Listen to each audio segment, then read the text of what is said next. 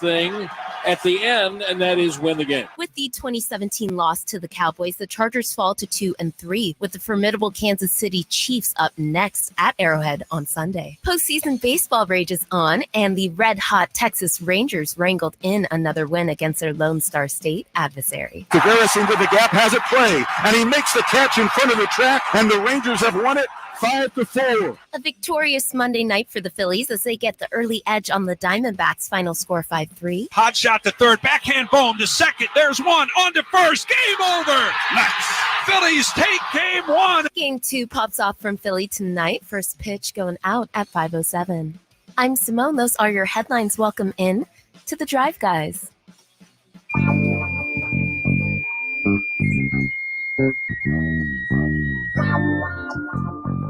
The only station in Sacramento giving you local sports coverage from 6 a.m. to 6 p.m. Monday through Friday. Sactown Sports.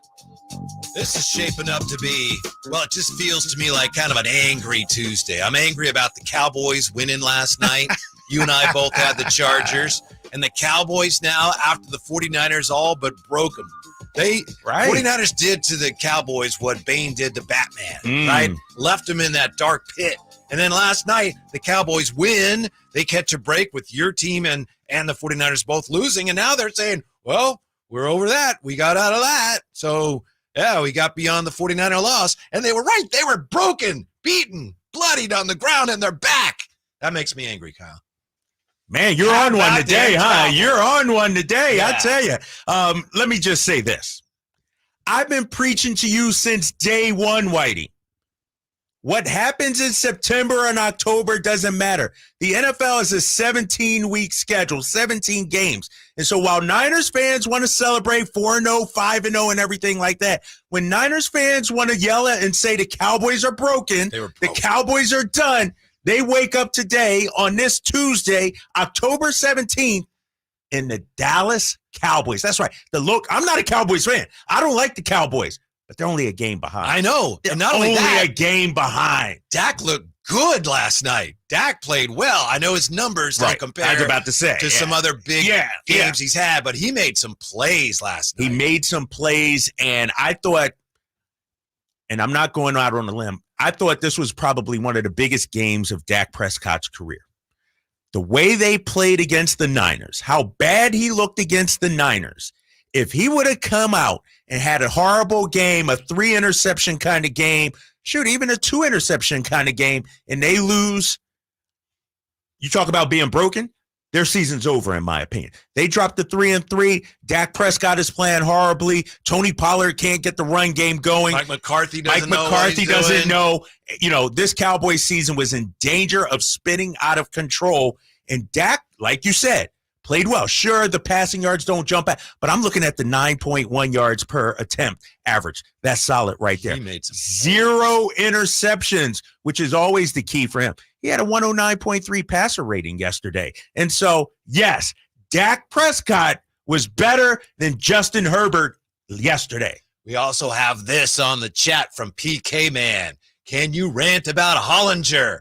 He has the Kings 11 seeded this season. He was watching the Kings last season. He doesn't know what's going on, says PK Man. So, yeah, a lot of Kings fans are still, I think some are angry about that. I think some know better and just know that Hollinger was wrong last year. But still, it's frustrating. It is, Whitey. But here's my problem with it.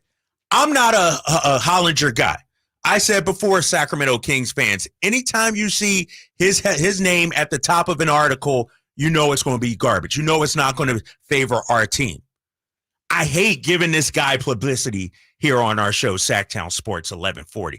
The more we say his name, the more people are like, who's this John Hollinger guy? They're going to run to look him up and look at that article he wrote. The fact that not only did he have the Kings number 11, he had him with 39 wins. Think about that. Like 39 wins. So 9 wins fewer than a season ago. So in his eyes, last season was a fluke. 39 wins? I mean, if the Kings had 39 wins this season, something went terribly wrong. There's no way that's going to happen, Sacramento fans. And so Hollinger, his name is mud in my book, He's supposed to be a well-respected basketball guy. He literally used to work for the Grizzlies, right? I don't know. He if was in their front office. Yeah, Yes. He started out as a writer, then moved into the Grizzlies front office. Obviously, that didn't work out, and so now he's back to writing. And it's clickbait, trash kind of material because. And I said, these articles will always show their true colors.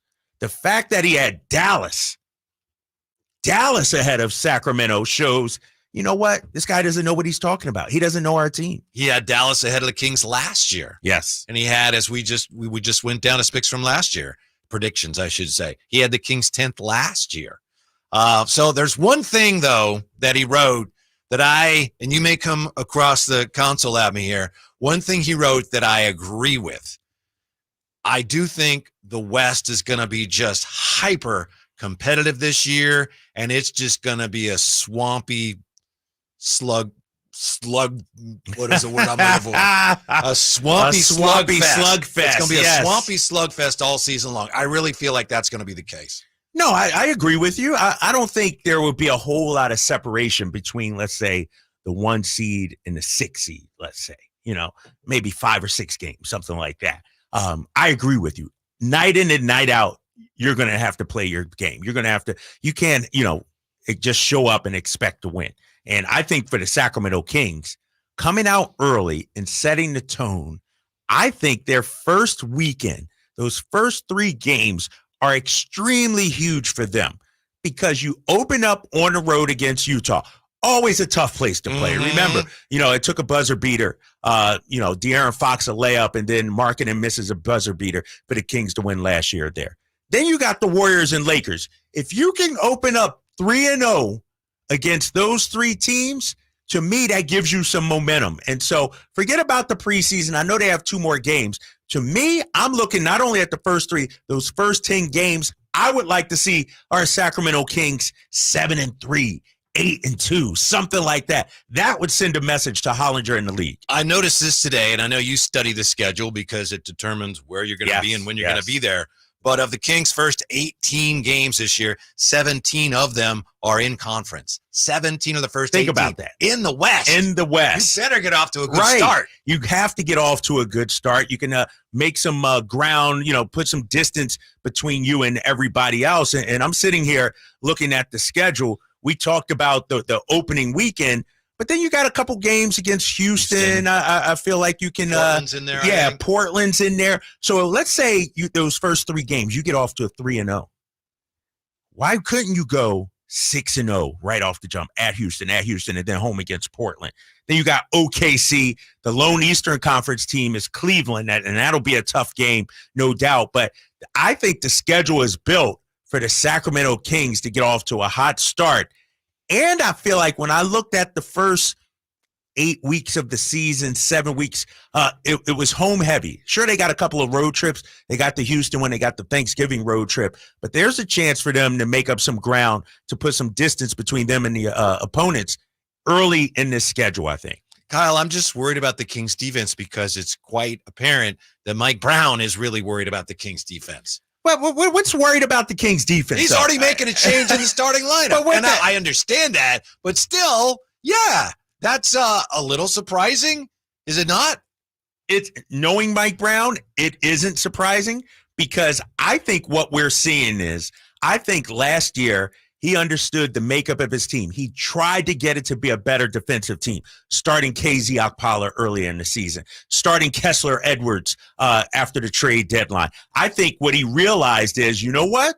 Our team is what it is. And so here's my starting 5. Here's my rotation. We may not be great defensively, but we're very, very elite offensively, and we're going to win games. But then you saw in the playoffs, and this is where Mike Brown is so frustrated, because he believes, I'm sure he does, that this team can be a better defensive team. They've shown it in flashes. Mm-hmm. And so I think this year, he doesn't want a repeat of last year. And so he's trying to nip it in the bud right now. But I would imagine if it keeps going like this, at some point, either A, you got to go out there and make a move to address your defensive liabilities, or B, you just have to accept who you are and try to do the best you can. You know, that's also one of the most interesting things that Hollinger wrote about. And I know we don't want to put much, if any, stock in anything he wrote about, but he did point out that the Kings would have the wherewithal this year. If things aren't going well and the deadline approaches, they could actually go out and get somebody. And it's way too early to start talking about that, but it's interesting to look at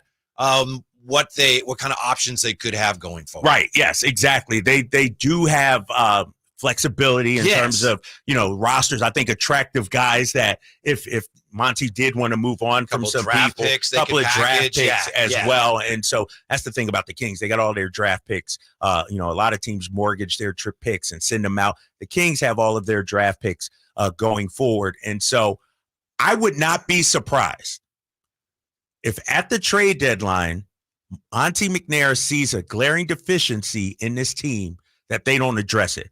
Because I feel like last year was a great story, 48 wins, but this year is the year, you know what? You got to we're going for it. Yeah, exactly. Yeah. First round isn't enough. We need a deep playoff run. And so people got on Monty last year for not making any major moves at the trade deadline. I don't think that'll be the same this year. I think if he sees something, he's going to go for it. Well, in all fairness, a lot of people, and I was one of them, felt like, wow, if they don't do something here, they're going to slide back in the West to like 6th. And they ended up 3rd anyway. So he knew what he was doing based on what they needed and what was actually available. That's the other thing. We don't know who's going to be available then. But it is something to keep in mind going forward. The Kings have the ability to do that if they feel the need come trade deadline day. And that's actually something, as I say, that Hollinger points out. And they could be at a kind of a philosophical crossroads there. We stay with this young core, or are we going to like push the chips in the middle and go for it? But anyway, it's a little premature for that. Yeah, premature. But, if you're Monty McNair, you have to have that in the back of your mind, right? You got to prepare for that scenario just in case. And PK Man on the YouTube chat brings up OG Anunoby. I think obviously the asking price is high, but if the Raptors are out of it midseason, OG has a player option for next year. If you're the Kings, do you kick the tires on that? Give up a couple of first-round picks or something like that? Obviously, you would hope that you re-sign OG after the season, but he could be a guy. You talk about a two-way player. Sure. He's an excellent two-way player. And so I think the Kings, like I said, last year was a great story, but I think inside those offices out there, they want this year to see a marked improvement, and it's from the coach, Mike Brown, obviously defensively, but I also think Monty McNair would be a buyer at this trade deadline. That's what makes this such a fascinating time to be a Northern California sports fan. The bar's a little different, but the Kings this year are trying to accomplish something, and the 49ers are also all in on this year, and they're trying to accomplish the ultimate goal finally. So we got a lot of compelling things going on. Yeah, a lot of, and if you're the Niners, and we've talked about, the arms race with the Eagles, and, that's the team. Did you see the Eagles sign Julio Jones? And I know it's the shell of Julio Jones. It's not the same. I do like that. That's more, what are you talking, a third or fourth receiver for you?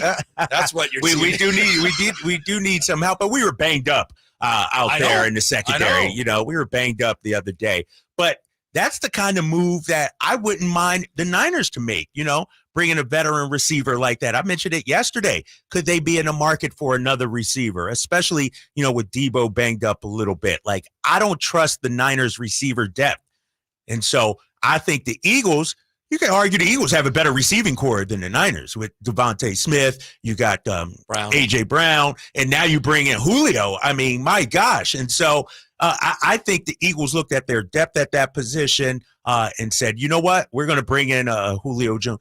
I wouldn't be opposed to the Niners doing something like that as well. Well, Shanahan's very familiar with him. I'm sure they at least took a look at it because Julio Jones, he was very productive for Kyle Shanahan.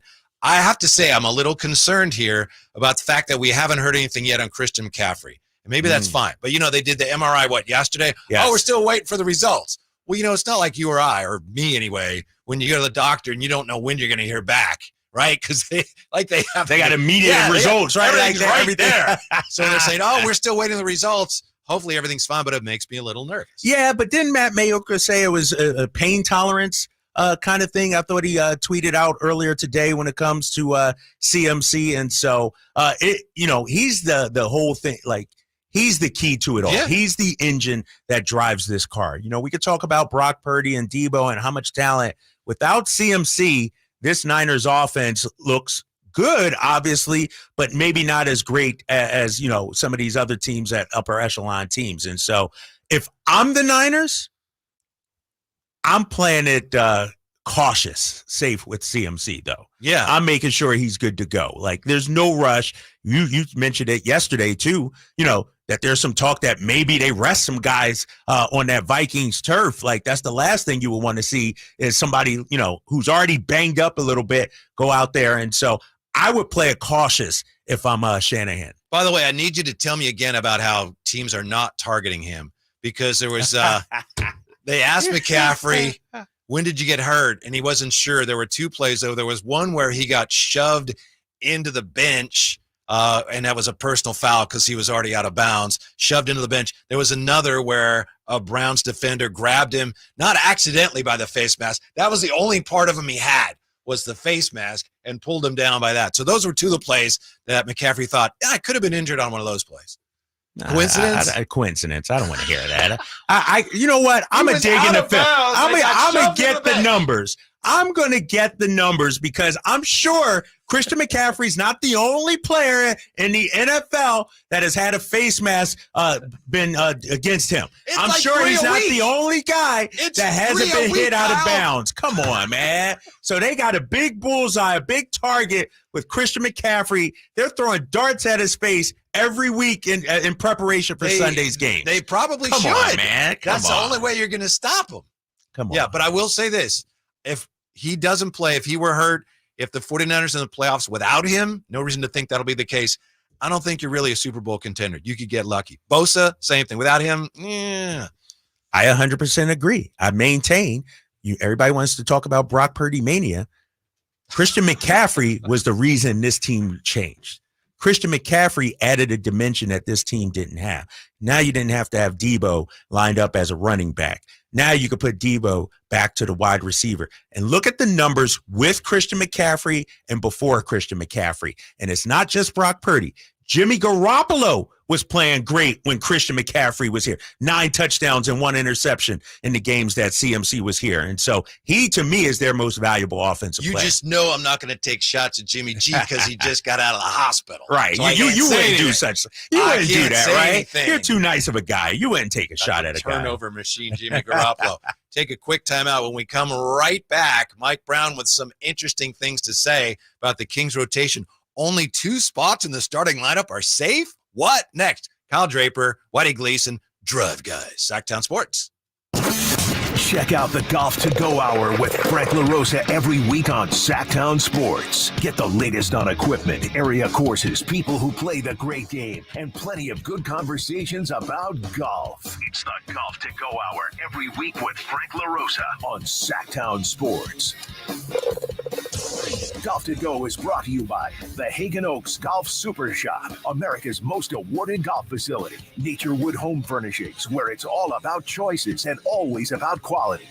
If you have unfiled taxes or are in debt to the IRS, this is important news. The IRS just rolled out a new program to help struggling taxpayers more easily resolve their tax problems. It's called the Taxpayer Relief Initiative, and it opens up powerful new options for people looking to get back on the right track with the IRS. And no one knows this program like the professionals at Optima Tax Relief, America's most trusted tax resolution company. They've resolved over $1 billion in tax debt for their clients and have the expertise and experience to help you. One easy call to Optima can start the process, helping to put an end to your worries of wage garnishment, asset seizure, and other aggressive IRS actions. Make today the beginning of your fresh start with the IRS. Call the experts at Optima Tax Relief now for your free confidential consultation. Call 800-343-6460. 800-343-6460. 800-343-6460. Optima Tax Relief.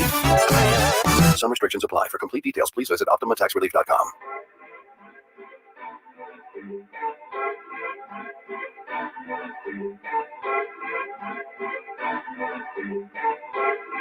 The only station in Sacramento giving you local sports coverage from 6 a.m. to 6 p.m. Monday through Friday. Sactown Sports. Hey, Emil Fragoso is going to join us here. We have an update on Christian McCaffrey. It's the Drive Guys here, Kyle Draper, Whitey Gleason.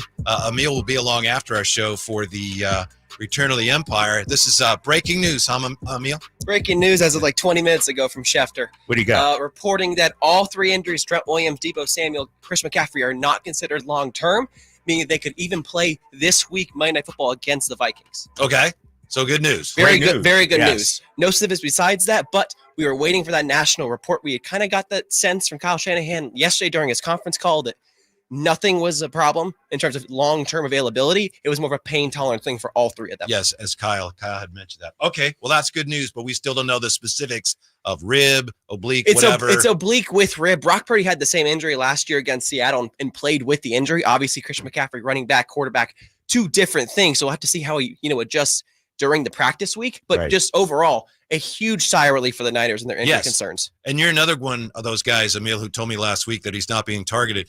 Do you think Christian McCaffrey was injured when they shoved him into the bench or when they yanked him down by his face mask? They're trying to be physical. They're trying to match the Niners' intensity. Exactly. Physicality. Thank you, Emil.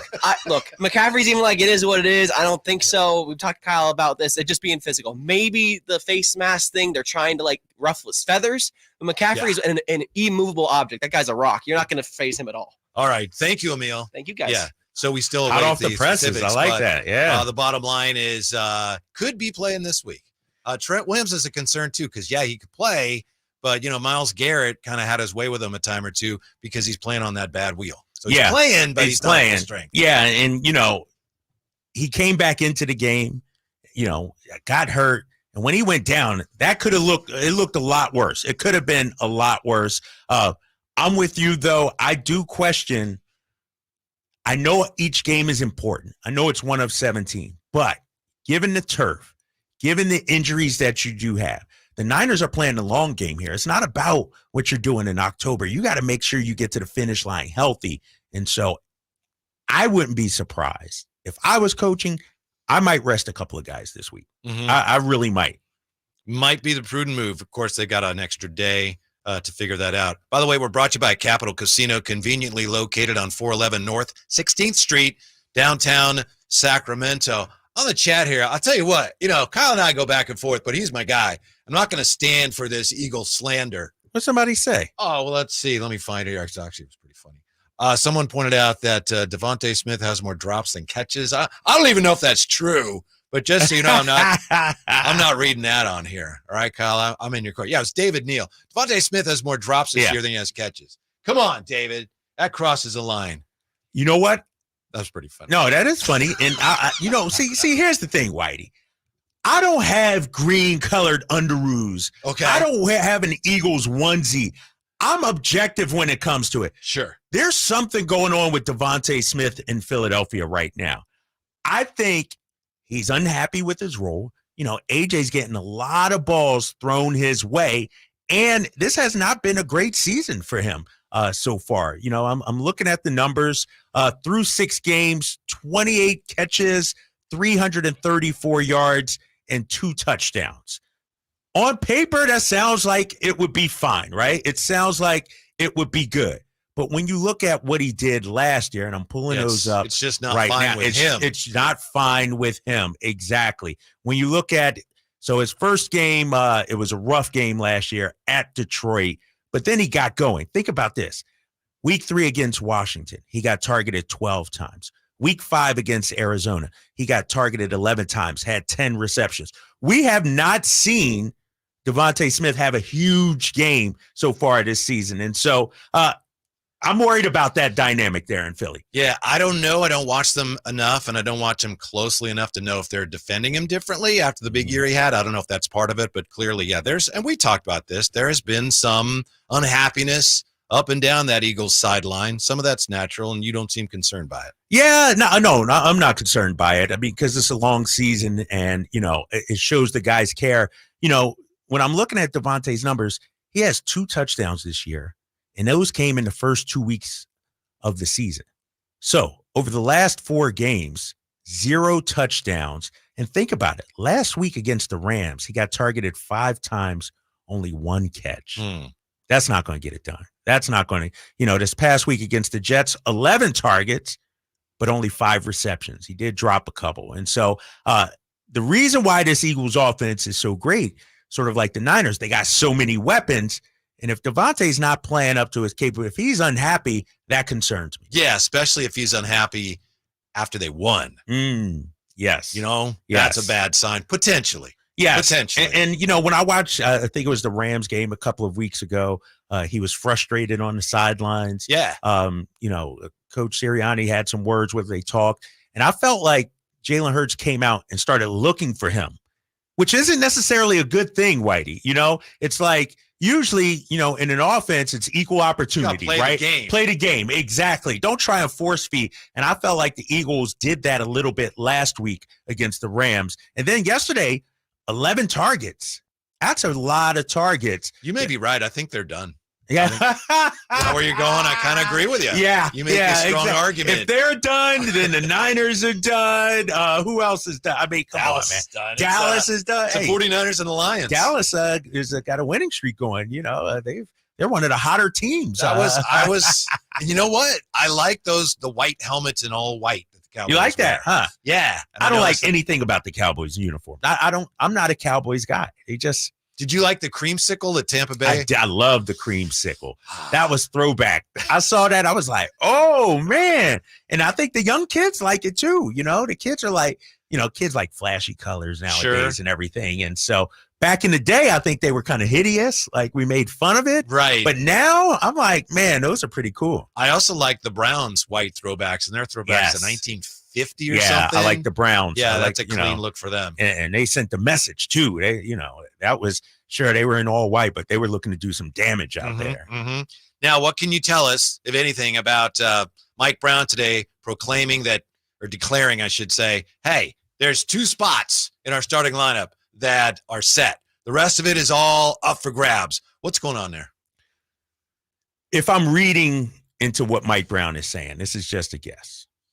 This is sending a message that guys aren't getting it done in practice, whether it's Kevin Huerter, Keegan, and to a lesser extent, Harrison Barnes, because I think Harrison Barnes is himself no matter what, whether it's practice, games. Like Harrison Barnes is going to give you what Harrison Barnes give you.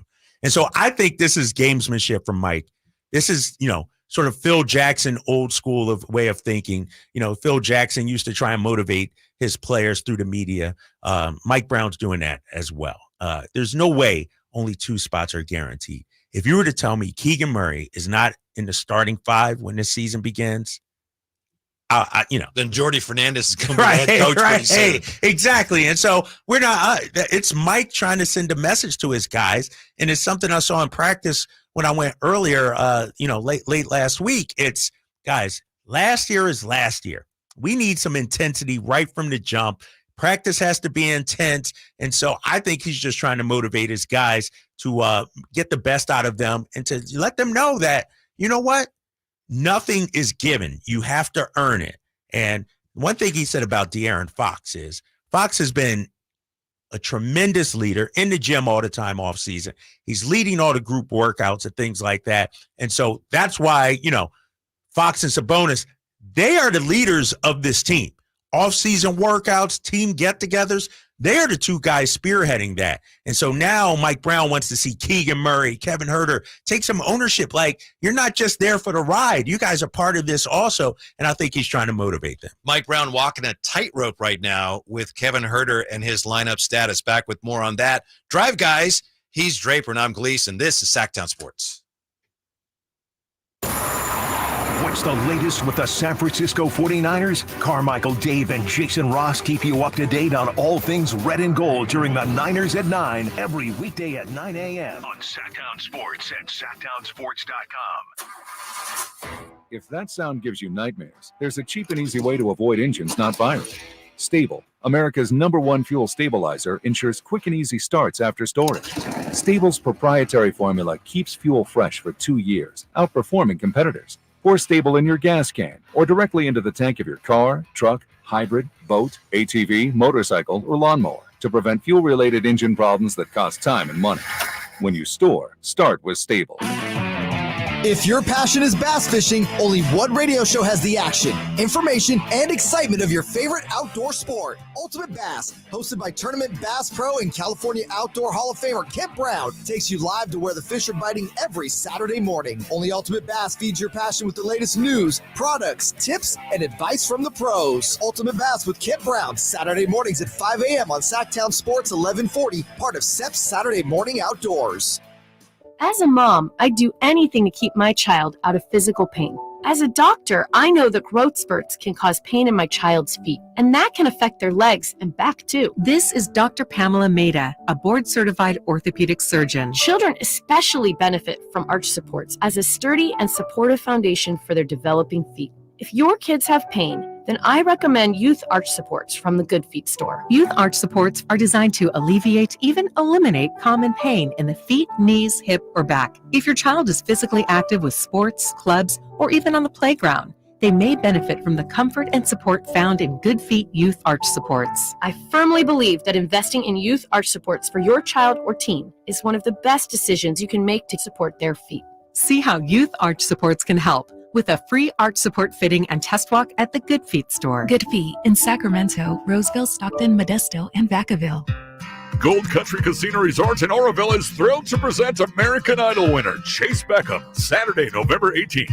Now I'm 23. Don't miss out on your chance to see this talented country artist live. If you don't take it backwards, Get your tickets now to see Chase Beckham at goldcountrycasino.com, November 18th at 8 p.m. Gold Country Casino Resort. Must be 21 or older. At aimyourdigital.com, we'll help you target the right audience, build your leads, and crush your quota. Take your business to the next level. Our digital marketing strategies help grow awareness of your product or service, all while building trust in your business. Our approach involves leveraging multiple tools and strategies to deliver exceptional results that are customized to your unique business needs. Don't wait to run out of sales leads. Keep your business growing. Get started with aimyourdigital.com today. Hey, it's Carmichael Dave asking you, are you feeling the pain of paying more and more for your gas? PG&E has increased their rates 4 times in the last 5 years, and the new forecast says PG&E customers may see their bills increase 32% by 2026. The good thing is there are steps you can take to protect yourself from these rate hikes, and better yet, American Energy may be able to help you completely eliminate your gas bill with a new ultra-high efficiency comfort system. Did you know SMUD offers huge rebates to eliminate your old gas guzzler? They can help you guide through the whole process. Seriously, listen to me. You go to the SMUD website. There's tons of rebates available, but it is confusing on how to do it. Listen to these rebates. $2,500 from American Energy, $3,500 from SMUD, $1,000 from Caltech, $2,000 home system upgrades. That's $9,000 in rebates. Let American Energy help you out at 916-520-9990. Call 916-520-9990 now. The City of Sacramento offers grass conversion rebates to help you replace your thirsty lawn with a naturally water-efficient landscape. Whether you own a home or business in Sacramento, you may be eligible. Learn more at sacwaterwise.com. Sactown Sports Headlines. Happy Tuesday, I'm Simone, and these are your Sactown Sports headlines. Week 6 is in the books, and the pages of Monday Night Football inked another heartbreak for the Chargers. Cowboys did so many things poorly tonight, but they did the most important thing at the end, and that is win the game. With the 2017 loss to the Cowboys, the Chargers fall to 2-3, with the formidable Kansas City Chiefs up next at Arrowhead on Sunday. Postseason baseball rages on, and the red-hot Texas Rangers wrangled in another win against their Lone Star State adversary. Tavares into the gap, has it play, and he makes the catch in front of the track, and the Rangers have won it 5-4. A victorious Monday night for the Phillies as they get the early edge on the Diamondbacks. Final score 5-3. Hot shot to third, backhand Bohm to second. There's one on to first. Game over. Nice. Phillies take game 1. Game 2 pops off from Philly tonight. First pitch going out at 5:07. I'm Simone. Those are your headlines. Let's get you back in to the drive, guys.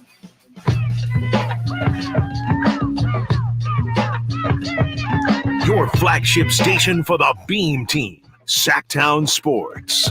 Appreciate you being with us today. Appreciate your participation when you call or text. You're like a guest. And by the way, all guests come to you from the Folsom Lake Honda hotline. Folsom Lake Honda, your one-stop Honda shop. Just don't appreciate the shots at the Eagles. David Neal just won't let up. And, of course, Devontae had the phantom catch in the NFC Championship game. And I'm just going to let you know, Kyle, not on my watch, all right? I got your back on this stuff. That, again, now, okay, that's pretty funny. But you know I got your back, right? Yeah, I'm sure you do. I'm sure. Believe in everything you're selling right now, Whitey. You know what? I'm not going to talk to Niners fans anymore. Not about the Eagles. I mean, why would I talk to our arch enemies, our rivals, about my squad? I'm going to save that for December 4th when I walk in here with my Eagles poncho on. I got one of those little ponchos. I might wear it. I'm going to have to check. I got to check with the bosses, make sure, you know, I'm not violating any rules. We're home of the Niners and everything. When the Niners win, it's great for business. But just that 1 week, let your boy have a good time. Let Kyle have a good time. But, you know, if the 49ers win, you're not wearing. No, I'll bring a Brock Purdy jersey. I'll go get a Brock Purdy jersey and I will wear it. Okay. I'm a man. Come on, man. You know me. I'm a man of my word. Yes. You know, you got bigger fish to fry than the 49ers this week. Yeah. And I know a dolphin's not actually a fish. I get it. But you got your hands full, especially with a battered secondary against that high-performance dolphin aerial attack. Yeah, I'm worried about the Eagles. You know, I mentioned it yesterday. I mean, they aren't playing well. The secondary's banged up. Jalen Hurts, you know, is turning the ball over way too much for my liking. And their schedule, I could argue, is the toughest in the NFL. You got Miami. Then you're at Washington. Do you want us to play violins? Yes, please do. Because when they lose, I'm trying to tell you they lost because look at the schedule. We don't have cupcakes like Arizona on the schedule and things like that. We don't have those kind of cupcakes. How many like times you play the do. Giants this year? How many times you play the Commanders? Isn't it twice for both of those? Twice for A. But those cupcakes. are, you know, but those teams it's a division game, so those guys get up for it. Gotcha. You know, but look, you got at Washington. Okay, should win. But Washington played them tough earlier this season. Dallas. Cowboys, we saw what they did last night. And saw then what the 49ers did to them. Look at this 5-game stretch. This is the toughest 5-game stretch in the NFL this season. At Kansas City, home against Buffalo, home against San Fran, at Dallas, at Seattle. We need the sound of a crying baby playing a violin. No, I'm just being objective and saying I'm not being a fanboy or fangirl like a lot of Niners fans are out here. When you look at what the Eagles are and what they're doing, they are playing great right now. They just lost to the Jets, so I could see them losing a few games. I got them at 12-5, 13-4 this season. I'm not like you who think the Niners were about to go 19-0 or whatever it is, 20-0. No, the Eagles have a tough schedule, and so I'm being objective about it. Do you know that your team may have given up the game-winning touchdown on purpose? Really? In the last game? Really? And they asked Sirianni. I'm serious. They asked Sirianni about it. He said, I don't want to tell you. So they're down 14-12. They may have allowed the Jets to score that touchdown. I don't like that. Yeah, I don't like it. He didn't say we did, but he wouldn't say one way or the other. What? Because he wanted to get the ball back and with the Exactly. time and have more time instead of letting the Jets milk the clock down. To me, if you have the lead and they have the ball, Right. you stop them. Because we saw what happened to the Niners. Oh, yeah. And I understand it's a different situation because the clock was running out, but who knows if they're actually going to make the field goal? Yeah. You still got to make the kick, and the Niners didn't do that. We'll circle back to that one. Yeah, that let's was a do little surprising. Yeah. I saw that today. But I want to ask you, getting back to Mike Brown and what Mike Brown says about the starting lineup. Mike Brown says of King's starting lineup, paraphrasing, but he says, look, there's only 2 spots that are settled in the starting lineup.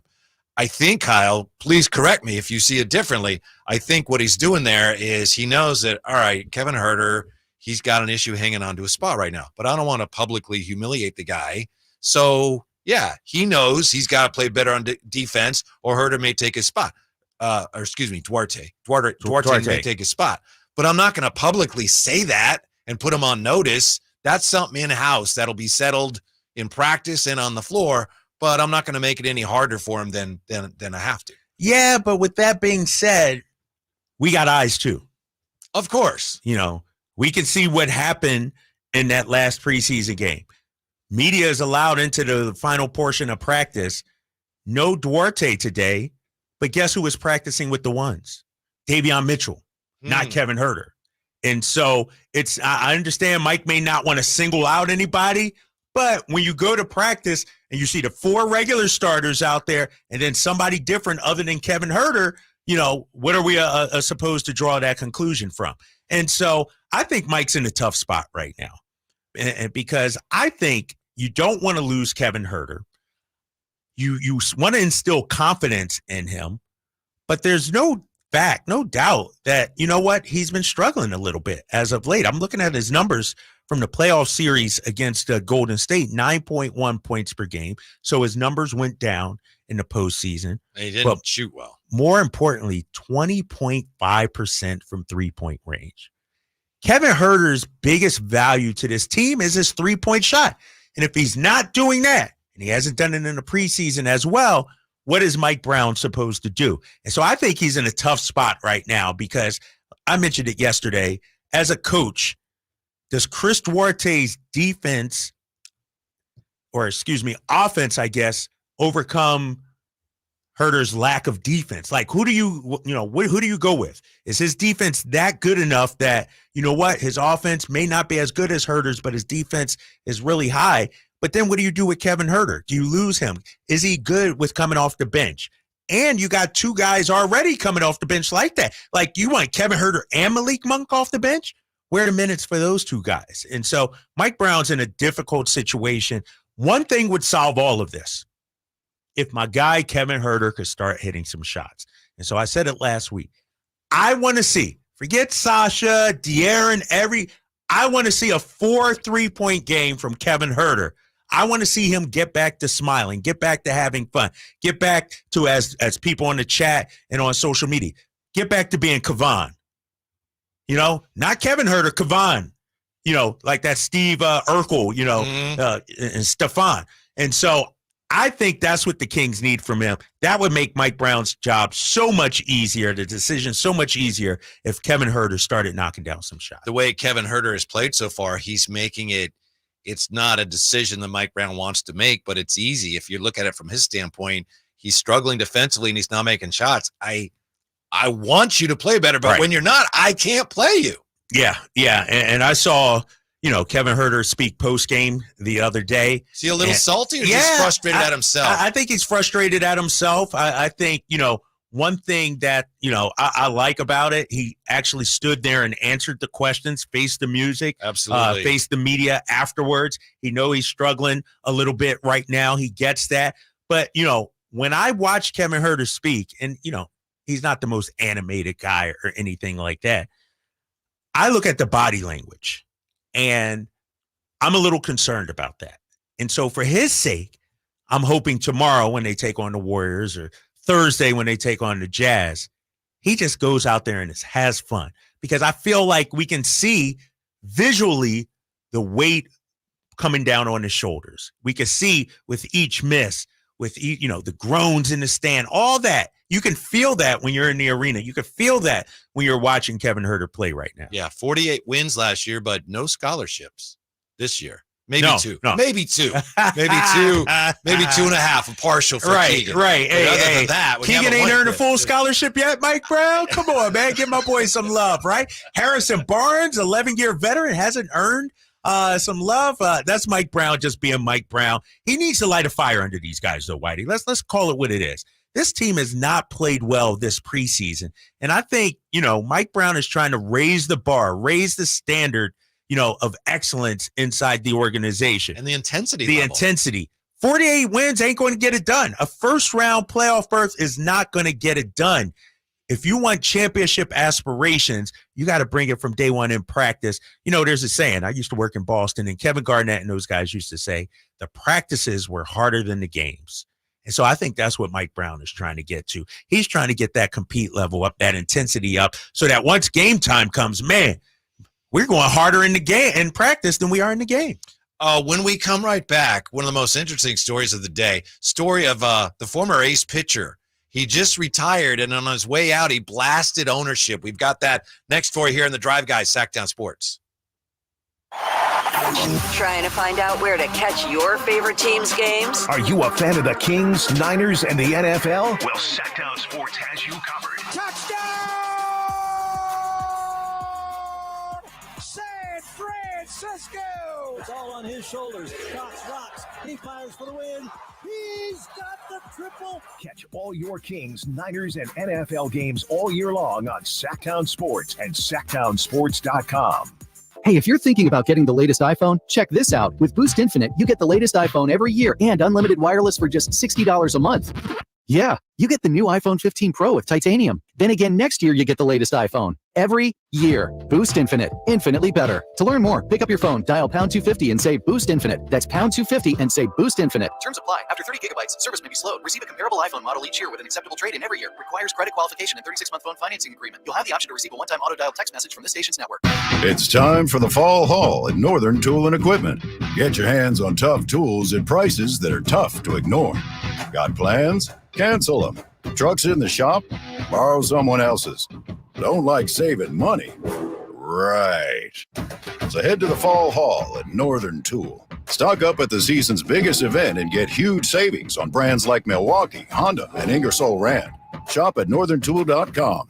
We're made for this. It's time to trade in and trade up at Northern California's #1 Honda dealer, Stockton Honda. Whether you're shopping new or pre-owned, Stockton Honda has a selection and savings. Plus, get top dollar for your trade. Come in today or go to StocktonHonda.com. It's all a click away. Anytime, anywhere, it's all here.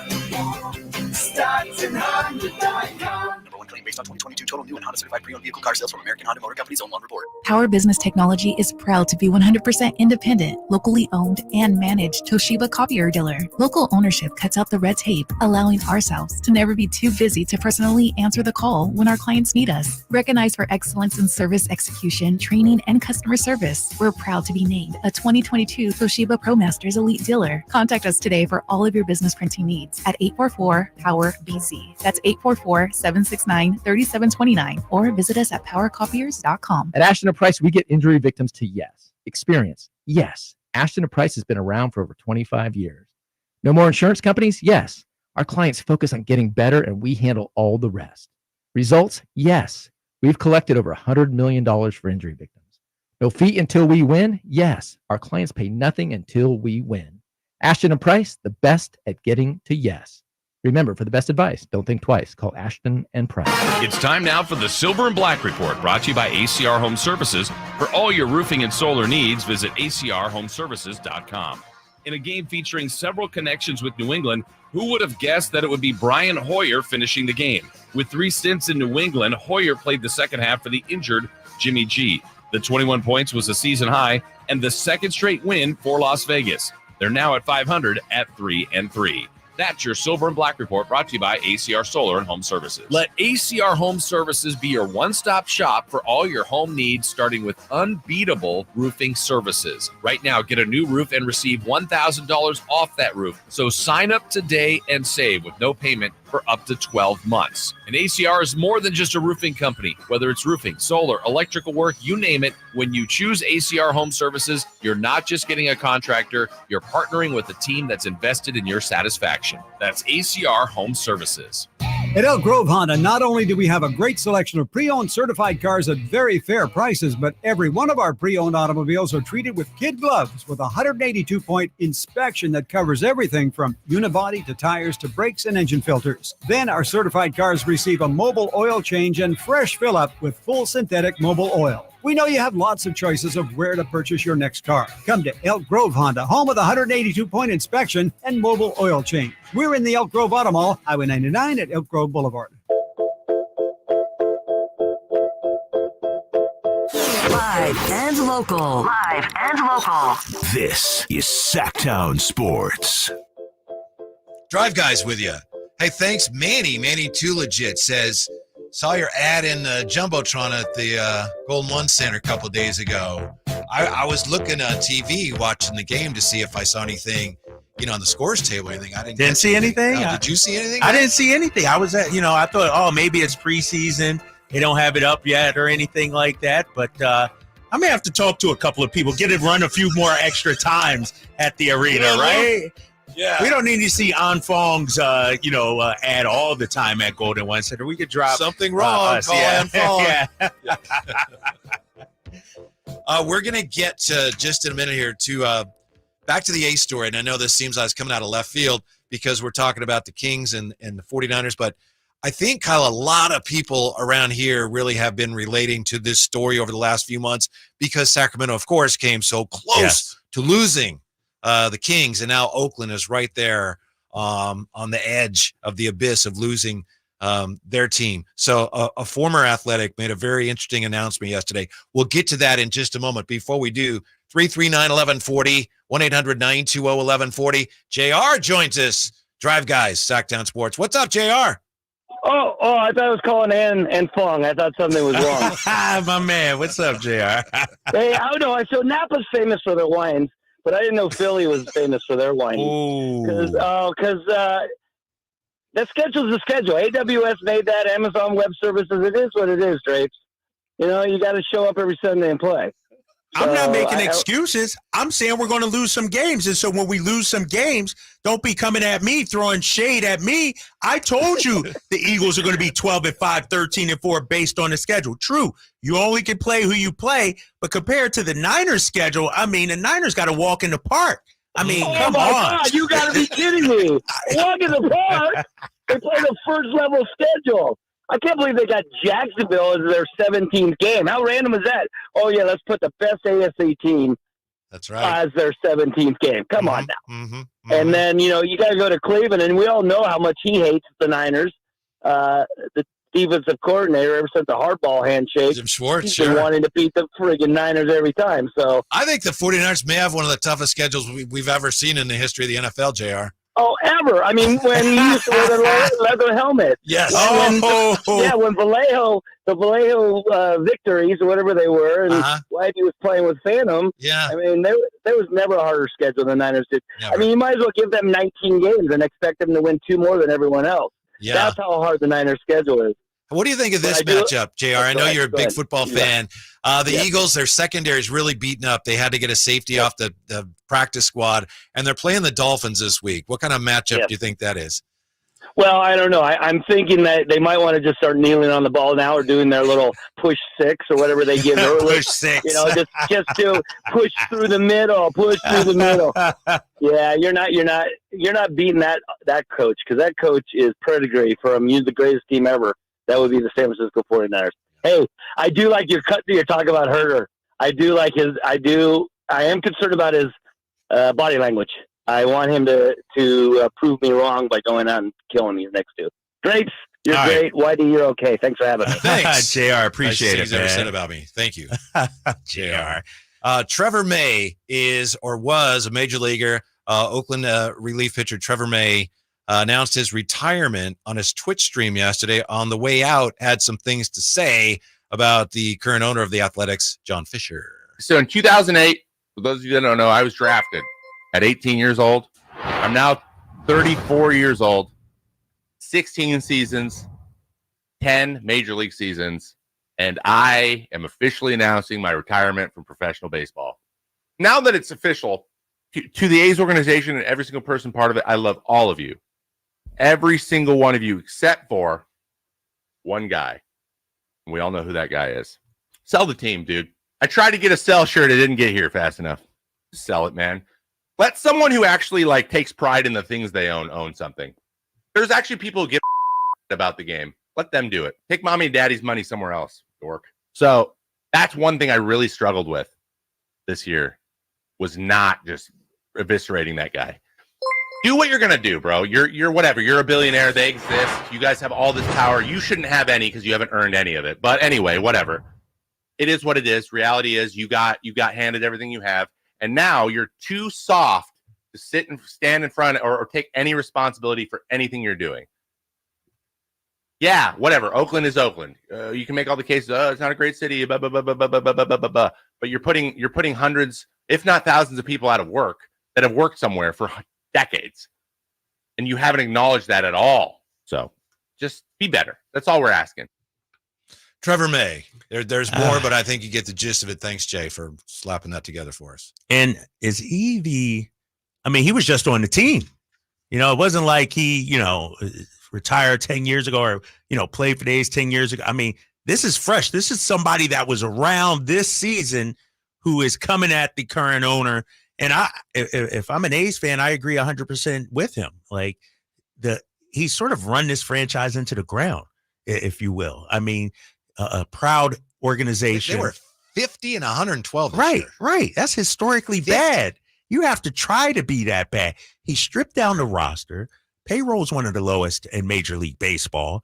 And now you're, trying to, snatch the team out from under the fan base here. And so the only problem is he won't sell. Like, he's going on record. He's not selling. But, kudos to Trevor May, man. We need more current players, former players speaking out about this because, as you know, when the Kings were going through their situation, people had to get vocal. Former players, like, and people, and it was a daily thing too. It wasn't just, let's try and save the team on Monday and then we'll try and save it again next week. Don't forget, there was 2 different rounds where it looked like they're going to Anaheim. Now they're going to Seattle. Right. And you got to be relentless in your pursuit to keep the team here. And so I know it looks gray right now and dismal right now. It looks like it's going to happen, but we need more people like Trevor May speaking up about this. Yeah. And another reason I wanted to play that and talk about it is because I think it's unprecedented. I can't remember anyone else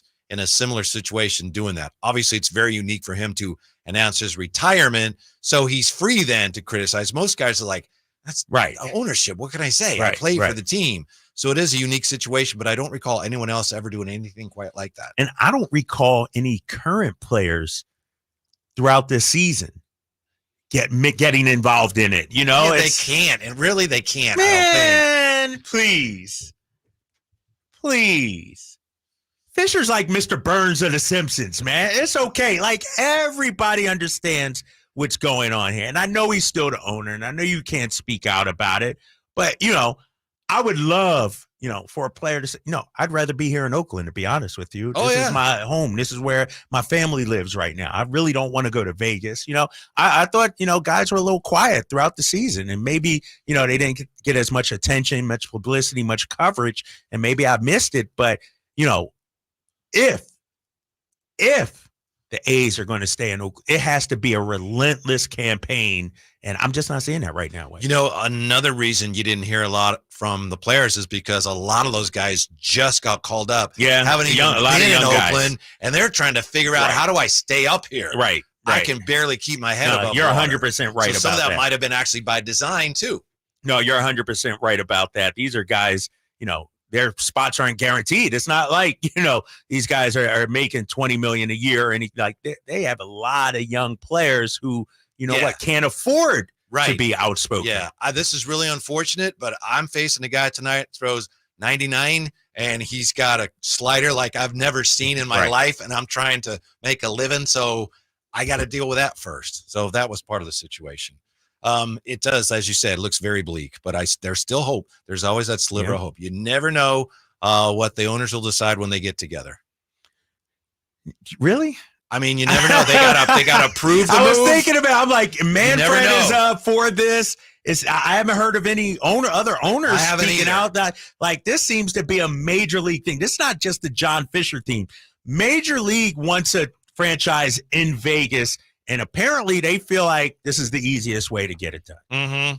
Mm-hmm. Joe Lacob he's let it be known that he's interested if he would sell. So the owners can look at that and go, we got to get this Oakland situation resolved. We can either move to Vegas or this guy sells, they stay in Oakland, and then we got this, we'll get a new stadium. Yep. So they do have options there. So it's not done yet. You're right. No one has come out. No owner has said publicly, gee, I don't know about this. But you never know until they actually vote. Right. Fingers crossed. And we know that the Las Vegas plan, such as it is, it's got more holes in it than a box of freaking Krispy Kremes.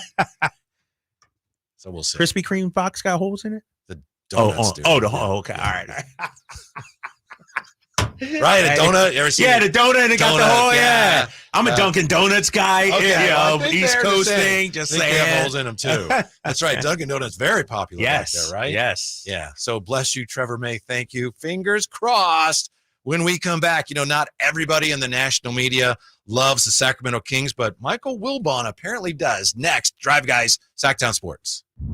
Has Monty put together a roster that can help make a deep playoff run this season? Just trying to give coach options, give him guys that can help us win in a variety of areas. Obviously, our top guys are going to play every game, but there's going to be other times, whether it's injuries, matchups, we've got to have some variety on the bench for coach to point to and say, go in there and help us win. Tune into every Kings game this season on Sactown Sports and SactownSports.com. All new spring deals are here at Lowe's. Start planting your garden this weekend with Bonnie 11.8-ounce vegetables. Buy 4 for $10. Plus, liven up your patios and decks with fresh blooms.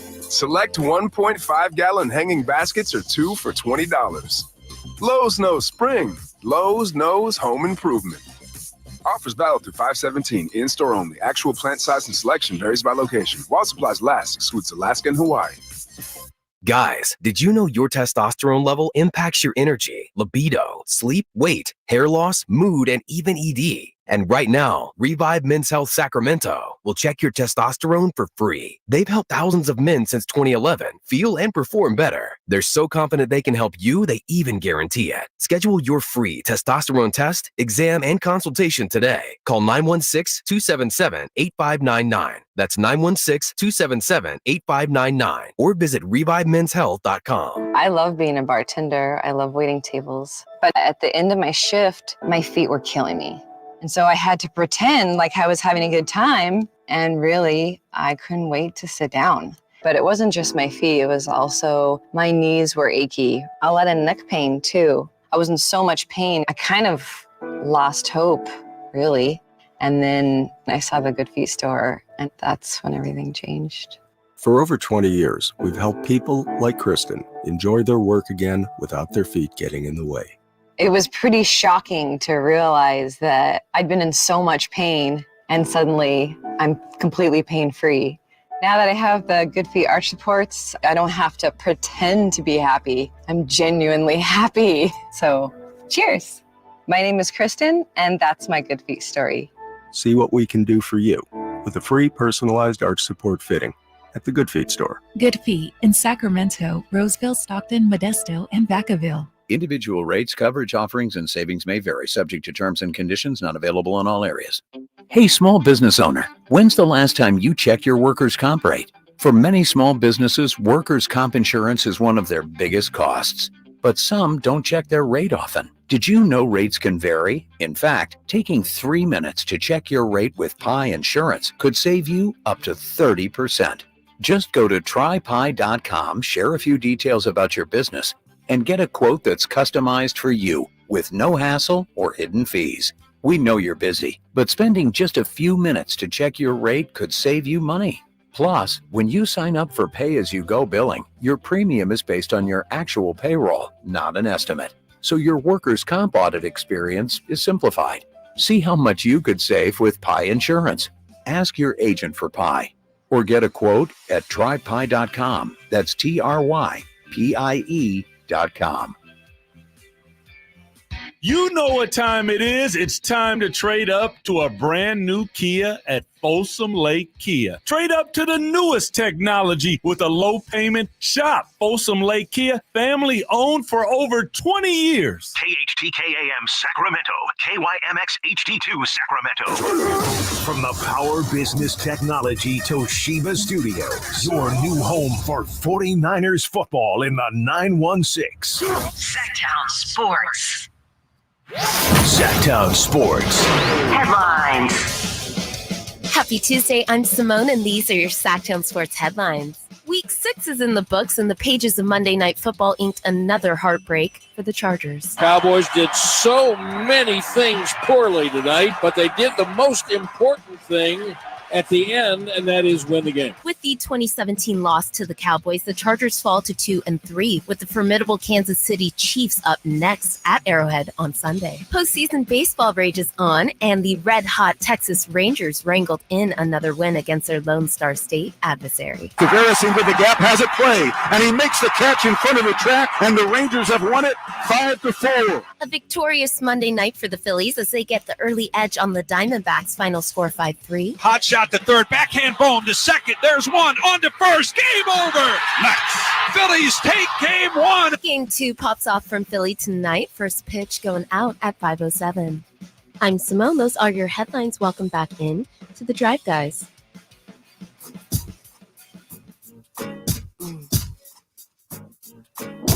Sactown Sports. Call or text at 916-339-1140. Tell you another thing I don't appreciate is this Phillies slander. I mean, not on my watch. As long as my boy here, Kyle Draper, is doing the show with me. There was somebody in the Wall Street Journal that said something like, the Phillies look like they have a record number of players who could be working at a reptile shop. I was like, what? What is that? I don't know. That's pretty funny. Wait. This Philly slander got to stop here. His Philly slander got to stop. How about this? It's true, though, isn't it? Moratorium on Philadelphia slander, whether it's the Eagles, the Phillies, Philly cheesesteak, Philly cream cheese. That's right. Ben Franklin, Betsy Ross, whatever, And by the way, if you work at a reptile shop, I used to work at places Right, nothing wrong with that. Nothing wrong with that. That's a good job. Kind of, I won't slander your squads, the Niners. You don't slander my team. Don't slander the Sacramento State Hornets. Sac State football back at home this Saturday night for a nationally televised primetime game versus Montana State, the Bobcats. Kickoff 7:30 p.m. Get your tickets at hornetsports.com. There has been some borderline slander nationally leveled at your Sacramento Kings, right? We can agree on that. Yes. But now we didn't see this Friday night because we're watching. Was this Friday night or Sunday night? Whenever it was. This was Michael Wilbon. I was going to say he did it at the same time. I think it might have been, was it Sunday? Yeah, because Sunday, it was on their pre or right. So we're watching whatever. you Sunday night. Yeah, That's we were why watching didn't exactly. see this. That's why we missed that. Michael Wilbon at halftime of the Kings Warriors game. This is what he had to say about Sacramento Kings and their prospects for this season. Listen, I think so. The teams, the West is so loaded, and we were talking about this earlier. It looks like there are 12 playoff teams in the West. Yes. You can have 8, really 6. So, but what teams care about their seeding? What teams are going to try to go wire to wire, and every night out, they're just going to go after it? And there's some teams that aren't. The team that I expect to actually feel that way and approach this regular season that way, at least through the All-Star break, are the Sacramento Kings. I do. Remember, they were the 3rd seed last year. What of all those teams I mentioned in the West still has something to prove? They know it, we know it, and the other teams know it. Nobody, we talk about disrespect. No one even mentions the Kings in a packed Western Conference. They'll mention them. I bet you if I go through the schedule right now for this here quality network, I bet you the Kings are last in number of appearances after all those teams I mentioned. We don't take, as a community, the Kings all that seriously, even though I voted De'Aaron Fox first team All-NBA last season. SGA was as deserving, if not more so. I have no complaint. But all those guys, Sabonis has got to prove that he's better than he was late in the playoff series against Golden State. Sure. There's lots of stuff for the Sacramento Kings to prove, and I expect to light the beam a lot. There's something to be said Regular about season, I think they could be 1 seed in the West. Whoa! My guy. 1 seed. My guy, He dropped Michael a Wilbon. 1 seed bomb. He didn't just say they were going to be improved. Keep an eye on them. He said a 1 seed. The best team in the Western Conference. I like what he's saying. I like what he's thinking right there. He might be wrong, but I like, because, when I look at the Kings. I'm glad you said that. No, because I'm being realistic. Yes. It's going to be tough. Denver's going to be in the mix. It's a lot of tough competition. And Michael Wilbon, if he's right, we'll look back on this day and be like, man, he had it pegged right from the jump. What, to his point, though, he said which teams are going to be hungry right from the get-go, basically, pushing to get a high seed. I would like for the Kings to start that way. I'm sure Mike Brown would like to see the Kings start that way, but I'm a little concerned by what I've seen in preseason so far. To me, at times, the Kings have looked like a team that feel like they accomplished something last year. And sure, you ended the drought, ended the streak. I understand that. But you have to be Rick Pitino, the great Louisville coach, who had obviously his issues off the court. He used to have this saying. He wanted his players to have their PhD. He wanted them to act like they were poor, to remain hungry, and to be driven. So he wanted them to have their PhD. And I tell my son this and young kids, you haven't accomplished anything yet if you're the Sacramento Kings. And I think that's what Mike Brown is trying to get into these guys. Last year is last year. You have to come back with a hungrier mentality. You have to come back with a feeling that, you know what, we didn't do anything last year, because really you did. It was a fun season, but we're playing to win championships here in Sacramento now. So these Kings, that they have to have their PhD. They got to remain poor, hungry, and driven. And so what Mike Wilbon said is true, yes, but I go back to what Mike Brown said in practice today. There's only 2 spots solidified in the starting 5. That's because he's trying to get his guys to remain poor, hungry, and driven. I agree with you, and that's why it's so surprising to see the way the Kings have played so far, even though it's only preseason, because you were there media day and you around the team a lot more than I am, but you could see then and feel it from talking to players and seeing them. They knew that. They understand that. I didn't get the sense anyway. No one was in there like, yeah, we got this. Right. But they haven't played with the level of intensity I'd like to see. And I think part of the concern is you have an opportunity here because there is a lot of movement here with other teams' rosters, and you're bringing back your same core. So you have a head start on everybody else in the early part of this year. Not everybody has a lot of roster changes, but the Suns got to figure some things out, right? Yeah. And it just takes time. It's going to take time. And the Warriors, even with Chris Paul. Well, the Kings like, no, we work in Sasha, but we got this. So there's an opportunity there to get off to that good start while other teams are figuring things out. And so far, based on what we've seen in the preseason, there's a chance that they aren't in position to take advantage of that. Yeah, and that's what's so frustrating, because media day, everybody said the right thing. Yeah. They said, losing to the Warriors, that fueled us. We're going to come back hungry and everything, but we haven't seen that on the floor. And I wonder what Mike Brown has seen behind the scenes in practice. I only attended, the one practice, and, it was spirited. Guys got after it. Coaches got on guys too. And so I think, what you would like to see from this Kings team, especially in the West, especially to your point, some teams are going to have to try and figure it out. It'll take time. Why not open up 6-0, 7-0, something like that? Yes. And set some distance apart between you and your competition out there. And so I need to see the hunger from this Sacramento Kings team. They're going on the road tomorrow. It's a preseason game. I get it. Who knows who's playing, how many minutes or anything like that. But they need to set a tone, not just from the start. It needs to be, 35, 40 minutes, 48 minutes throughout this game, And so I'm worried. I'm a little worried, because what we've seen so far isn't the response that you wanted to see. Remember, we talked about this with the Niners, right? The Niners came in the preseason. When they took the field, it looked like they were a team on the mission. Yeah. As soon as the starters came in, it was like, wow. Yeah. And then right from the jump in the regular season as well. That's the mentality I want to see from this Sacramento Kings team. Mm-hmm. At some point. Yeah. We've seen a little of it. I mean, that first quarter of the first game, that was a little bit. Yep. But again, it comes down to, and I know we say this over and over and people are tired of hearing about it, but it's crystal clear to me that Mike Brown is really concerned about what this team is doing or not doing defensively, because that's going to be the foundation for any significant improvement this year. Yes. How much better can they be offensively? Right. And the offense is going to be there. I mean, sure, it may not be, averaging 119 a game or whatever it is that they averaged last season, but they'll be one of the elite offensive teams. Defensively is though where they have to make their mark. And Patrick Donaldson in our chat says he's not worried at all. That first quarter with Duarte, it was a machine. Mm-hmm. And so maybe Chris Duarte is the answer. And we've seen it from Mike Brown time and time again, where we're like, he's starting this guy in the starting because he wanted a defensive presence. And so I wouldn't be surprised, given health, we'll see if Duarte can play. But it would not shock me to see Chris Duarte in that starting lineup come opening night, because this team needs a defensive identity. Now, Duarte's not like off night Davion Mitchell. He's not going to harass you like that. He's not going to, really get highlight reel ESPN kind of plays or anything, but he's a very solid defender. I would say above average defender, knows positioning, doesn't get beat by on the dribble as well. And you could tell at least he's making an effort. And so I think that's what Mike Brown wants to see from his squad. And that's why Duarte is going to be in the mix. It's not going to be about his 3-point shot.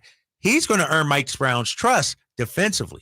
Yeah. Now, today, Bam Adebayo said some really interesting things about the Heat as they relate to Heat culture. And I want to ask you, we'll take a quick break, come right back with this. I want to ask you about the state of Kings culture. A lot of talk about how they established a culture last year, but that's not something you just, boom, you got it. What is the state of the Kings culture right now? What do they need it to be? What's their identity need to be going forward? We're back with that on the Drive Guys, Sactown Sports. Check out the Golf to Go Hour with Frank LaRosa every week on Sactown Sports. Get the latest on equipment, area courses, people who play the great game, and plenty of good conversations about golf. It's the Golf to Go Hour every week with Frank LaRosa on Sactown Sports. Golf to Go is brought to you by the Hagen Oaks Golf Super Shop, America's most awarded golf facility. Naturewood Home Furnishings, where it's all about choices and always about quality. Hey, it's Carmichael Dave, and I recognize, just like my friends at American Energy Heat and Air, that your time is important. And that's why shopping for a new air conditioner is now easier with American Energy Heat and Air's online quoting tool. All you have to do is go to AmericanEnergyAir.com and get an instant quote right now. It'll help you determine what system you're going to need to get. It'll provide the best pricing options, all from the comfort of your home without having to have somebody come to your home. You know how annoying that is? They come in and everybody there is so sweet and nice, but how much better is it to be able to get it on demand? Visit AmericanEnergyAir.com. Check out how easy it can be. Or if you want to give them a call and talk through what your needs are, 916-520-9990. That's 916-520-9990 or AmericanEnergyAir.com. Call 916-520-9990 now.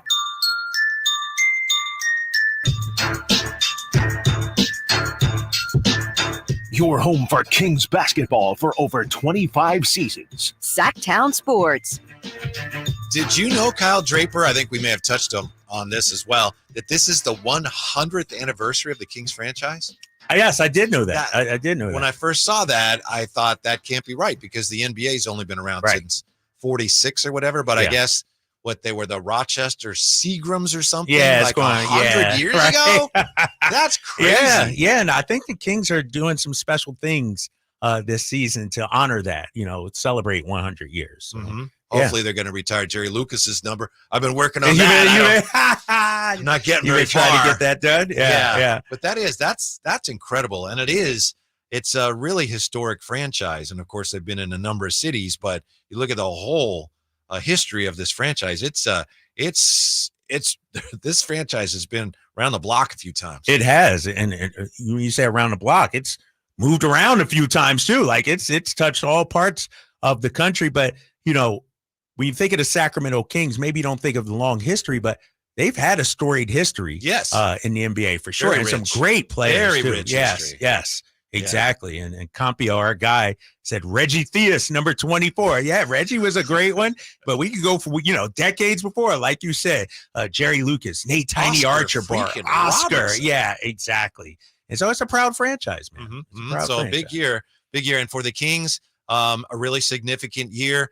As I mentioned, I heard today listening to Zachariah and Chris Watkins that Bam Adebayo said today, hey, we don't care what you guys think of us, where you expect us to finish. He said, look at us the last 4 years. All we do is win. Now, they haven't won a championship yet, but he's right. I mean, I think, 2 trips to the finals and 2 trips to the conference finals? Yeah. Now, this year, they look like they're all in on Dame, so we'll see. But it's an interesting point, and a lot of that has to be due to, quote-unquote, Heat culture. So, as I mentioned before we took the quick break, there's been a lot of talk about the Kings and their culture, and Mike Brown brought in this new culture. Where is that right now? Because it's not something you just, hey, we had a good year, so our culture, we're set now. Where is all that? And what do you think the identity of this team needs to be going forward? Well, I think when you look at the Kings culture, what I've seen, the changes they've made, going into last year and over the last year is that there's accountability. And I don't know if it was always that way beforehand. And so I think one thing you're seeing is, when I go to practices, when I'm at shoot-arounds and I'm in film sessions, Mike Brown is equally as hard on Domantas Sabonis and De'Aaron Fox as he is on the 8th, 9th, 10th, 11th guy. And so I think accountability is part of this organization's culture when I look at it. And that's what you want. You want that as a franchise. You want your best players to be pushed, to be held accountable. There's a reason why Mike Brown is constantly talking to the media about how good De'Aaron Fox can be defensively. He's trying to motivate him to be, you know what? You're great, but you can be even better. And so I think accountability is part of this culture. I do believe, I just finished my 3rd season, entering my 4th season. I do feel a connectedness throughout the organization, whether it's from Monty McNair to the coaching staff, the training staff, the players, the marketing. Like, it feels more like a family, I would say, over this last year or so. And so I think culture for this Kings team is developing still, though. Let's talk about what we want this team to be on the floor. In my mind, and I'm sure in some of the coaches' minds as well, you want teams to feel you. This is why Mike Brown talks about physicality all the time. You want teams after a game to know, man, they gave us everything they had. Sort of like they did in the playoffs against the Warriors, earning the respect of Draymond. And so there used to be a feeling that when you come to Sacramento, get up a little early and this team will fold. Or you come to Sacramento in a tight game late, the Kings will make a mistake, lose the ball, turn it over or whatever. The Kings will king them. They'll it's like, like we said, the Browns and all these other, they'll teams. Beat themselves. They'll beat themselves at the end. And so I think now the culture is when you come to Sacramento, you're in for a dogfight. And I think that's something we've seen change over the last year, thanks to Mike Brown and some of the results we've seen on the floor. To me, culture in sports, and it extends to business. And I think it started with business. It was a business term, and Bill Walsh brought it into sports. What it means, essentially, is that everybody in the organization, ideally, has the same goals in mind. We're trying to win. And you see now that with the Kings, everybody has a clear idea. We want to win, and this is how we're doing it, and there's buy-in from everybody. Right. And but that doesn't just automatically continue. And that's why I think Mike Brown, in some ways, maybe got too much credit for it. He gets a ton of credit, but Monty gets credit, and the players for looking at that, going, "Okay, I'm in." Without them, it doesn't matter. Right. So now, they're being asked to do more. It's a really crucial moment in the, if you will, the culture of this team. Because, hey guys, last year we did this. If we want to get to where we need to get to as a team, we need to start doing this and raise the level defensively and get more physical, as you say. And I think that's where it is right now. I think the players are buying in, but they're finding it's more than just wanting to do it that's required here. Yeah, and I think, last year the coaching staff did a great job, pushing the players. But when you talk about culture, you talked about heat culture. One of the reasons heat culture is what it is because the players push themselves also. So I think that's the next step for this Kings team. Who's the player? Is it De'Aaron Fox? Is it Domas? I think they're trying to get there. Who's the player that holds other players accountable as well? And so as an extension of Mike Brown out there on the floor in practice, that kind of thing. And so I think last year, Mike Brown and his new staff, new coaching staff, they were a big reason why the culture changed. But now if we want to sustain it, a coach can only say too much. A coach can only go to the well with his motivational speeches too much. Yeah. It's on the players, I think. And so I need the players to take ownership this season of that Kings culture, to understand that, when a team comes play inside Golden One Center, they shouldn't win. That can't happen. And so I think that's a players thing. I know the coaches are trying to get them there. I think that's on the players, though, that we see that culture play out. And Kyle, I hope no one does. I could understand why someone might hear this and say, why are the team was great last year. This is negative, but it's not negative. It's a good problem to have, because for years before you were here, the Kings didn't have problems like this because it was a matter of what are we doing? Right. No one knows what we're doing. Now it's part of the growing pains of becoming a really good team. It's necessary. I got 2 points on that. Before last season, the difference between, my first couple of years and last season, and players have talked to me about it, coaches as well.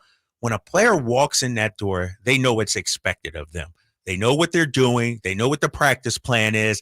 Like there's a vision that they see. Beforehand, it was sort of guys didn't know their roles, didn't know. They walk into the building, and it was sort of almost a free-for-all. And then everyone's going their own way. Everybody's going to, now it's a more cohesive unit. And so that's one thing that you see from this team. But also, if we're talking, and Mike Brown if we're talking about championship, if there's a reason why Denver, Boston, Miami, their goal isn't just to make the playoffs. Their goal is to be the best team in the NBA, to be the best they can be. And I think that's the message Mike Brown is trying to get into these guys. Like I said, they didn't accomplish, anything last year. Sure, you made the playoffs first round, whip-de-freaking do. We need to, if we want to be a championship, because you play these games to win a championship. You don't play to win a streak, to end a streak. You don't play to sell a couple of extra tickets in the playoffs. You play to raise a banner. And that's what this franchise, I'm a firm believer in elevating the expectations, raising the expectations for this team. Mm-hmm. If you only expect to get to the playoffs, then that's as far as you go. Denver came into last season with a mission. They wanted to get to the championship. They wanted to be NBA Finals champions. And we saw it pretty much very early on, right from the get-go. They were pretty much at the top of the Western Conference the entire time. And Mike Malone and company, they never lost sight of that. And there were a number of times last year where Mike Malone called out his team, where he said that we can't win like this, because they got ahead. They were ahead in the standings, and then they lost some games where it didn't look like they were giving their best effort. And he was right there every time they did that. Said, we're not going to win that way, guys. We can't win this way. It's interesting because I know Windhorst has joked about this. For Mike Brown, who is a defensive coach, it must be really hard to see this team struggle at that end. Right. I mean, he's a perfect coach because he can help them with that, but it's got to be hard for him. Right, exactly. I would imagine. I mean, sure, you're winning games and everything last season. You're winning 48 games, but it's not the way that you want your team playing. And so I think that's why we're seeing a more vocal Mike Brown, a guy that's changing up the lineups, a guy that's harping on, the lineups and players in the media and everything like that, because he understands. Sure, offense is nice and everything like that, but ultimately, this team has to be better defensively if they're going to make a deep playoff run. So I'm all for it. I'm all for it. If these guys are comfortable and feeling good, Mike Brown's making them uncomfortable. And, it's funny. He said after practice today, everything they do has a purpose. So he's not just tinkering with the lineup just to see, he's trying to send a message. He's trying to get something out of this move, and we'll see what happens tomorrow night with it. Yeah, because they're trying to build something sustainable, not just, hey, we had a good year last year. How about that? High five. Now what? I don't know. Exactly. Yeah. Exactly. So now the hard work is really starting, isn't it? And you're not going to sneak up on anybody, right? Teams know all about the Kings right now. Mm-hmm. We'll return our focus to the 49ers when we come right back. If no CMC, what's plan B for the 49ers next? Kyle Draper and Whitey Gleason, Drive Guys, Sactown Sports.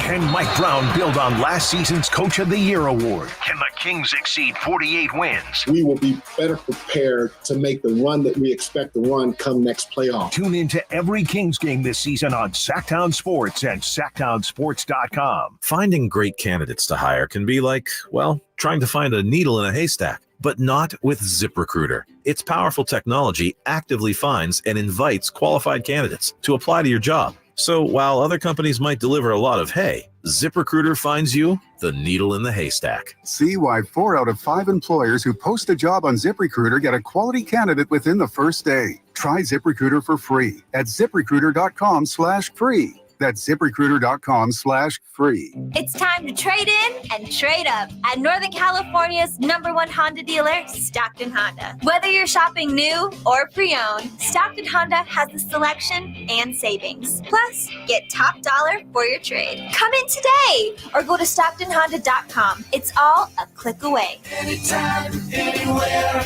it's all here. StocktonHonda.com. #1 claim based on 2022 total new and Honda certified pre-owned vehicle car sales from American Honda Motor Company's own report. Cooler temperatures mean it's time to reduce your outdoor water use. Water 1 day per week on Saturday or Sunday from November 1st through February 29th. Learn more about your home's watering schedule at sacwaterwise.com. This could be the start of a break-in. Stop. This is Simply Safe. Or the end of one. Introducing 24/7 Lifeguard Protection, only from Simply Safe. Now, monitoring agents can see and speak to intruders through our new indoor camera to help stop crime in real time and for fast police response. Get 20% off any new system with Fast Protect monitoring at simplysafe.com/radio. Advanced home security, 24/7 professional monitoring for less than $1 a day. There's no safe like Simply Safe. Yeah, I'm so stressed. Our business is growing. We've got people all over now. Uma. What is that? Meditation? I'm recommending the Uma cloud phone system with auto attendant and more than 50 features.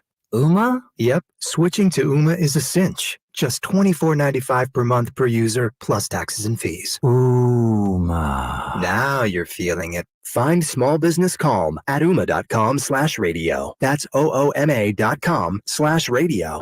For a business to thrive, there needs to be a constant stream of new customers. This happens through strong lead generation. Did you know that lead generation is one of the most important tools of any marketing campaign? Let us help you identify your target audience and market your products and services to them. To get started today, contact aimyourdigital.com. That's aimyourdigital.com and start seeing results today. Did you know one of the worst things you can do is turn on your furnace after it's been sitting there all summer, gathering dust without giving it a thorough tune-up first? Think about it. What if your car had been sitting in the garage for 6 months without ever running? Any piece of machinery that's been sitting needs to be tuned up. So call Bell Brothers. We'll tune up your furnace for just $87 and guarantee the results. We guarantee that your tuned up furnace will save you $87 on your energy bills. And we guarantee that your tuned up furnace won't break down during the season, or we'll immediately refund your money. No questions asked. Don't delay. Small problems that are easy and inexpensive to fix can quickly turn into big, expensive problems. Call Bell Brothers right now to schedule your furnace tune-up at 916-444-1234 or find us online at thenosurpriseguys.com.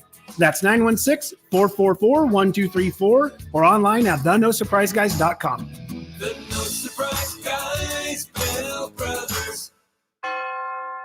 Hey, it's Carmichael Dave letting you know Capital Casino, Sacramento's #1 poker room and primetime football location is back. Cap Casino giving away $500 per game in high hand bonuses for every Sunday, Monday, and Thursday night primetime game, offering the best food, best service, and the best action with the most variety of games in the region and conveniently located in downtown Sacramento. Check it out, Capital Casino. And as always, please remember to gamble responsibly. 1-800-GAMBLER. Sactown Sports Headlines. Happy Tuesday. I'm Simone, and these are your Sactown Sports headlines. Week 6 is in the books, and the pages of Monday Night Football inked another heartbreak for the Chargers. Cowboys did so many things poorly tonight, but they did the most important thing at the end, and that is win the game. With the 2017 loss to the Cowboys, the Chargers fall to 2-3, with the formidable Kansas City Chiefs up next at Arrowhead on Sunday. Postseason baseball rages on, and the red-hot Texas Rangers wrangled in another win against their Lone Star State adversary. Tavares into the gap, has it play, and he makes the catch in front of the track, and the Rangers have won it 5-4. A victorious Monday night for the Phillies as they get the early edge on the Diamondbacks, final score 5-3. Hot shot to third, backhand bomb to second. There's one on to first. Game over. Nice. Phillies take game 1. Game 2 pops off from Philly tonight. First pitch going out at 5:07. I'm Simone. Those are your headlines. Welcome back in to more Drive Guys.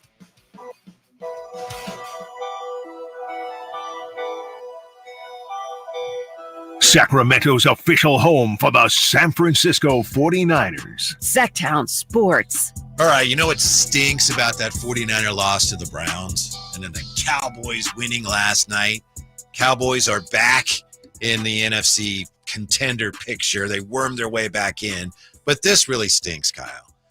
I've heard it suggested, even Matt Mayoko, who doesn't throw things around, even he wrote that it's possible the 49ers celebrated that win over the Cowboys a little more than they should have. Maybe they weren't quite as focused or as prepared for the Browns as they should have been. And I can't believe that could happen to a team this good with Super Bowl aspirations, that they could actually let that happen. I can't believe that happened. Come on. What? This isn't some young team that's shocking the world that wasn't supposed to win any games. This is a veteran team that certainly would know better. You would think. I would think. You would think. I mean, the Niners, they're all about the Super Bowl, right? They're all about, capturing home field advantage in the NFC. And that's what's so disappointing about this loss, Whitey, because they came out like gangbusters all season long, They look like a well-oiled machine, a team on a mission. And I will say it's a lot easier to get up for the Cowboys than the Cleveland Browns and P.J. Walker. Yes.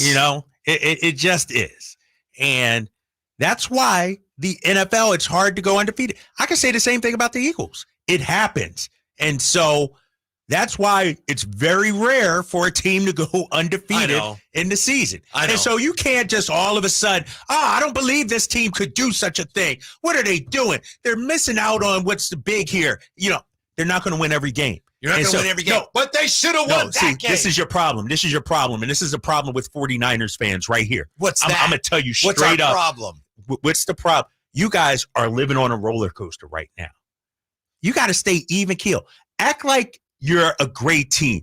You don't see Chiefs fans after losing week 1 say, oh, my gosh, how could they lose? The Chiefs have won 2 Super Bowls. Because they know who they are, Whitey. And Niners fans, you got to stop riding that roller coaster. When your team is good, they're good. Okay. But you ain't got to dance in the street like you guys ain't never won a Super Bowl before. And when they're bad, which they were this week, don't get too low. Stay even keeled.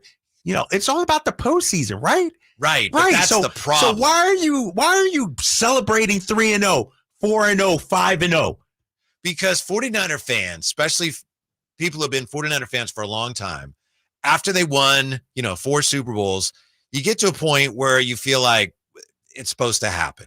Then you have a long drought where it doesn't happen for a long time, and you come close. Of course, they won the 5th. But then a long drought, and then you come so close with Harbaugh. And then with Shanahan, it's like, finally, they're back. 2019, wow, they're ahead of schedule, going to the Super Bowl. Here we go. They got the lead in the 4th quarter, and they lost. So you get a little desperate. Well, they're going to win a Super Bowl, right? 2020, that year was terrible. Well, it was a pandemic year. That's okay. 2021, well, they got Trey Lance. That didn't work. Hey, they're back in the conference championship game. And then the next year, back in the conference championship game. Last year felt like, okay, this is the year. So if you're a 49er fan, I think for a lot of 49er fans, there's a sense of desperation almost, because it's going to happen, right? I mean, Shanahan turned things around, but they still haven't won one yet. And then they're losing to the Browns because they didn't take them seriously. It's frustrating. So they need some therapy, is what you're saying. They need a Super Bowl, some Lombardi therapy. That's all they need. Yeah, but here's the problem. They're taking their fandom a little too far. Because if it doesn't happen. This is someone from Philly saying that. Exactly. Booing Santa Claus, throwing snow. Not that you I'm do. my own individual, though, Whitey. I know that. I'm objective. I'm a level-headed sports fan, which we all should be. But when you ride the roller coaster, when you live and die on what happens every Sunday, this is what happens. It's called a fan. Yeah, exactly. Let's look up the definition of a fanatic. I know. Exactly. You're taking it a little too far. It's week 6 in October. It's in September and October. So you're getting way too high, Niners Nation, and you're getting way too low after a loss. Just chill. Let it play out. And now if this was a playoff game and you lost, I get it. it's crushing. But, man, if we're going to do this for 9 more weeks, we're in some trouble because this won't be the only game the Niners lose. No, but it's harder to withstand losses like that when similar losses over the last couple of seasons have been the ones that have knocked you out. Now, you're right, of course. You lose to Cleveland, oh, well. But those narrow losses, they have a way of coming back to bite you. And all of a sudden, it's the NFC Championship game, and they're on the road because, they didn't take the Browns seriously enough. So that's what fans get anxious about. My mother-in-law could not watch the end of the game. Let me ask you this. And then you got Jake Moody. And let me ask you this. He missed 2 field goals, Kyle. I don't know if you. Let me ask you this. Now, if the Eagles would have won, I'd be with you. You let one go. Now you got to play catch up. You got to win out. But the Eagles did you a favor. I know. And so if I'm an Eagles fan, I'm upset. Like, darn, we had the Niners. We were up a game on them. If we would have won, we would have been a full game. And we would have played them. And so we could have had 2. But as a Niners fan, you're still in good shape. You're still good. The game you got to win is December 3rd. Now, you lose that game. Then if you want to, oh, man, here we go again. We're going to be on the road in the playoffs. Okay, I get it. But this is week 6 against a chance to pass the Eagles this year. Squandered. So let me ask you this. Because going into the week, I think everybody considered the Niners Super Bowl favorites, at least to get to the Super Bowl. Anybody who actually watched the games, yeah. Where do you have the Niners right now? They're still right up there. But it's a little more muddled. It's not as clear that they're that much better than everybody as it appeared. Really? Whether that was true or not, I don't know. Say that again. It's not as clear as it was that they're better than everybody else. I heard the first 5 weeks of the season is the Niners by far, they're the best team out there. That's right. You're a game ahead of the Detroit Lions. The Lions are good this year. And so I think what we saw and what Niners Nation is feeling right now is that, maybe we aren't as good as we thought. Sure. Maybe we aren't as invincible as we thought. Not if the rookie kicker can't make a kick, can't make a field goal. Yeah, it's a little disconcerting. And now you've got Christian McCaffrey. Is he going to play? I know Emil joined us and said, doesn't look bad. Maybe he plays. Here's where I was going with all this. What happens if CMC can't play? It looks like Elijah Mitchell is back, and he actually would pass Jordan Mason on the depth chart. Even though Mason played more in the last game, that was because Elijah Mitchell was just back. Coming back. Yeah. And they like both those guys, but obviously it's a far cry from CMC. Yeah, they need CMC. But I've said, earlier today, I would rest CMC this week. If that oblique is still bothering him, I kind of like that. I would rest him this week. And I understand you want home field advantage. You don't want to give away games or anything like that. But Minnesota is not a good team.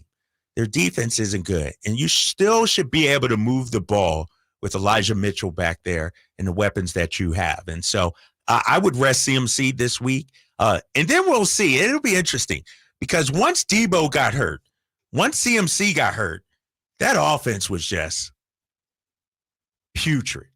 Brock Purdy looked like P.J. Walker out there. No, but seriously, CMC is the engine of this team. And so if you keep driving this car, for 300,000 miles without an oil change or a tune-up or anything, you're going to have an issue. And so this is a week to get CMC some extra rest, get him a little tune-up, some sort of oil change or something like that, and then bring him back for that big game against the Bengals. By the way, I was just noticing this here as you were speaking. Since week 3, defensive players have racked up more than $75,000 in fines due to illegal hits on Christian McCaffrey or gestures toward him. That kitty is likely to grow this week after the Browns were flagged for a pair of face mask fouls against McCaffrey on San Francisco's opening drive. So I just thought I'd share that. Hey, if CMC is going to keep running like that, you're trying to win a football game. Whitey. I know that. You're trying to win a game. This isn't checkers. This isn't tiddlywinks or anything. This is football. And if CMC is going to run as hard as he runs, he delivers a lot of punishment out there. He's one of the toughest guys to bring down. So I think these players, they're doing whatever it takes to get him down. They're not doing whatever it takes to knock him out of the game. They're doing whatever it takes to get him down. So they all feel badly, all those guys that got those fines? Not at all. Yeah. Not at all. Not at all. Meanwhile, speaking of injuries, the Jets continue to talk about an Aaron Rodgers comeback. I don't know, Kyle, I'm not buying it yet. I'm not all the way there on the Aaron Rodgers miracle. We'll kick that around next on the Drive Guys, Sactown Sports.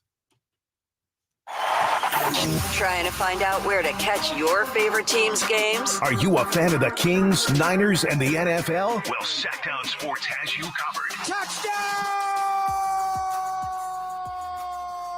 San Francisco! It's all on his shoulders. Cox rocks. He fires for the win. He's got the triple. Catch all your Kings, Niners, and NFL games all year long on Sactown Sports and SactownSports.com. It's time now for the Silver and Black Report, brought to you by ACR Home Services. For all your roofing and solar needs, visit ACRHomeservices.com. In a game featuring several connections with New England, who would have guessed that it would be Brian Hoyer finishing the game? With 3 stints in New England, Hoyer played the second half for the injured Jimmy G. The 21 points was a season high and the second straight win for Las Vegas. They're now at 500 at 3-3. That's your Silver and Black Report, brought to you by ACR Solar and Home Services. Let ACR Home Services be your one-stop shop for all your home needs, starting with unbeatable roofing services. Right now, get a new roof and receive $1,000 off that roof. So sign up today and save with no payment for up to 12 months. And ACR is more than just a roofing company. Whether it's roofing, solar, electrical work, you name it, when you choose ACR Home Services, you're not just getting a contractor, you're partnering with a team that's invested in your satisfaction. That's ACR Home Services. Igor, my faithful companion, it is time to prepare for the night. The shadows grow long, and the creatures of the night stir with excitement. Yes, Master Dracula. What do you require of me? I need you to fire up the hearse. Elk Grove Kia is having a Halloween sale that is to die for. We're going to upgrade you a new car worthy of the Prince of Darkness. I'm so excited. It is making my blood shiver. But Master, with your credit history, aren't you worried you're going to get turned down? Igor, shut up. Elk Grove Kia's finance department has over 100 years of experience. They can even get me approved, even with my troubled past. And Elk Grove Kia's exclusive 20-year, 200,000-mile warranty on all new Kias, it's almost like having an immortal car. Elk Grove Kia's Halloween sale is so good, it's scaring the competition.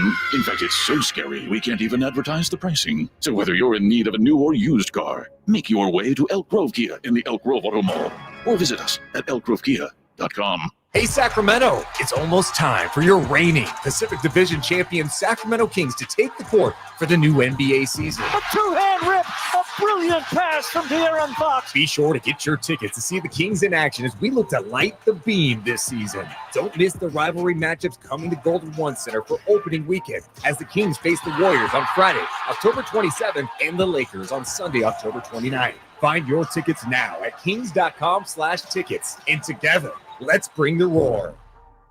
Hey, it's Carmichael Dave for my good friends at Fire Wings with some bullet points for you to remember so you can be a professional fire wing eater. Like Wings Day Wednesday, 88-cent wings each and every Wednesday. 3 flavor lineup includes 7 classic wing flavors, 7 dry rub wing flavors, 7 fusion wing flavors. It's the perfect fast casual eating establishment for the entire family. Go to firewings.com or download the app, find a location near you, order online, earn rewards. Fire Wings, just wing it.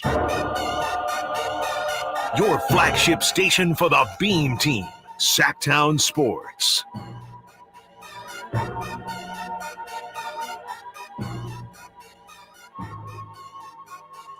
Hey, we got an update today on Christian McCaffrey, just talking about Christian McCaffrey. And it's interesting because the 49ers are giving us some information, but we're not getting specifics on the injury. Maybe some of that is because some of those spirited defenders, you know, you don't want them to know exactly what's wrong, so they right. So they can target that injury sneak a area. wrench in there. It's the third rib. But Christian McCaffrey avoided long-term injury, according to Adam Schefter, and he has a chance to play Monday night. A chance to play. So it sounds like the way this is being framed, the 49ers are feeling like, okay, may have dodged a bullet here. It's nothing long-term, but until we know really what it is, other than an oblique rib injury, it's going to be hard to know what kind of shape he's going to be into play this week and in the weeks to come. Yeah, and when you look at CMC, I thought Dallas did a tremendous job. Obviously, Cleveland as well. Shanahan had been using him a lot in both the run game and the pass game, and so it makes sense to give him a week off, let him get this team should still be good enough, Whitey, to win without Christian McCaffrey. Now, if this offense looks pedestrian again come Monday night, then we got some issues. You mean in the short term? In the short term, yeah, exactly. I mean, they should be able to get through this week against Minnesota without CMC. Speaking of comebacks, Aaron Rodgers said today he's ahead of schedule, cautioned he still has many hurdles to clear before he'll be back on the field, but there's still a hope, and it sounds like Aaron Rodgers' goal and thought in his head is that he could be back. If the Jets are in the playoffs, Aaron Rodgers could be back this year. That's great, and it gives him something positive to focus on, and it gives his teammates hope. So, yeah, that would be a wonderful story. I just don't think it's realistic. I don't think it's realistic. I mean, to come back, from an Achilles, like even if he did come back, he might not ever be the same quarterback again. An Achilles is something you don't play with. An Achilles, if I'm correct, is what ended Kobe Bryant's career in basketball, really. And he's talking about coming back in what, 4 months? Yeah. I mean, he had surgery September 13th, 5 weeks ago.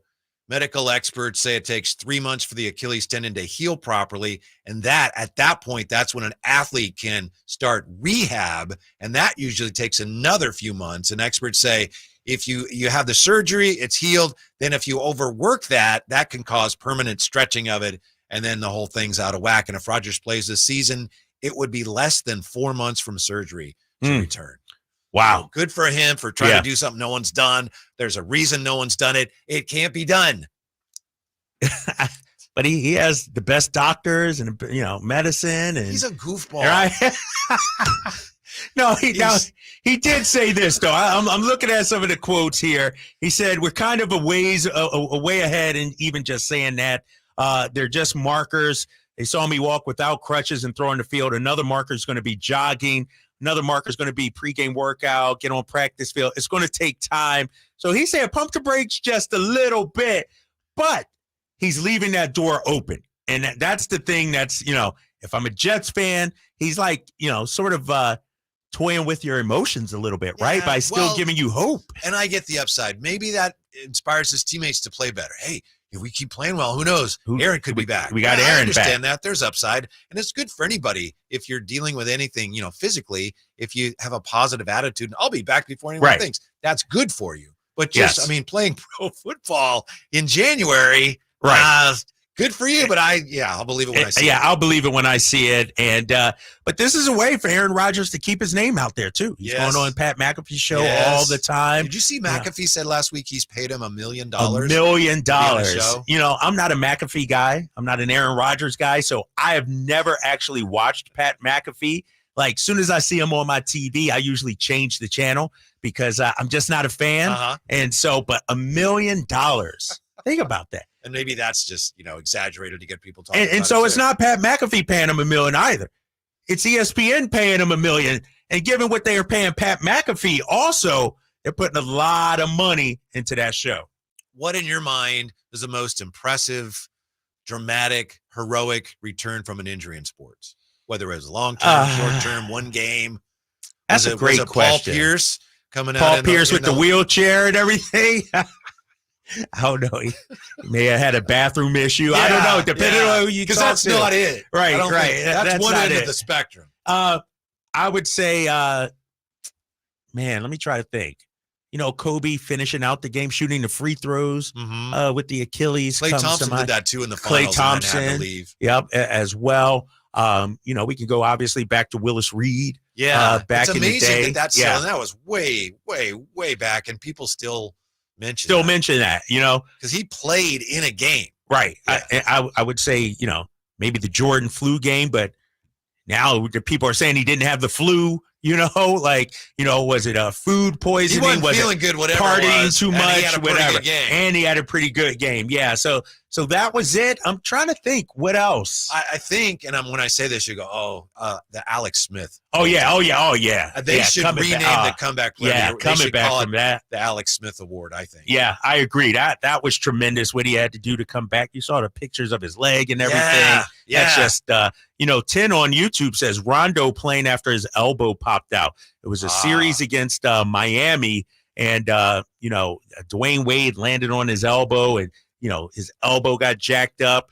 He finished that game out, but that changed that series. Miami went on to win that series. Some argued that Rondo was the best player in that series. And so, man, there's been a lot of great performances where guys have sort of gutted it out. Players have gutted it out to finish games or come back. You ever seen this? I'm not going to show it to you here, but Alan Ray on Villanova. Alan Ray. You remember that? Yeah. In 2006, he was playing, I think it was in the NCAAs, and someone got a finger in there and his eye actually exited the socket. I did not see that. Okay. Really? Oh, it's not for everybody. Did somebody slow-mo it and everything too? It's right here if you want to see it. But play it real quick, Whitey. Play it. Play that thing. I apologize. Oh my gosh! Listening here. Let's see. I'm not sure where his it is. eye came out the Somebody socket. Is get out of here! There, no! And there you go. There it is. Boy. There it is. That's a beautiful. Oh my God! Alan Ray, everybody. Wow. Ouch. I don't think I can unsee that now. No, you can't. You can't. And I think he was like it was out, and it was what it was. You play, basketball. Sometimes you somebody, swipe, and then you get somebody in the eye, and it was just the right angle where whoop. You remember when you ever watch Pee Wee's Big Top Adventure with Large Marge and her eyes popped out? Like that's what that Alan Ray situation looked like. The eye came out. To me, the greatest comeback, and Tin wrote this in our YouTube chat, Tiger Woods, his comeback from the back, the leg, everything, and winning the tournament. Like that to was me. The Open in San Diego, right? Torrey Pines, was it? Yeah. And he apparently broke his leg, and he asked the doctor, and the doctor said, "You can't play." And he said, "Play, I'm going to win." And right. He did. Yeah, and he did. Yeah. Yeah. Tiger Woods, just his, everything, the leg, the car crash, like all that, the scandal, to me, that's probably the greatest comeback in my era. Yeah. That was pretty impressive. And I love the fact that, I got the 14-year-old son, and so he doesn't, know Tiger Woods really, because Tiger's heyday was before him. But when Tiger won, what was it, the Tour Championship at Eastlake in 2019, I think it was, and everybody that was following him up the 18th fairway and everything, and me and my son are sitting at home watching that, just for my son to be able to see that, just to get a taste of Tiger mania. I mean, you know how it is. When we grew up, Tiger Woods, late 90s, early 2000s. I mean, he was the biggest star in the world. You remember the Pebble Beach? What was it? I should know the year. 2000 when he won by 15 strokes or whatever. Yeah. Have you ever heard the story about how he almost got DQ'd? No. Okay, this was told to me by a guy on tour. I don't know if it's true, but a guy on tour told me this story. So day 1 or 2 is Pebble Beach, so there's fog. So they have a fog delay. Tiger's on 18 and hits tee shot in the water. There's fog delay. They got to go back to the hotel room. Tiger takes all the golf balls to the hotel room. Yeah. And he's like practicing putting. Then it's like, okay, come back to the course. And Stevie doesn't know that there's no more golf balls. So actually he hadn't teed it off into the water yet. So they come back. Tiger tees off, hits it in the water, turns to Stevie. Stevie has one golf ball. And the guy that told David Sutherland, who's local and was on tour, he and his brother both, he told me the story. He says, if you see the video of it, you can see Stevie takes the ball and you can see him hesitate for a moment. Like, should I tell him this is allowed? Yeah. And he gives him the ball and doesn't say anything. If Tiger hits that ball in the water, he's DQ'd because there's no more balls. Hey, he stripes it, goes on, wins the tournament by 15. Played that with that same ball the rest of wow. Yeah, because it was 18. So it was 18. Okay. All right. Yeah, he was done. Yeah. Good move by Stevie not to tell him though, right? Like you don't want that in your head, you know, when you're playing golf. I never knew that. That's an interesting story. Wow. Yeah. History could have been different. Certainly could have been. Yeah. How about Joe Theismann? Yes. Football? Yeah. That injury. Yeah. That was gruesome. That was gruesome. But Alex Smith to me is just the fact that he didn't have to come back. And then when he came back, it's almost like I came back, I played, I'm good. Right. I just want to prove to myself and everyone mostly himself, that I can't do it. Yeah. Paul George, too. We can bring up Paul George. Speaking of leg injuries, him coming back and playing at an all-star level, all NBA kind of level, that's a tremendous comeback. So if also. Aaron Rodgers does that would be if he comes back and plays okay and doesn't get hurt, that would shoot right to the whether it should or not, right? Yeah, that would be number one. Number one. People will talk about it forever. An Sorry, Achilles Willis Reed. in your back. Right. Yeah. Exactly. It's not going to happen. If you believe in that, you believe in UFOs like Aaron Rodgers does. You believe that mating dolphins can help you heal faster like Aaron Rodgers does. But good for him. When we come back, what Hollinger wrote about the Kings finishing 11th that, Kyle, I think he may be right about. Next here, Drive Guys, Sactown Sports. Will Kyle Shanahan and the 49ers brass go all the way this season? Could the Niners win their first Super Bowl since 1995? Join us throughout the season to hear all the games and all the analysis on Sactown Sports at SactownSports.com. All new spring deals are here at Lowe's. Start planting your garden this weekend with Bonnie 11.8-ounce vegetables. Buy 4 for $10. Plus, liven up your patios and decks with fresh blooms. Select 1.5-gallon hanging baskets or 2 for $20. Lowe's knows spring. Lowe's knows home improvement. Offers valid through 5/17. In-store only. Actual plant size and selection varies by location. While supplies last, excludes Alaska and Hawaii. The game of football is about pain. Ever since I was 5 years old, it's been all about football. It's been about running, jumping, blocking, tackling. I stopped playing at 31. You're listening to Michael Robinson, retired pro fullback. I thought that foot pain was going to be with me for the rest of my life. I'm so glad I met Good Feet. I'm so glad that those arch supports are in my shoes. I had terrible foot issues that prevented me from really having a normal life with my kids. With the Good Feet arch supports, man, I'm always ready. My kids actually got to enjoy me in the yard more, racing each other, backpedaling, teaching them some things, being a dad. If I had known about the Good Feet arch support earlier, I would have more than one championship. I would have 2 championship rings. See what we can do for you with a free personalized arch support fitting at the Good Feet store. Good Feet in Sacramento, Roseville, Stockton, Modesto, and Vacaville. Model Year End pricing is back at Folsom Lake Honda, your one-stop Honda shop. During the Model Year End event, lower interest rates at Folsom Lake Honda make lower payments. It's no wonder why Folsom Lake Honda is your one-stop Honda shop. Come in today or check out our entire inventory online at FolsomLakeHonda.com. Get an instant cash offer for your trade at FolsomLakeHonda.com. We'll buy your car whether you buy from us or not. Folsom Lake Honda is your one-stop Honda shop. Folsom Lake Honda. Go to FolsomLakeHonda.com. Your one-stop Honda shop. Hagen Oaks wants you to know about the exciting new T-Series irons from Titleist, offering effortless speed, exceptional feel, and precise control. Working with tour pros and dedicated amateurs, Titleist T-Series are available in 4 different models. The fitting team at Hagen Oaks will find the perfect Titleist T-Series iron for you. Call 916-808-2531 to find your fit today. Hagen Oaks Golf Super Shop, Fulton Avenue at the Cap City Freeway, or online at HagenOaks.com. Quick Quack Car Wash is a proud partner of the Sacramento Kings and can't wait for the upcoming season. To celebrate, Quick Quack is giving one lucky duck a pair of lower-level tickets to the Kings home opener versus Golden State on October 27th. Enter for your chance to win this epic opening night showdown by going to SactownSports.com.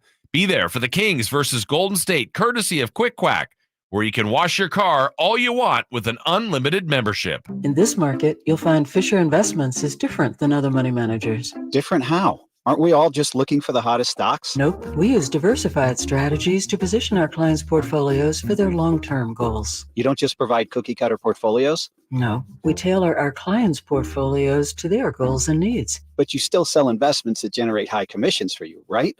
No, we don't sell commission-based products. We're a fiduciary, the highest standard of care for a financial advisor. It means we're obligated to act in our client's best interest. So when do you make more money? Only when your clients make more money? Yep, we have one transparent management fee structured so we do better when our clients do better. Sounds like you really look out for your clients. We do, because our priority is helping them achieve a comfortable retirement. That might be why most of our clients come from other money managers.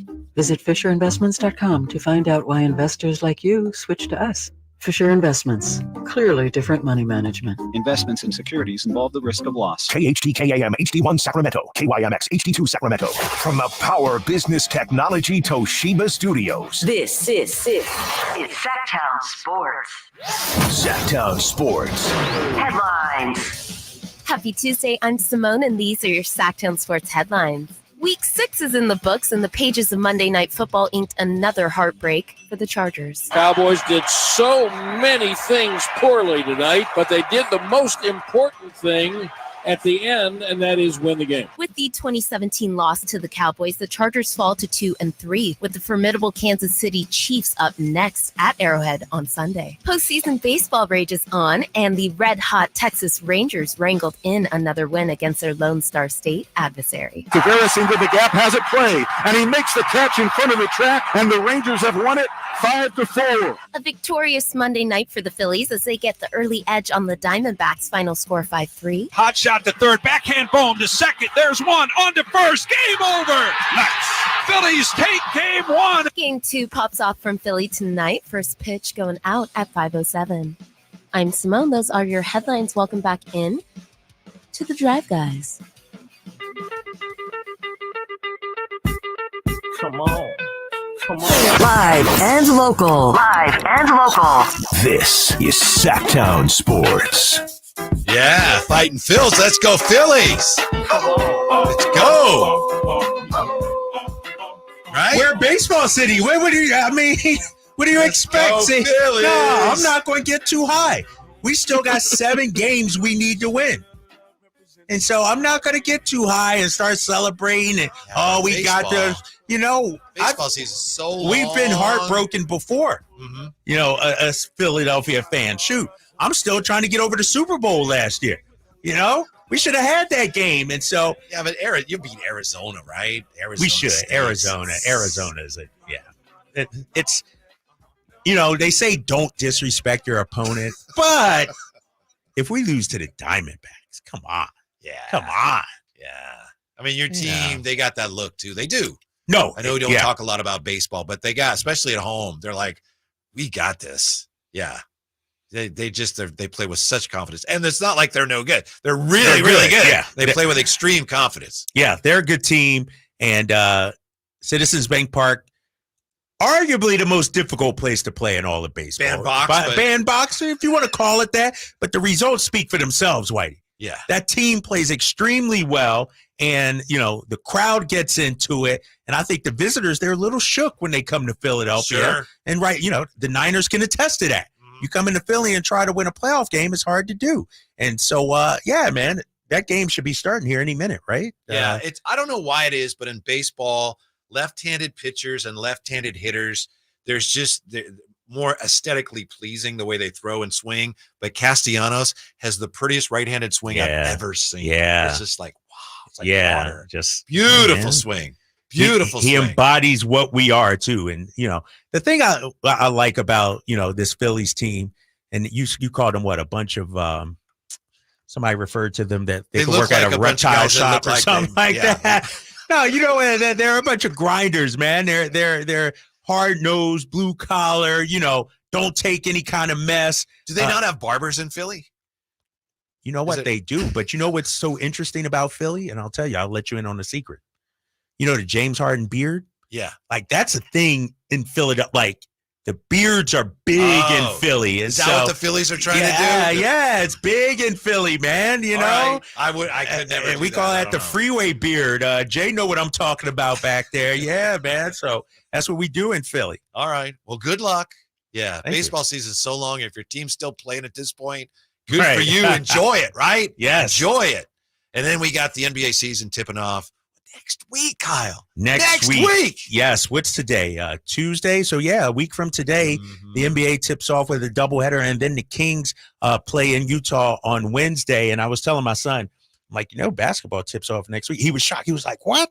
Next week? And he got so excited. Good. And I'm fired up, man. I'm so excited. I'm fired up from the preseason as well. I know coming up on NBA TV, we got Celtics-Knicks at the bottom of the hour. So we're going to have to do something with these TVs up in here. But, it's an exciting time, man. I would argue, let me ask you this, because when you look at the NBA, in many years, we always knew it was going to be Lakers, Celtics, Warriors. How many teams, and maybe we got that discussion tomorrow, how many teams legitimately have a shot at a championship this year? Yeah, what has it been, 5 years in a row with a different 5 years champ? in a row. And that's really unusual? Yes. And so you can argue it'll be a different one this year. I mean, there are a number of teams, and especially with the play-in tournament, what Miami was able to do as an 8 seed as well, I think a lot of teams feel like they have a chance. Hey, did you see what Ben Simmons did last night?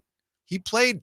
He's been playing well this preseason. Yeah, he's looked good this preseason. Yeah. And, he could be a game changer, for that franchise. Yeah, he was taking the ball to the basket, taking contact. He did have 8 turnovers, but other than that, he did. Other than giving the ball away 8 times. That's had like 24 turnovers, but other than that, and he's got like a little turnaround jump shot he's working on. So they need him though, because he's the only guy that can really play make. Like, they got some good players. Bridges is nice, Cam Johnson, but he can really make their lives a lot easier. And so I think Ben Simmons, if we want to talk about players to watch for in the NBA, who's going to make a difference in the NBA, a good Ben Simmons, that changes everything. I have nothing against him. I know a lot of people in Philadelphia are not big Ben Simmons fans, and I understand all that. I'd like to see him find his way again. I don't wish anything negative in any player. I would like to see, I think a good Ben Simmons is good for basketball because he's an exciting player to watch when he's playing well. We don't even have any ill will towards John Hollinger, right? Who? I told you I'm not going to mention that Yahoo's name anymore. It's ridiculous. Go ahead, set up the story, White. Yeah, just at the mention of his name gets me fired up. We talked about it yesterday because it was yesterday in The Athletic that he posted. For some reason, he has like the bottom 8 teams in the West. Then today did the bottom 8 in the East. Then he'll do the top ones. Anyway, long story short, he's predicting the Sacramento Kings to finish 11th this year, as you probably know by now, in the NBA's Western Conference. So today I just looked up what he had last year. Yeah. Last year he had the Kings 10th in the West at 37-45. This year he has them 11th at 39-43. And he kind of tries to walk it back a little bit about how, this is the best team they've had in 15 years. And he says somebody's got to finish 11th. Literally, the more realistic way to interpret this is that somebody among the 11 West teams that are truly trying this year is going to end up missing the play-in, and that likely will be the one team of those 11 that is savaged by injuries to key players. He says the Kings will be on the fringes of the race, so it's not all terrible not predicting collapse, but hey, 11th is 11th. All right, I want to, obviously John Hollinger, I'm not a fan of, right? I'm not a fan of his takes. I'm not a fan of his articles, especially when it comes to the Sacramento Kings. When he speaks about the Kings, I usually tune it out because I don't think he watches the games. But I want to hear what the fans think because I want to have a legitimate discussion about this. Let's do our own breakdown of where we think the Kings will wind up. Let's go team by team and say, you know what? Could they be better this team, or is this team clearly better than Sacramento? I want an honest, open conversation. Unbiased conversation about this. All right. You ready to do this? Yes. Can we do it right now? Yes. I'm gonna just look at last year's standings. You want to get people calling in? Yes. Give out the number there. 339-1140, 1-800-920-1140. You can call us on that number. You can text us. Of course, you can hit us up on the YouTube chat. What do you got? Kyle just wants to know what you're thinking. I just want to know. Right. Unbiased, objective. I know Kings fans are NBA fans. Where do you see us, our Sacramento Kings, realistically being this year? I know where I have them. I got them as a top 5 team. And I'll tell you why. I'll go down the list.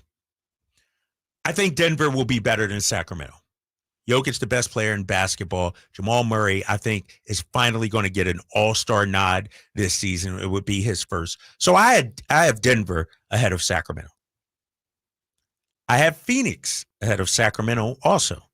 I think the addition of Beal, and they got some other key players, some other stealth moves that I like. Everybody talks about their depth and all this. They're actually a little deeper than people give them credit for. And so I got Phoenix ahead of them. I'm just going down the list, not necessarily in order or Phoenix will finish second, third, or whatever. I'm just naming teams that in my mind will likely finish ahead of the Kings. Oh, I don't have anything else. I understand. I got nobody else, Whitey. I understand. Who else? Because I'm on record. I'm going to stick with what I said before weeks ago, and that's fine. I'll stand by it. I got the Kings 5th, and I think they win a first round series. And I don't know if I need to stick with who I said they were going to beat Oklahoma City. I like Oklahoma City a lot as a 4. I had Oklahoma City finishing ahead of them. Hey, Denver finishes ahead of them. The Lakers, I think, are going to finish ahead of them. OKC sounds kind of silly, but crazier things have happened. You don't have Phoenix, or do you have Phoenix ahead of them? Well, I'm with. Remember, we had Jerry on, and Jerry Reynolds was suggesting he's not that impressed with them. I'm not that impressed by Phoenix. I think they're going to struggle, and I think come playoff time, if they have their house in order, they're going to be a handful. But I think the regular season is going to be a lot of figuring things out. This guy's hurt, and that guy's hurt.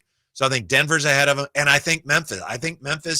Memphis is an X factor, I think. Yeah, right? I think Memphis is really good. Yeah. And I know that, they don't have Ja for a while, but, they didn't have Clark last year either. Right. At the end of the year. Yeah. Yeah, I think that's a really up-and-coming team. And they've played well without Ja in the past, too.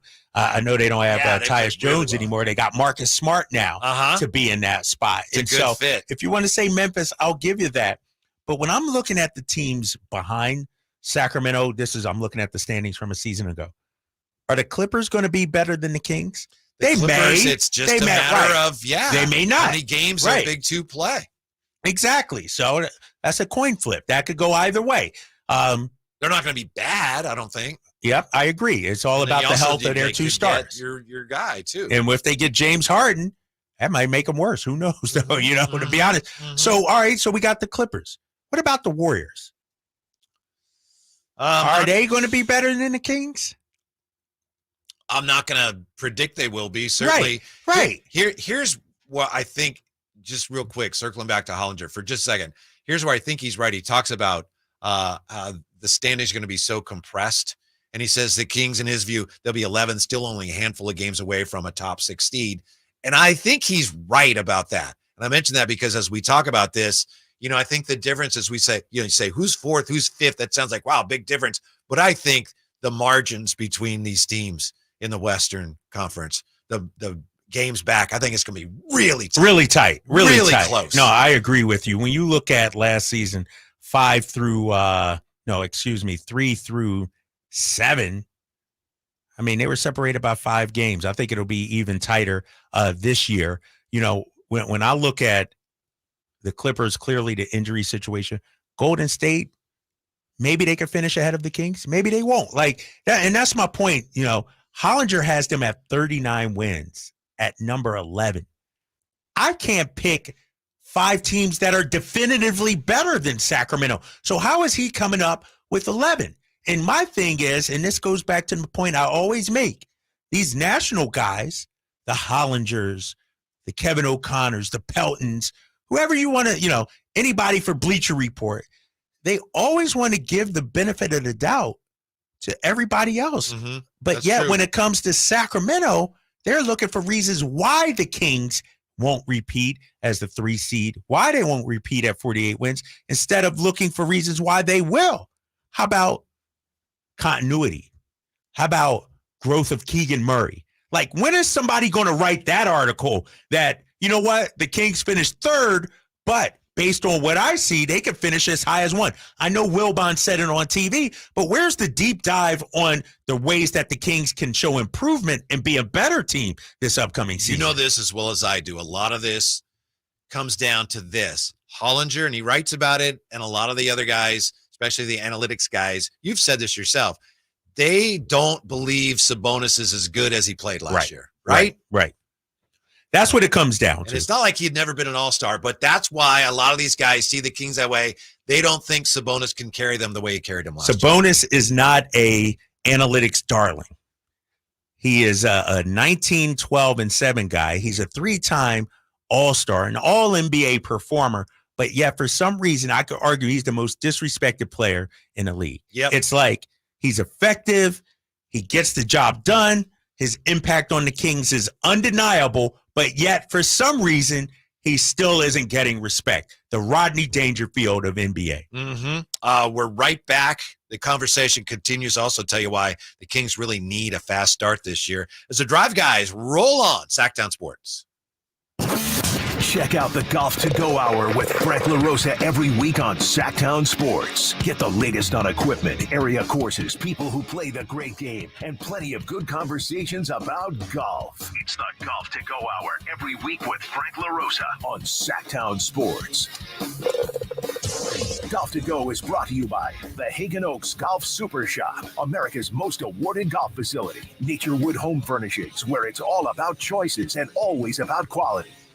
Folsom Lake Ford has trucks. The F-150s are here. Explorers, Expeditions, and a huge selection of Broncos and Bronco Sports. They're in stock now at Folsom Lake Ford. Shop Folsom Lake Ford, your truck headquarters, right here in Sacramento for your favorite Ford models at good, fair prices. Short on cash? Buy any new Ford with zero down. Save big with low interest finance rates. Plus, Folsom Lake Ford is paying top dollar for all trades. We want your vehicle regardless of mileage or condition. This could be the best time to buy a new Ford. Check out the huge inventory online at folsomlakeford.com or stop by the dealership and see the most recent arrivals. Looking for something special? Give them a call and tell them Doug Christie sent you. Folsom Lake Ford in the Folsom Auto Mall, your trusted dealer, my trusted dealer for over 30 years. FolsomLakeFord.com. Zero down with approved credit. Live and local. Live and local. This is Sactown Sports.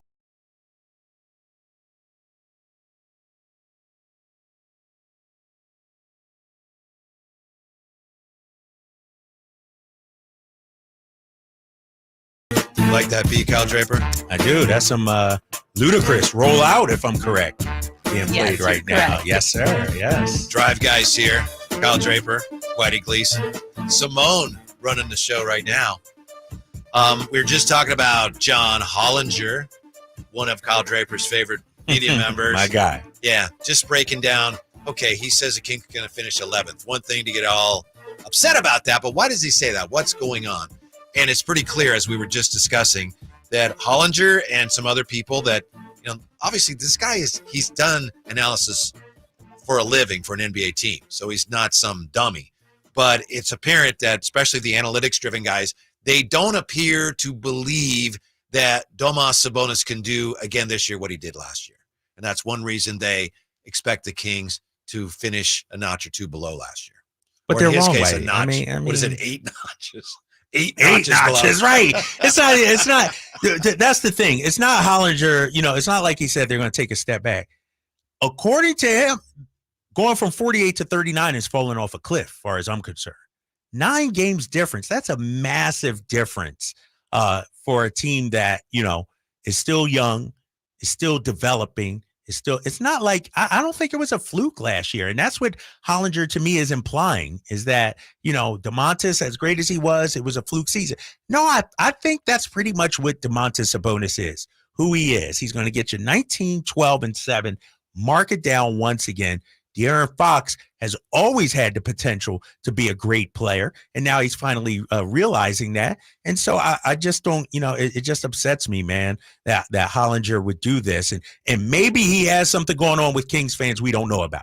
Maybe he knew exactly what he was doing by putting the Kings 11th and 39 wins. Maybe he knew he would get a rise out of us, out of the Drive Guys here. But, to have them behind a Dallas, let's say, or who else? New Orleans and all these other teams. Oh, yeah, OKC. Yeah. It's just, it's frustrating. Yeah.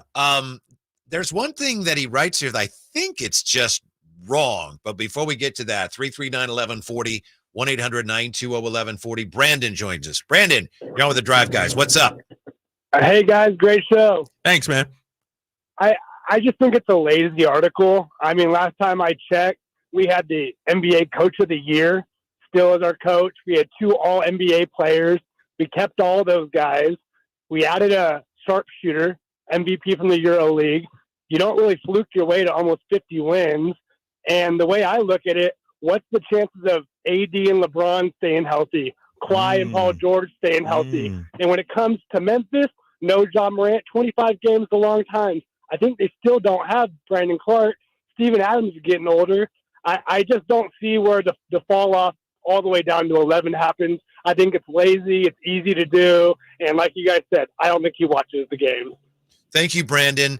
That's a good point, because at one point in his piece, Hollinger says he doesn't think the West will be as forgiving, and maybe it won't be, but I think Brandon makes a great point. The West could be very forgiving again, because you got so many of these teams that are relying on older veterans. And he didn't mention the Warriors, but you put them in there too. Yeah, exactly. When you look at it outside of Denver, everybody else we're talking about has injury issues. John Morant's going to miss 25 games.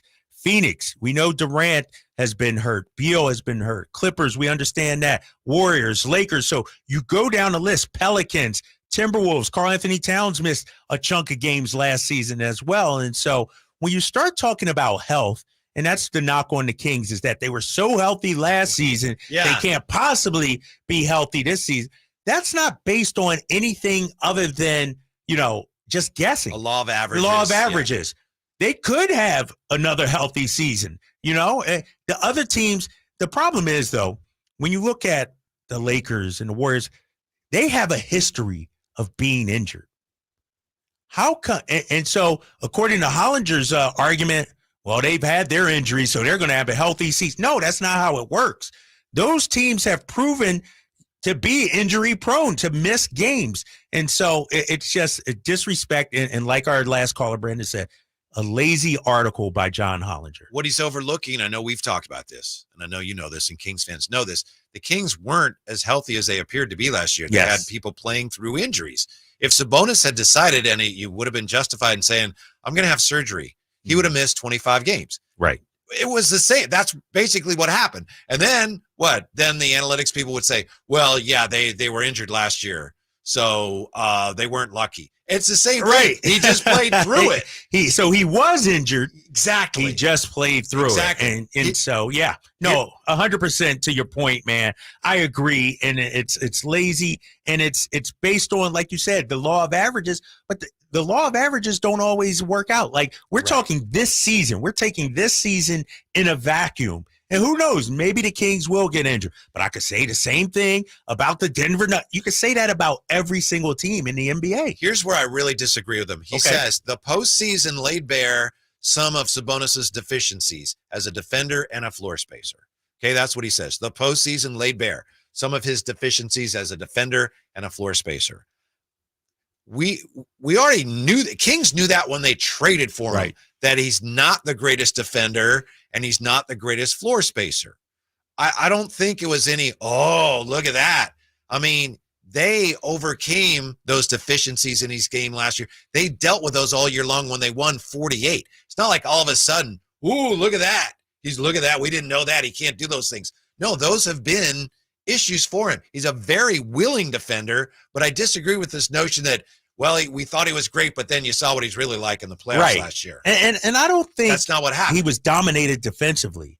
I think Kevon Looney turned into Moses Malone out there. Kevon Looney played absolutely great. Instead of dissing Domantas Sabonis, why don't we give the Warriors some credit? I thought they did a hell of a job making the Kings offense, taking away the Kings offense. I saw Looney all last year. He is one of the most incredible offensive rebounders. Long threes, because the ball goes up and it's like he's like a center fielder. Right. He makes like over the shoulder rebounds because he knows where it's going. Yeah. He's really good at it. Yeah. And to the Hollinger's point, he's talking about Sabonis was exposed. Well, we saw Sabonis an entire regular season. Exactly. We saw him battle against Jokic in the regular season, battle against Anthony Davis in the regular season. And so why can't we just chalk it up? It was a bad matchup. It was a bad series. If what we saw in the postseason is how we're going to, dictate how this season is going to go, well, Kevin Huerter is not going to do anything. The offense is going to struggle. No, it was that playoff series in a vacuum. Sure, Sabonis didn't play as well as he liked, but I don't think this is indicative of a larger problem with him or teams have figured him out. This guy's been in the league a number of years. What we saw from Domantas Sabonis during the regular season is what he's been doing his entire career. It wasn't anything new. Let me ask you one more thing. who would you say is the Kings' best player? De'Aaron Fox. He's not mentioned in the piece. What? I'm just No realizing way. here. I'm looking. I don't see his name. Kevin Huerter. Of course, we said Sabonis. Sabonis in there. Colby Jones, Sasha Vezenkov, Malik Monk, JaVale McGee, Devon Mitchell. I don't think there's a single mention of De'Aaron Fox in the piece. So I think we could just leave that there. That is trash. That is come on, John. How do you lead? And it wasn't even just their best player. It was an all-NBA player. It was an all-star, and he doesn't mention. I may have to look at the whole article again and go through it because I can't imagine he did that with any other team. He didn't do it with Luka Doncic. I'm sure he mentioned Luka in his piece. Why would you do that to De'Aaron Fox? We got to take a time out here, but yeah, I can. The Dallas Mavericks. Luka's right there. Kyrie Irving, right paragraph. There. Yeah. But no De'Aaron Fox mentioned at all. That is trash. We'll take a quick timeout, and then we'll tell you why the Kings need to get off to a fast start this year as the Drive Guys roll on Sactown Sports. Can the Niners build off their NFC Championship appearance from last season? How will the quarterbacks perform throughout the year? Purdy back, now going to throw for the end zone, wide open, Brandon Ayuk is on fire! Will the defense lead this squad again? Intercepted! Ball got tipped up and taken by Fred Warner! Get all your 49er coverage throughout the NFL season on Sactown Sports and SactownSports.com. Sacramento weather is brought to you by Folsom Lake Kia. I'm Mark Finan in the KCRA 3 Weather Center. Skies will stay clear tonight. Our overnight lows will drop down into the mid to upper 50s. A warm day tomorrow with highs in the upper 80s to near 90. Get the latest forecast on the KCRA 3 News and the KCRA 3 app. You know what time it is. It's time to trade up to a brand new Kia at Folsom Lake Kia. Trade up to the newest technology with a low payment. Shop Folsom Lake Kia, family owned for over 20 years. Hey, it's Carmichael Dave. Is your dog leaving frowny piles of poo all around your yard? Well, we need to introduce him to Supreme Source Super Premium Dog Food, the fastest growing premium dog food in the country, made with organic seaweed for easy digestion, family owned and operated for 50 years. 6 interchangeable recipes. You can grab some at Safeway, Save Mart, Smart and Final, Winco. Learn more at SupremeSourcePet.com. Supreme Source, a solid choice. Finding great candidates to hire can be like, well, trying to find a needle in a haystack, but not with ZipRecruiter. Its powerful technology actively finds and invites qualified candidates to apply to your job. So while other companies might deliver a lot of hay, ZipRecruiter finds you the needle in the haystack. See why 4 out of 5 employers who post a job on ZipRecruiter get a quality candidate within the first day. Try ZipRecruiter for free at ZipRecruiter.com/free. That's ZipRecruiter.com/free. Hey, if you're thinking about getting the latest iPhone, check this out. With Boost Infinite, you get the latest iPhone every year and unlimited wireless for just $60 a month.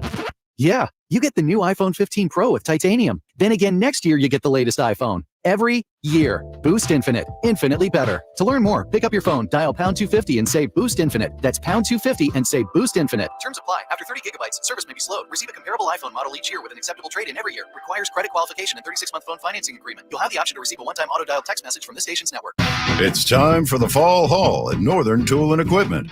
Get your hands on tough tools at prices that are tough to ignore. Got plans? Cancel them. Trucks in the shop? Borrow someone else's. Don't like saving money? Right. So head to the fall haul at Northern Tool. Stock up at the season's biggest event and get huge savings on brands like Milwaukee, Honda, and Ingersoll Rand. Shop at northerntool.com. We're made for this. Individual rates, coverage, offerings, and savings may vary, subject to terms and conditions, not available in all areas. If you're a small business owner, listen up. Pi Insurance wants to give you one of those aha moments, the kind that could save you money. Workers' comp is probably one of the biggest costs you face. But did you know that insurance providers have flexibility in setting their prices? That's right. But many don't bother giving small businesses the savings you deserve. Instead, you can get lumped in with other businesses and overcharged. Pi Insurance was created to change that. With Pi, you get a quote tailored specifically to your business, and you could save up to 30% with no hassle and no hidden fees. Plus, when you sign up for pay-as-you-go billing. Your premium is based on your actual payroll, not an estimate. So your workers' comp audit experience is simplified. Take 3 minutes to see how much you could save with Pi Insurance. Ask your agent for Pi or go to trypi.com. That's TRYPIE.com. As a mom, I'd do anything to keep my child out of physical pain. As a doctor, I know that growth spurts can cause pain in my child's feet, and that can affect their legs and back too. This is Dr. Pamela Maida, a board-certified orthopedic surgeon. Children especially benefit from arch supports as a sturdy and supportive foundation for their developing feet. If your kids have pain, then I recommend Youth Arch Supports from the Good Feet store. Youth Arch Supports are designed to alleviate, even eliminate common pain in the feet, knees, hip, or back. If your child is physically active with sports, clubs, or even on the playground, they may benefit from the comfort and support found in Good Feet Youth Arch Supports. I firmly believe that investing in Youth Arch Supports for your child or teen is one of the best decisions you can make to support their feet. See how Youth Arch Supports can help with a free arch support fitting and test walk at the Good Feet store. Good Feet in Sacramento, Roseville, Stockton, Modesto, and Vacaville. Cooler temperatures mean it's time to reduce your outdoor water use. Water 1 day per week on Saturday or Sunday from November 1st through February 29th. Learn more about your home's watering schedule at sacwaterwise.com. Sactown Sports. Headlines.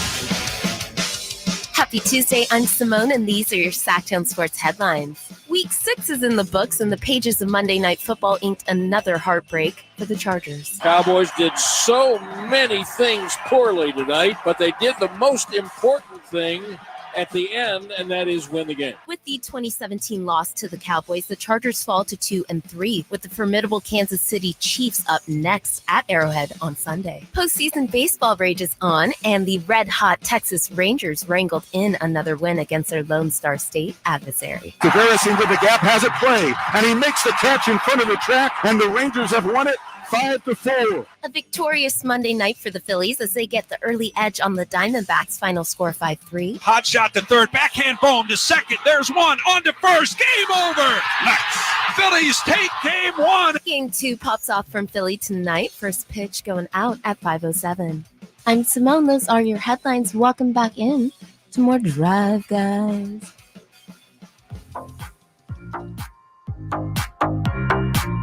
The only station in Sacramento giving you local sports coverage from 6 a.m. to 6 p.m. Monday through Friday. Sactown Sports. It had been suggested, I know because I suggested it, that we might see some extracurricular activity, in the preseason between Domas Sabonis and Draymond Green. That's not going to happen. Draymond Green is going to miss the rest of the Warriors preseason. So no fisticuffs tomorrow. No payback tomorrow night Not at tomorrow. Chase Center. Yeah, Draymond Green will miss the remaining 2 games. He's recovering from a left lateral ankle sprain, the Warriors announced today. Also puts the status for the regular season opener up in the air. Ooh. Okay, long as he's back for that game, the 27th at Golden One Center. That's when I want him back. That first game, regular season home opener, that crowd will be lit and breathing fire. And so I hope we see him then. He doesn't want any of that smoke. He don't want that. He ain't making that trip. He don't want to be out there for that. And maybe they're just resting him, but maybe that's an example of what our caller was talking about. You got a team here already in the Warriors, like one of their older guys is already hurt. Already, right? Right off the jump. And when you look at what Draymond does for Golden State, there's nobody else that does what he does for that team. And so that's a huge loss. I know his numbers don't jump off the screen at you, but he really, especially defensively. I was talking to Ron Adams, their assistant coach there the other day, and he talked about how Draymond is sort of like their quarterback. And, I said, because there was some talk, should the Kings go after Draymond this offseason? And me and Ron both agreed the Kings could use a Draymond-type player defensively, that defensive quarterback who sort of knows, or, a defensive free safety, somebody, middle linebacker, somebody like that, that can see everything, get everybody in position, talking all the time, and really keep everybody together on the string defensively. He reminds me when remember the Colts, when they won a championship, they won the Tampa 2. Bob Sanders was a guy that was like hybrid safety linebacker. He was in the middle of everything. Yes. And without him, their defense wasn't the same. Or the Legion of Boom, Earl Thomas. That's what Draymond is for the Warriors. Yes, exactly. And that's the guy the Kings need. And they just don't have that yet. And that's why we haven't seen them become a good defensive team. And so I would imagine if you're Monty McNair, you're looking at the roster, sure, it's set, but if one of those two-way guys becomes available around the trade deadline, I think you got to look at it. Yeah, you could see the potential for the fit there, and Draymond was available technically. I think Chris and I talked to Anthony Slater. He said he didn't think the Kings reached out to Draymond at all. I don't know. Maybe you would know, but I could see why they would have. Right.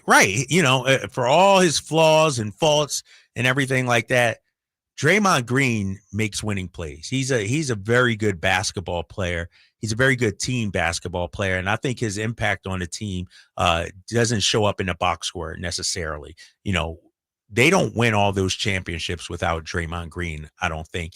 And Sacramento could use a player like that. He plays with heart. He plays with passion.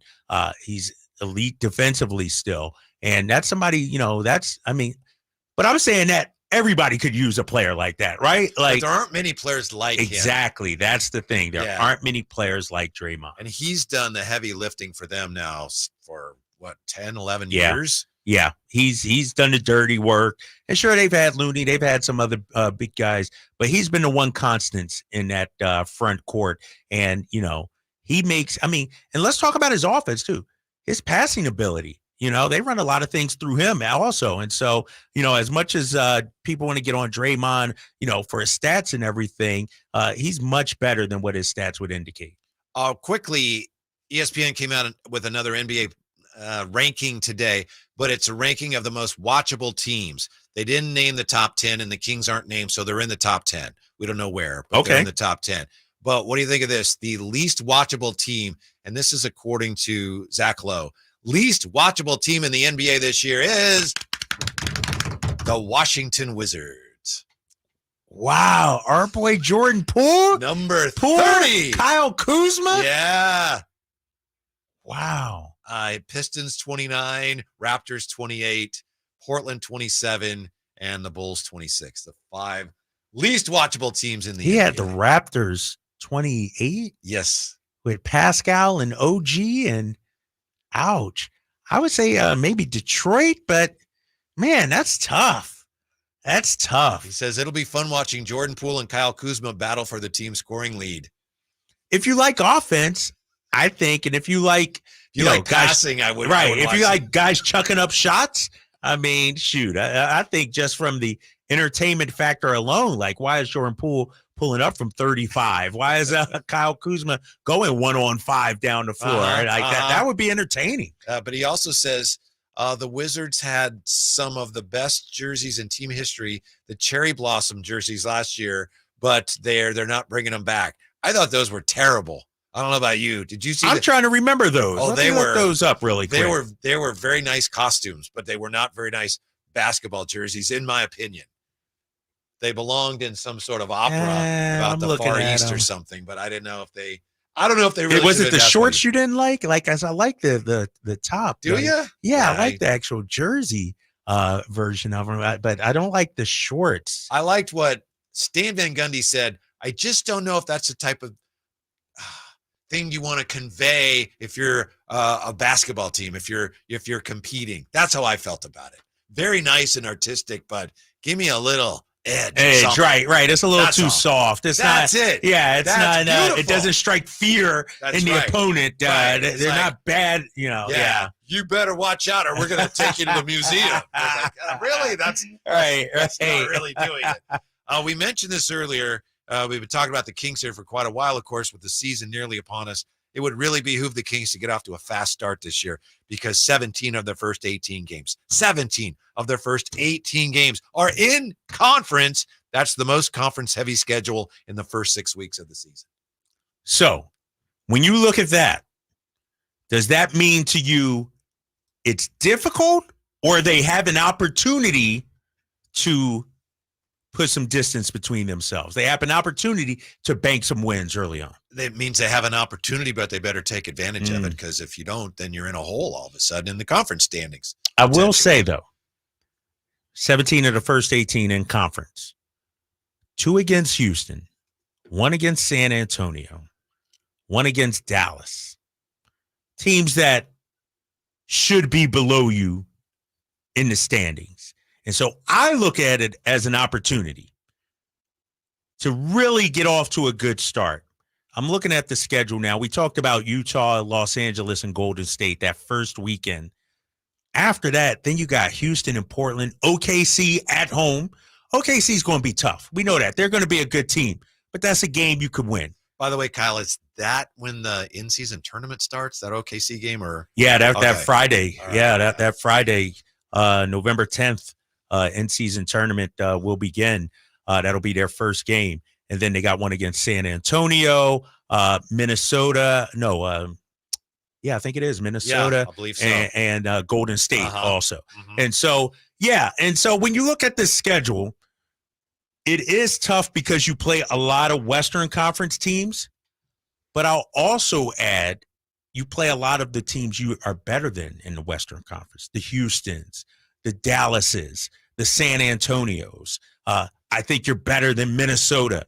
I'm looking at, opportunities. Gotcha. But also to that point, I think tiebreakers may come into factor also. Mm-hmm. You got 2 against New Orleans, back-to-back, Monday and a Wednesday in New Orleans. You got to win those games. You got multiple games against the Lakers. You got multiple against the Warriors as well. So you have a chance to really not only bank some wins, but also your wins are sending your competition, giving them L's. And so when it comes time to tiebreaker, you'll have the own the tiebreaker, hopefully. This might be crazy, but I'm a little more respectful of the Spurs than I was before the preseason started. I thought, then I watched them against OKC. It's like, okay, they're going to have some nights, I think, where they're going to be really good. I don't think they're going to be in the playoffs this year, but I think they're going to have some nights, especially at home, where it's all going to come together. Is it all Victor? Is it all Victor from what you've seen? Of it, but it's not just him. Zach Collins, the center. I think they're on their way. They got some, but that's what we said about the West, right? Every night is going to be a dogfight. You don't have a Wizards on there. You don't have a Pistons in the West. Even Houston, as bad as they made some key moves. They got some players now. Yeah, that's going to be a tough game as well. And so the only team, maybe Portland, they got young talent, but they got some young pieces. But outside of that, man, every game is going to be tough. When we come back, that crazy Charger fan on TV last night, was she even really a fan at all? The truth revealed next. Drive Guys, Sactown Sports.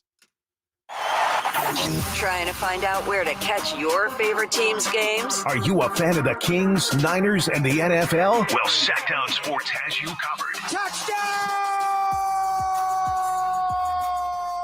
San Francisco! It's all on his shoulders. Fox rocks. He fires for the win. He's got the triple. Catch all your Kings, Niners, and NFL games all year long on Sactown Sports and SactownSports.com.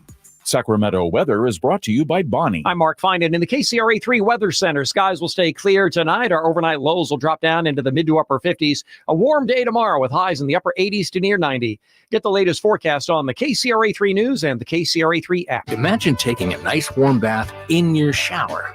Let us fix that. Right now, get that clogged drain unclogged for just $97. Bonnie, plumbing, sewer, electrical, heating, and air. Bonnie.com. Some restrictions apply. License 696-355. It's time to trade in and trade up at Northern California's #1 Honda dealer, Stockton Honda. Whether you're shopping new or pre-owned, Stockton Honda has the selection and savings. Plus, get top dollar for your trade. Come in today or go to StocktonHonda.com. It's all a click away. Anytime, anywhere, it's all here.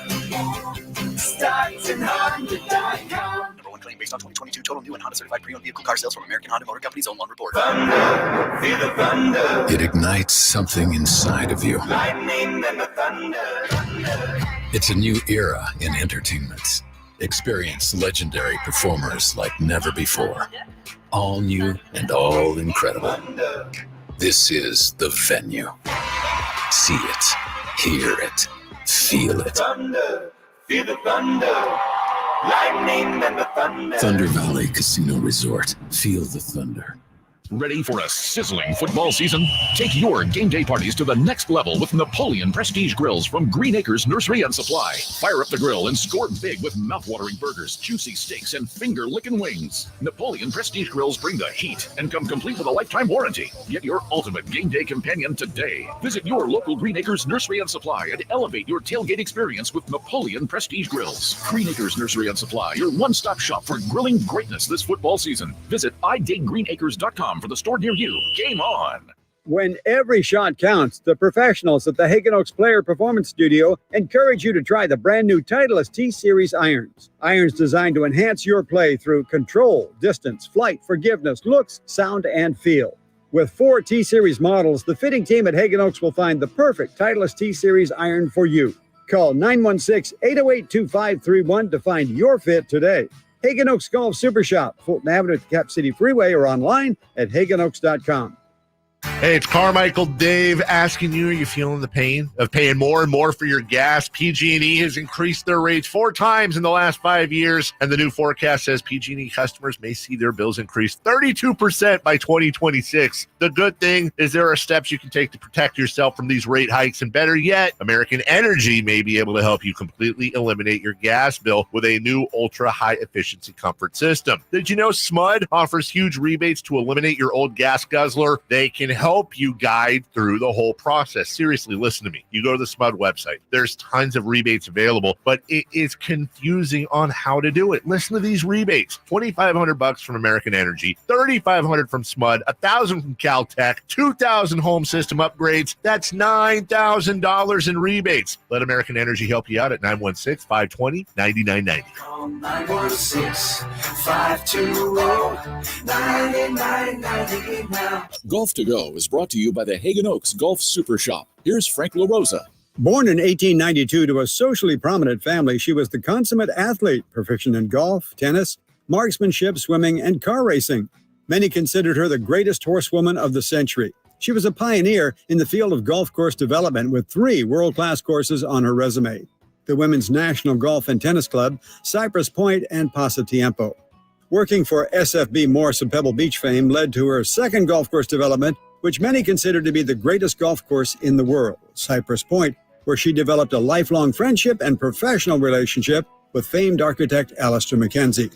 Pasatiempo in Santa Cruz was her third development, where she hosted the likes of Bobby Jones, Will Rogers, Babe Saharias, and more. Today, her place is alongside many others in the World Golf Hall of Fame. Congratulations, Marion Hollins, a visionary golf course architect and pioneer of the game. That's your Golf to Go. I'm Frank LaRosa.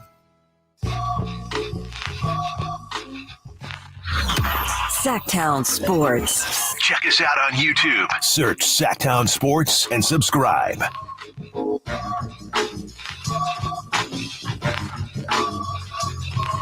Star of the game last night, Cowboys win over the Chargers, was Charger super fan. I don't know if you got her. Did you catch her act last night? I did see her. Yeah. Yeah, she was going crazy when the Chargers scored, and then after the interception Herbert threw, she was a picture of dejection. Let's see. There.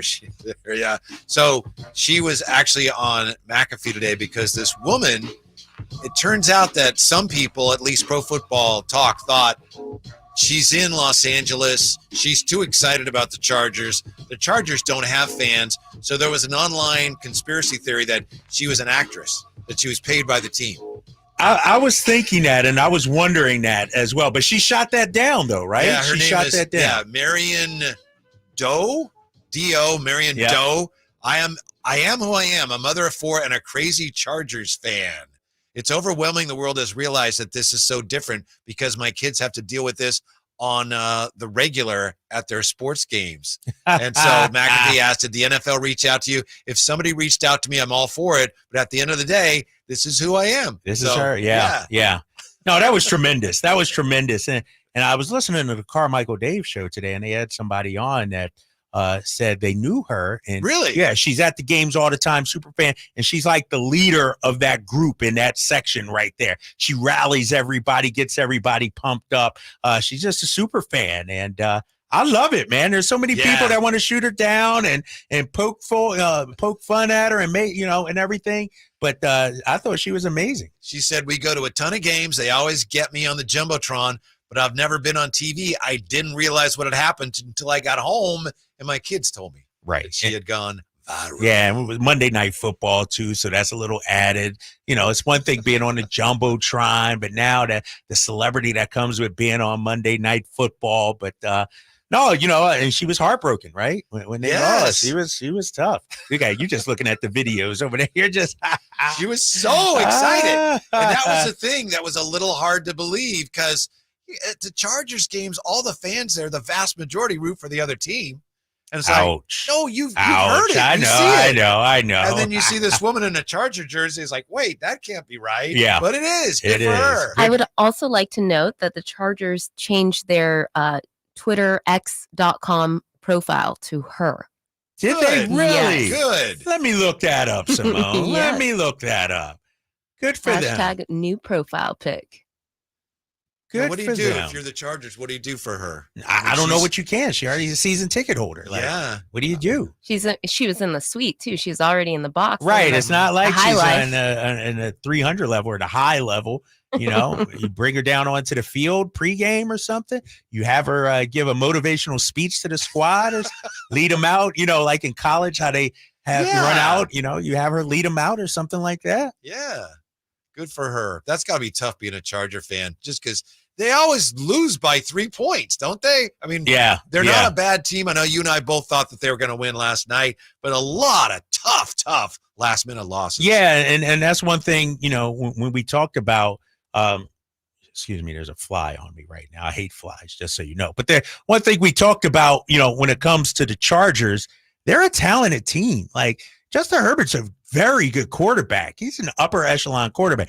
They're getting healthier. And when you look at their schedule, they lost to Miami, played them tough in the opener. Lost by the 2. Last drive, I think. Right. Yeah, Herbert got at sacked. Tennessee, lost in overtime by a field goal. Minnesota, you won by 4. Barely won that game. Vegas, you won by 7. And then you lose by 3. And so it's a game of inches, but now they got Kansas City coming up, right? And so their record says they're 2-3. To me, they're a better team than that. They got a few games after that where they can stack up some wins.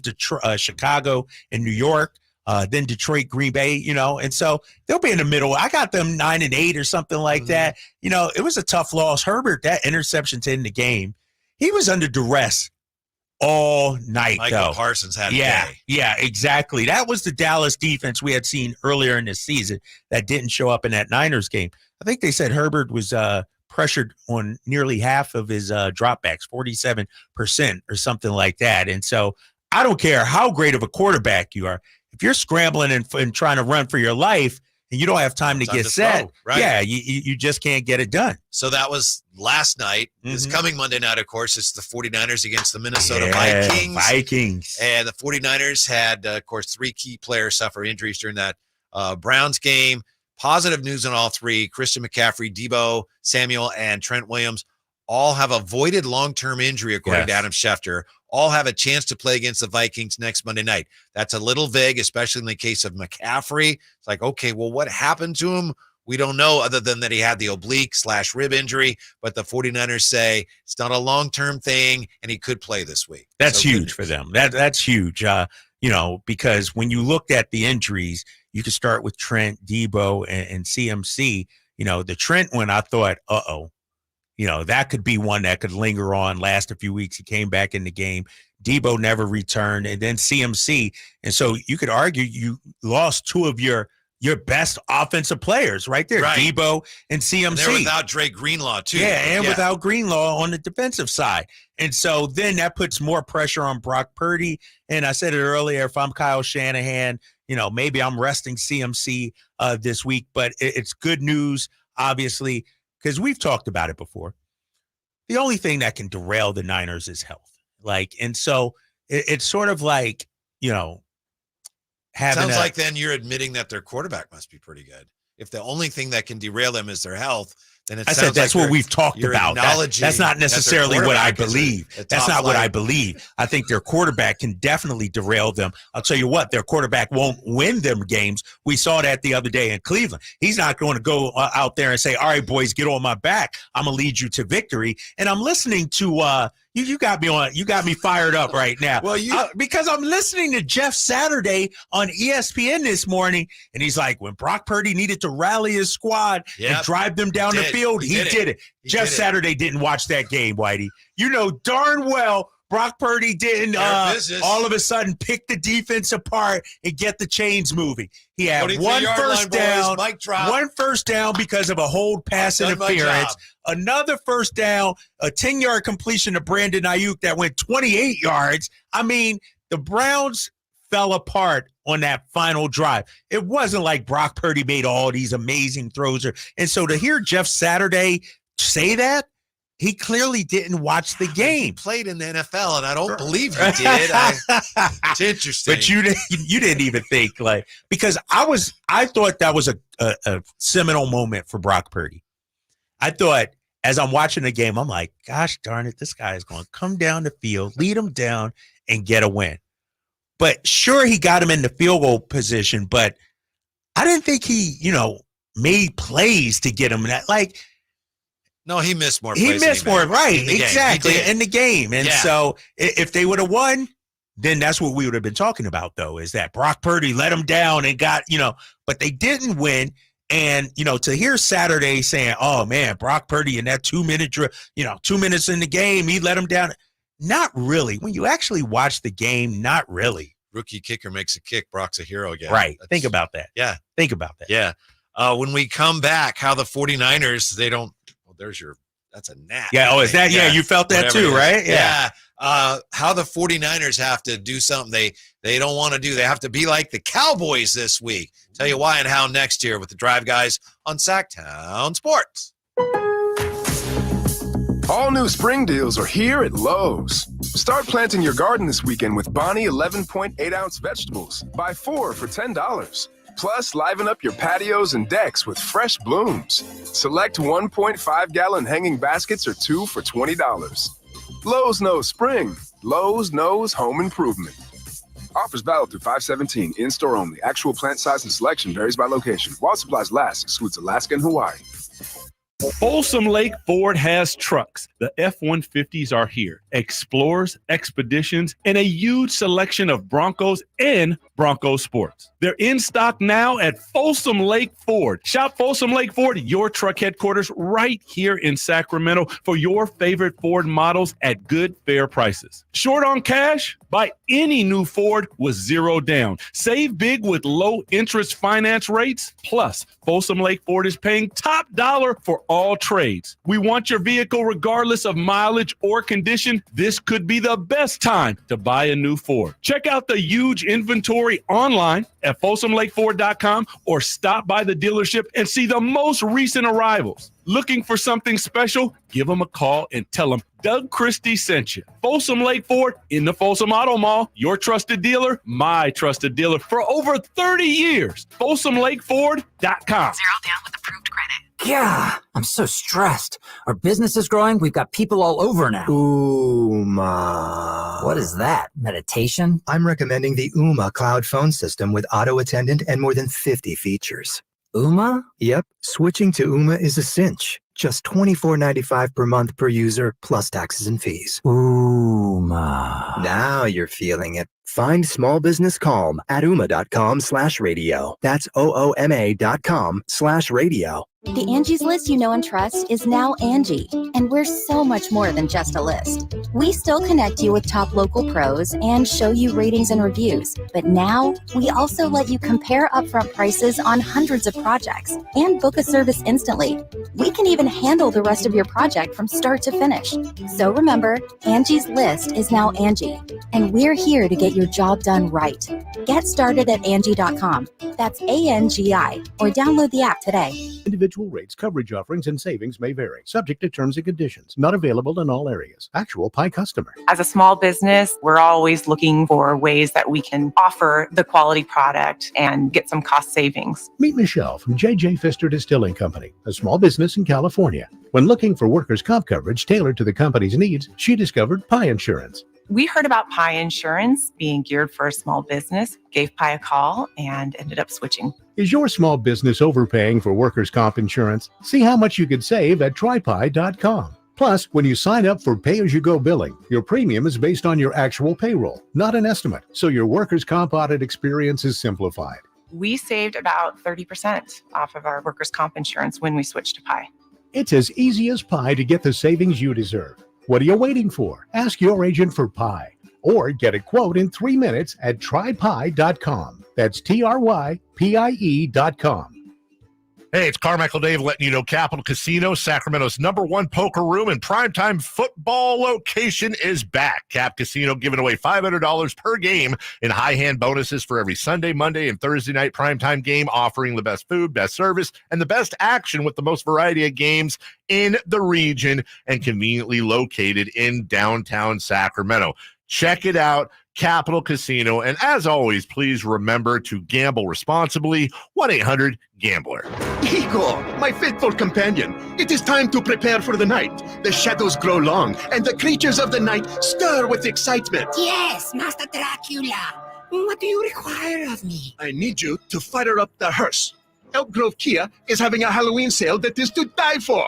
We're going to upgrade you a new car worthy of the Prince of Darkness. I'm so excited. It is making my blood shiver. But Master, with your credit history, aren't you worried you're going to get turned down? Igor, shut up.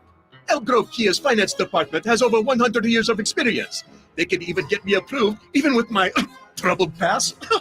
And Elk Grove Kia's exclusive 20-year, 200,000-mile warranty on all new Kias, it's almost like having an immortal car. Elk Grove Kia's Halloween sale is so good, it's scaring the competition. In fact, it's so scary, we can't even advertise the pricing. So whether you're in need of a new or used car, make your way to Elk Grove Kia in the Elk Grove Auto Mall, or visit us at elkgrovekia.com. KHTKAM Sacramento, KYMX HD2 Sacramento. Tape it on the local level. Live and local, 6 a.m. to 6 p.m., Monday through Friday. From the Power Business Technology Toshiba Studios. Sactown Sports. Sactown Sports. Headlines. Happy Tuesday, I'm Simone, and these are your Sactown Sports headlines. Week 6 is in the books, and the pages of Monday Night Football inked another heartbreak for the Chargers. Cowboys did so many things poorly tonight, but they did the most important thing at the end, and that is win the game. With the 2017 loss to the Cowboys, the Chargers fall to 2-3, with the formidable Kansas City Chiefs up next at Arrowhead on Sunday. Postseason baseball rages on, and the red-hot Texas Rangers wrangled in another win against their Lone Star State adversary. Tavares into the gap, has it play, and he makes the catch in front of the track, and the Rangers have won it 5-4. A victorious Monday night for the Phillies as they get the early edge on the Diamondbacks, final score 5-3. Hot shot to third, backhand bomb to second. There's one on to first. Game over. Nice. Phillies take game 1. Game 2 pops off from Philly tonight. First pitch going out at 5:07. I'm Simone. Those are your headlines. Welcome back in to the Drive, guys.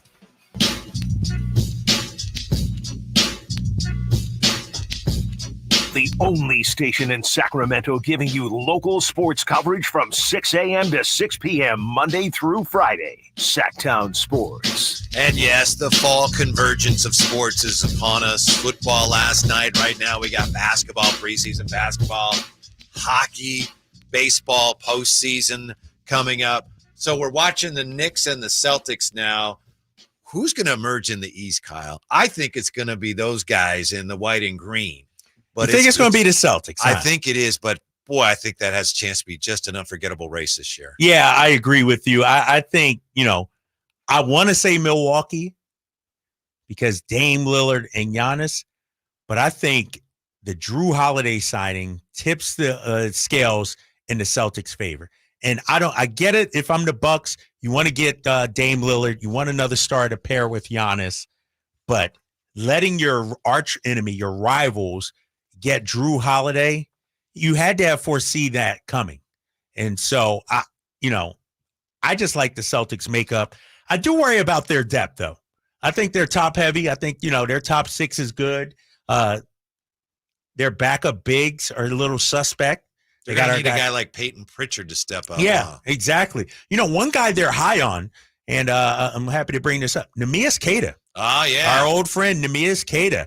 Joe Mazzulla, the Celtics coach, spoke about him, I think it was yesterday at practice, just about some of the things that Neemias does well for this team. Sure, it's a development, he says, but he thinks there's a place for him in this league. And so, as much as I like Neemias and I want him to succeed, if he goes and thrives elsewhere, that's sort of, that would make me feel a certain way. I don't know if I would like that. He's got a legit shot, right? Because in college and in the G League, in both places, he was a really good defender. I mean, that translated. Right. Yeah, he was a good defender, and for some reason, it just didn't work here in Sacramento.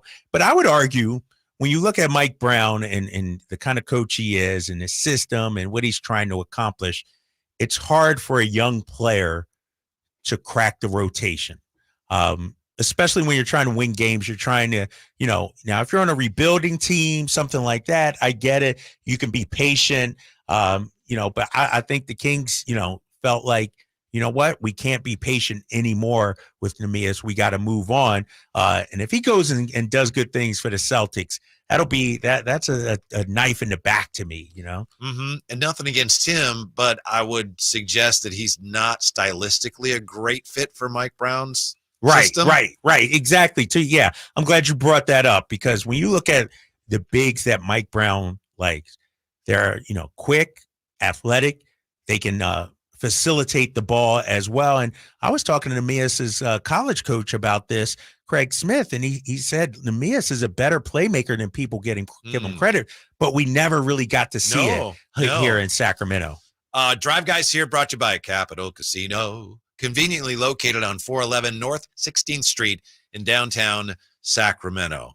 Well, the Cowboys got it done last night, and what's even more sickening is that the Cowboys now claim they have closed the book on the 49er debacle. So as great as it was, if you're anti-Cowboy, as great as it was to see the 49ers beat them, now it's like the Cowboys are like, yeah, we're good. The 49ers broke them. Right. Yeah. For what, Cowboys, a week? Yeah. And well, I thought it was for more than that, but now the Cowboys are like, hey, yeah, no, we're good. We bounced back. We won. Dak says it was a must win. And so now you also had, of course, the 49ers lose and the Eagles lose. So the Cowboys look up like, hey, we're just a game back. They're good. And that shows the ebb and flow of an NFL season. Sickening. I know that upset you, but I said it was a must win for the Cowboys. And I know you don't like to hear this, Whitey. I know you're not going to like to hear this Niners Nation out there, but give the Cowboys credit. Why? They bounced back in a big way. They were humiliated. They were depantsed on national TV by the Niners. They were a laughingstock of the NFL on all the talk shows last week. And they came out and handled their business. That defense looked incredible. Michael Parsons was getting – Dak didn't turn the ball over. They still have issues in the run game. They still haven't unlocked Tony Pollard yet. But that was a I don't want to say a career-saving moment for Mike McCarthy, but this Cowboys season could have spun out of control if they would have lost that one. I mean, it could end up where you're right about that. We just don't know yet, but it could be the case. But Dak Prescott says, let's see, 4-2, second road win of the year against a great team, against a great offense. That's not true. They did not beat a great team last night. But the point is, obviously, the Cowboys were able to say, hey, terrible loss. That's all right. Onward and upward. And they came up with a win. And the 49ers have to do that same thing going into Monday night. Yes, the Niners have to do that. And, what we've seen from the Niners, I fully expect them to bounce back because they've been the more physical team in every game except one, the Cleveland Browns game. I think going against the Minnesota Vikings, their offense hampered, no Justin Jefferson. They don't have a great defense as well. And so I think, the Niners, this will be a tough test because when you look at it, Whitey, and we've talked about Do you have trap games? And then you got Joe Burrow and the Bengals coming to town. And so I want to see the Niners not look ahead to that. Like, maybe this loss last week is a good thing. Maybe you win that one and you might lose this one because you're looking ahead to Cincinnati. The other Kyle Shanahan says. Yeah. He says, was a learning experience. Well, what do you think they learned? Honestly, I know coaches are going to talk that way. What did they learn? Did they learn that, hey, you got to take every opponent seriously? Well, hopefully they knew that. So what did they learn? If you're the 49ers, honestly, you got to try to make the best of the situation. What do you learn from a game like that? You know, when Kyle says something like that, that leads me to believe he saw something behind the scenes during the week in the locker room or whatever. Maybe they didn't take Cleveland, respect them as much as they should. And maybe that's what he's talking about. And so to me, it's sort of a wake-up call, like a recalibration, if you will. You think things smooth sailing, it's like flying an airplane. Everything's fine. You hit a little bit of turbulence, you get through that, and then you can get back to smooth sailing. So right now, it's just a bump, a blip on the radar. And so we'll find out a lot about this Niners team, I think, come Monday night. On the road, Monday Night Football, against a team you should beat.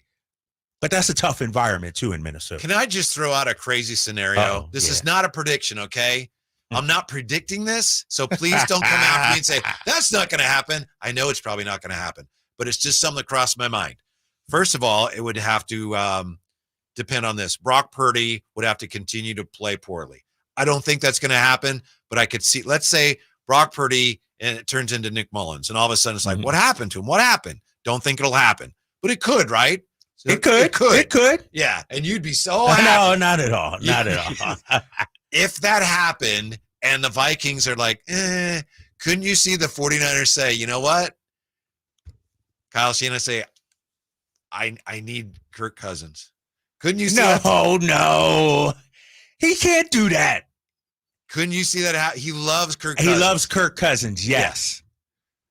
But you can't give the stamp of approval to Brock Purdy. He's the real deal. I'm just saying, if he fell off the table, I don't think it'll happen. See, I didn't even want to say that because I know people would say, that's crazy. But it's something that is very unlikely, but wouldn't that be crazy? I tell you what. Wouldn't that be crazy? If Brock Purdy fell off the table, I would not trust Kyle Shanahan to pick the next quarterback. That's a good point. Think about that. And even if it did happen, it'd probably be Sam Darnold. Exactly. Sam Darnold would get that. But you know what? What faith, what belief, if I'm saying Brock Purdy falls off, what faith do we have in Kyle Shanahan to make that decision? And besides, you're right. I mean, his final numbers weren't great, but he was excellent on that final drive. No, I broke down that final drive because clearly Jeff Saturday did not look at that final drive for the Niners against the Cleveland Browns. Can I run this by you? Only if we can compare it to Jalen Hurts' final drive. we could do that. Let's you pull up Jalen Hurts, I'll pull up my guy. I'll pull up Brock Purdy, your guy. Brock Purdy on the final drive. Now, Jeff Saturday says Brock Purdy led them down the field on a potentially game-winning drive. Let me break down Brock Purdy's final drive. 1st and 10, incomplete. 2nd and 10, incomplete. 3rd and 10, clutch, incomplete. But we got a defensive pass interference penalty that saved the drive. So his first 3 passes fell incomplete. Well, if you didn't have the interference, it would have been complete. The next pass, short left to Brandon Ayuk, who probably had like 20 yards after the catch on that. 25. Okay. Hey, it's Jason, man. He's getting pissed off back there. Yeah. All right. He completed so you're that. holding it against the quarterback. So he completed one of his first 4 passes. His 5th pass, incomplete. Wait, are you considering the interference in an incomplete? Yes, because it was not an incomplete. It was a touch foul. It was a touch pass. Come on. I'm counting that as an incomplete. So his 5th pass, incomplete. His 6th pass, 8 yards to Brandon Ayuk. His 7th pass, 9 yards to Jennings. Oh, it's another completion. So really, he completed 3 passes for a total of 20 yards on the final drive, but Brandon Ayuk took 25 yards, so the yards after the catch gave him more. It's not, they marched down the field thanks to the officials and thanks to bad defense by Cleveland. Brock Purdy Poor taking tackling. advantage. Taking advantage. Well, the defense gets Man, I tell you that. But I was just upset at Jeff Saturday. That showed me he did not watch the game. We got to take a quick timeout. I don't want to embarrass you by going over Jalen Hurts' final possession. That would not be. I'm gonna look it up right now. Because there'd be one thing in there that was not in that drive by Brock Purdy. Interception. Man, I'm loving the YouTube chat right now. Yeah, rein him in, Kyle. Ha ha, get him, Kyle. My guys out there on the YouTube chat. Appreciate you. Get him. When we come back, we'll tell you about the team that's out 49ering the 49ers and how they can help the Niners this week. Drive Guys, Sactown Sports. Check out the Golf to Go Hour with Frank LaRosa every week on Sactown Sports. Get the latest on equipment, area courses, people who play the great game, and plenty of good conversations about golf. It's the Golf to Go Hour every week with Frank LaRosa on Sactown Sports. Golf to Go is brought to you by the Hagen Oaks Golf Super Shop, America's most awarded golf facility. Nature Wood Home Furnishings, where it's all about choices and always about quality. We're going abroad for the first time in years, to Spain. So we started using Babbel. And started learning Spanish fast. With Babbel, you can start having conversations in another language in just 3 weeks. ¿Cómo te llamas? ¿Cómo te llamas? When you learn a language, you want to actually use it. Babbel is designed with that goal in mind. In just 3 weeks, we're starting to have conversations in Spanish. Gracias, Babbel. Babbel, language for life. Now try Babbel for free at Babbel.com. That's Babbel.com. It's the model year-end sales event at Acura of Stockton. Elevate your driving experience with a vehicle that's built to impress. Lease a new Acura RDX or MDX. Acura of Stockton has a great selection of new Acuras and customer service that will exceed your expectations. Take luxury to a whole new level in a new Acura from Acura of Stockton or AcuraofStockton.com, where precision-crafted performance is at your fingertips.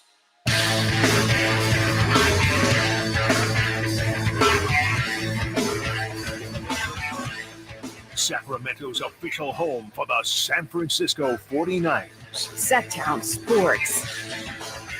Sacramento State football is back at home this Saturday night for a nationally televised primetime game versus Montana State, the Bobcats. Kickoff 7:30 p.m. Get your tickets at hornetsports.com.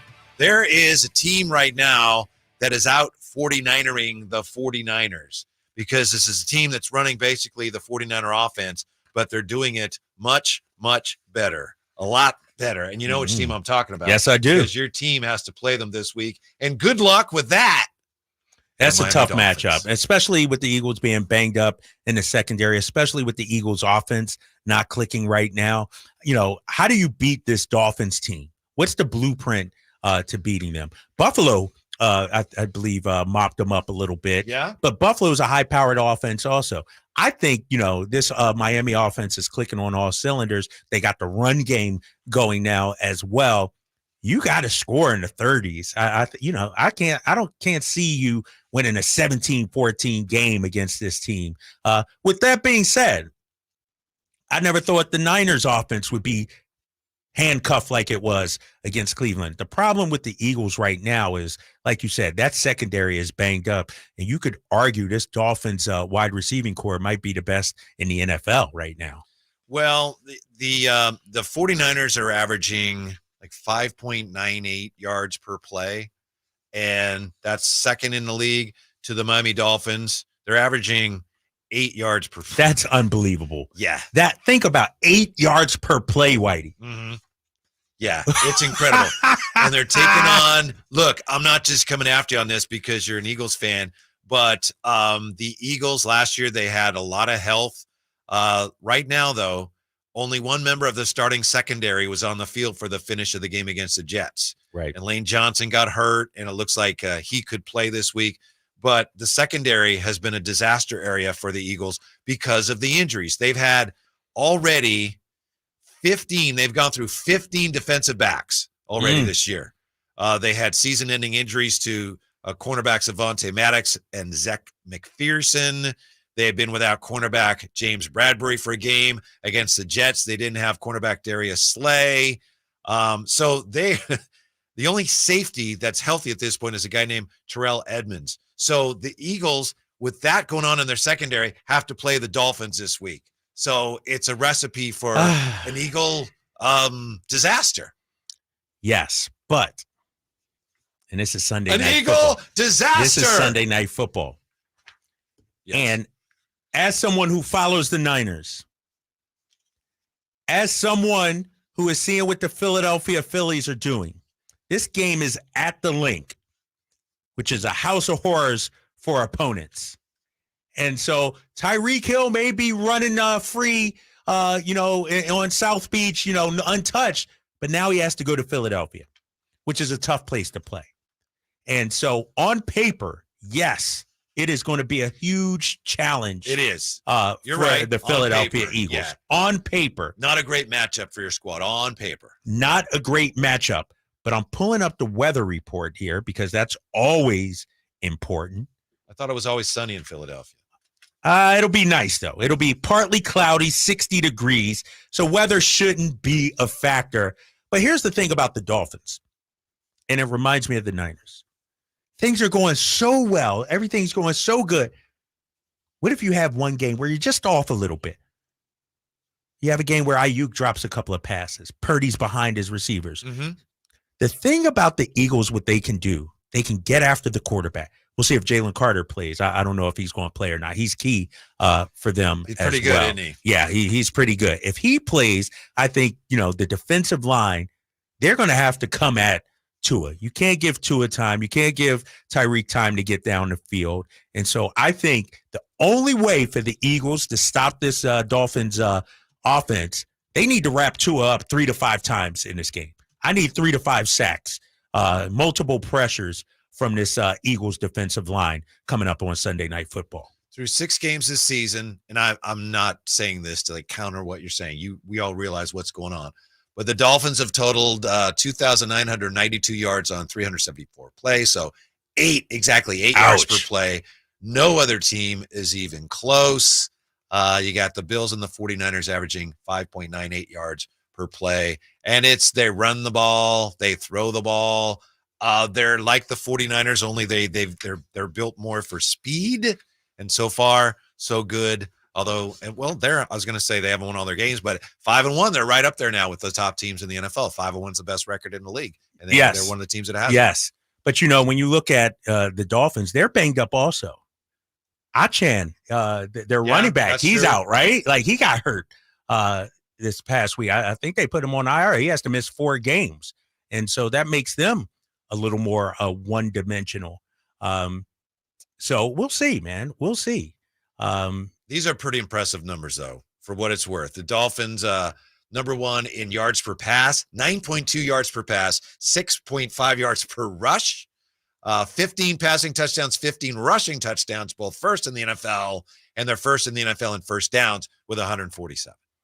Why are you saying that? Why are you bringing up all that? These are amazing. You're trying to numbers. send me off and to make me sad? I mean, we know who the Dolphins are. They are a high-powered team. No other team is even at 185. So good luck. Your team, it's going to be quarterback. It changes the equation. And like I said before, the Eagles have the toughest schedule in the entire NFL. Get the baby crying and while it playing the violin. Ready, begins this week. I'm looking at this Dolphins team, and sure, you know what they remind me of? They remind me of a nice sports car. Nice and fancy, runs well. Everybody's turning and looking, oohing and eyeing and over it. But when you're in city traffic, you can't go 100 miles an hour. This Dolphins offense, they're going to be in Philadelphia against one of the best defensive lines. And the Dolphins' defense isn't that great. They're good, but they're not that great. Buffalo exposed them. And so we'll see if this Eagles offense can get going with the addition of Julio Jones. How about this? We touched on this earlier. Up 14-12, and with the Jets on the doorstep of the end zone after an interception, Jalen Hurts threw an interception. 1 of 3 he threw in the game. The Eagles apparently decided to let the Jets score a touchdown. Nick Sirianni was asked about that Monday. with the assumption that the Eagles were indeed trying to let the Jets score. He said, that's if we let them score. So the question is, did you not let them score? Sirianni said, maybe we did, maybe we didn't. I don't think that's something I want to get into because, again, that's discussing a strategy thing. Or I don't think, I respect your question. I know you guys have a job to do. There are some things I'm always going to keep close to the vest. Yeah, so I'm going to keep that one close to the vest, end quote. So they let him score, right? I'm looking at the game log, and wow, it was pretty bad for the Eagles down the stretch. They let them score because they wanted the ball back. They scored with 146, I think it was, left to go in the game. And so you let them score. You don't have timeouts. You let them score. You get the ball back, and hopefully your offense can march down the field. Mm-hmm. Man, Jalen Hurts was bad in this game. I don't even have to go there. You go there yourself. Yo, I'm like, darn it. Down the stretch. But remember, what do we got? Two of the picks were not his fault. Can we at least agree on that? Two of the interceptions was not his fault. So when Brock Purdy throws a completion to Ayuk that goes for 20 yards, Purdy gets no credit for that. But when Hurts throws 3 interceptions, well, 2 of them weren't his fault. Okay. I'm just saying. I'm looking at this. 1, Jalen Hurts, Dallas Goedert bobbled it and got picked off. And 2, his arm got hit as he was trying to throw. And so the other one was the one that hurt. The other one was, the last one is the one that hurt right there. And so when you look at it, they only went 8 yards. They got the ball first and goal at the Philadelphia 8. Darn it. Jalen Hurts. My gosh. It's so frustrating. But no, Sirianni did let them score, obviously, because they were going to run the clock out. And so to get the ball back, they were at the 8-yard line, which is a chip shot field goal. Easy. It's unlike Jake Moody, which 41. This was a chip shot. Yeah. And so his decision to let him score, you give it back to your offense, but then the offense didn't do anything when they got it back. Right. Well, they were behind the 8 ball there. But good luck against the Dolphins. That should be a very, very watchable game. It'll be a great game. Yeah, that should be fun, and we'll talk about that on Monday. Yes. Coming up, the NFL Worst of the Week Power Rankings on the Drive, guys. Sactown Sports. Can Mike Brown build on last season's Coach of the Year award? Can the Kings exceed 48 wins? We will be better prepared to make the run that we expect to run come next playoff. Tune into every Kings game this season on Sactown Sports at SactownSports.com. Sacramento weather is brought to you by the Arnold Law Firm. I'm Mark Finan in the KCRA 3 Weather Center. Skies will stay clear tonight. Our overnight lows will drop down into the mid to upper 50s. A warm day tomorrow with highs in the upper 80s to near 90. Get the latest forecast on the KCRA 3 News and the KCRA 3 app. The Arnold Law Firm has seen how a collision can turn anyone's life upside down in a heartbeat. So remember to be a little more alert on the road and stay safe. The Arnold Law Firm, providing real justice for you since 1975. Call 916-777-7777. Power Business Technology is proud to be 100% independent, locally owned, and managed Toshiba copier dealer. Local ownership cuts out the red tape, allowing ourselves to never be too busy to personally answer the call when our clients need us. Recognized for excellence in service execution, training, and customer service, we're proud to be named a 2022 Toshiba ProMasters Elite Dealer. Contact us today for all of your business printing needs at 844-POWER-BZ. That's 844-769-3729, or visit us at PowerCopier.com. Sactown Sports is home to the Kings, Niners, and now the business of sports. Hosted by Kelly Brothers and brought to you by Cap Trust, offering customized, independent financial advice at captrust.com. Join Kelly Brothers, Carmichael, Dave, and Jason as they look at the business of sports every Thursday at 7:40 a.m. You want to know how sports really work? Follow the money with Kelly Brothers from Cap Trust on Sactown Sports. Red Hawk Resort Casino is an entertainment experience like no other. We're the only place where you can play blackjack, then hop on an indoor card track. We're the only place with more than 2,000 of the hottest slots and a state-of-the-art 18-lane bowling center. And now with a world-class sports bar and a resort hotel to stay after you play. Is it any wonder we've been voted best over 100 times? We're Red Hawk Resort Casino, official casino partner of the Sacramento Kings.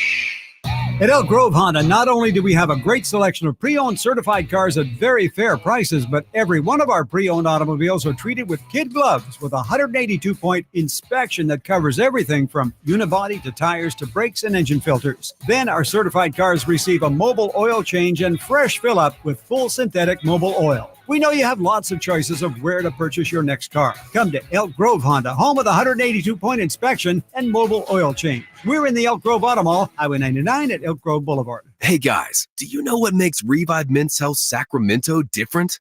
You. Every Revive treatment and medication is personalized just for you. Revive has the experts that guys go to when their current treatment isn't working. They have a complicated medical condition, or they're just not happy with their daily performance. Since 2011, they've helped thousands of local men suffering with the symptoms of low T and ED. Their goal is simple: to get to the bottom of your issues and fix them. Your best performance requires more than generic ED medications or a low-dose testosterone booster at a low-ball price like you find online. Revive medications are custom compounded, affordable, and guaranteed to resolve your issues. Stop dealing with the symptoms of low T or ED. Book your free T-check and exam and save $199 today. Call 916-277-8599. That's 916-277-8599. Or visit us at ReviveMen'sHealth.com. Hey, it's Carmichael Day for my good friends at Fire Wings with some bullet points for you to remember so you can be a professional fire wing eater. Like Wings Day Wednesday, 88-cent wings each and every Wednesday. 3 flavor lineup includes 7 classic wing flavors, 7 dry rub wing flavors, 7 fusion wing flavors. It's the perfect fast casual eating establishment for the entire family. Go to firewings.com or download the app, find a location near you, order online, earn rewards. Fire Wings, just wing it. Sactown Sports Headlines. Happy Tuesday, I'm Simone, and I've got your Sactown Sports headlines. Week 6 is in the books, and the pages of Monday Night Football inked another heartbreak for the Chargers. Cowboys did so many things poorly tonight, but they did the most important thing at the end, and that is win the game. With the 2017 loss to the Cowboys, the Chargers fall to 2-3, with the formidable Kansas City Chiefs up next at Arrowhead on Sunday. Postseason baseball rages on, and the red-hot Texas Rangers wrangled in another win against their Lone Star State adversary. Tavares into the gap, has it play, and he makes the catch in front of the track, and the Rangers have won it 5-4. And lastly, Game 2 of the NLCS is underway. Drapes Phillies up on the board early over Arizona. 1-0, top of the second. I'm Simone. Those are your headlines. Let's get you back to the last half hour of the Drive, guys. Live and local, 6 a.m. to 6 p.m., Monday through Friday. Sactown Sports. Is that right? Last half hour, we just got started. We're just getting warmed up. Yeah, no, it's well, you know me, I turn into a pumpkin at about 5:32, which is right about now. All guests come to you from the Folsom Lake Honda Hotline. Folsom Lake Honda, your one-stop Honda shop. Everywhere you look today, there's power rankings by this team. You know, well, they've moved up in the power rankings. They moved down. The only power rankings you need are called the standings. I'm not a big fan of the power rankings, but I do like to present the worst in the NFL power rankings. And it's not just the worst teams, the worst things that happen. What do you think of these, Kyle? Just real quickly. So the worst things that happened this week? Yeah, just happened this week. Okay. At 5, I've got the Saints because they lose. Okay, they lose 20-13 to the Texans. Then you got Derek Carr apologizing to the offensive coordinator for a sideline outburst. And then you've got Kamara and some of the Saints talking about, quote, I don't know what everybody else is doing to prepare, but there's a certain type of sacrifice that you have to make to come out here and play at a certain level, an elite level. I just hope everybody's doing that, end quote. So the Saints, apparently there's some issues with the team preparing properly for games. They're 3-3. They're not good enough to have those issues. Right. No. You know? Yeah.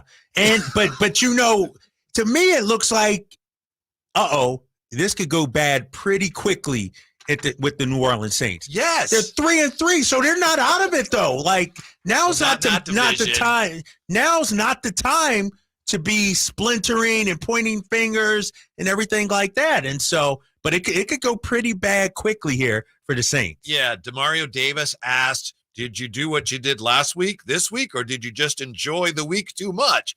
This team's not good enough to talk like that. Number 4, and I hate to go here, but George Kittle, did you see his production in the last game?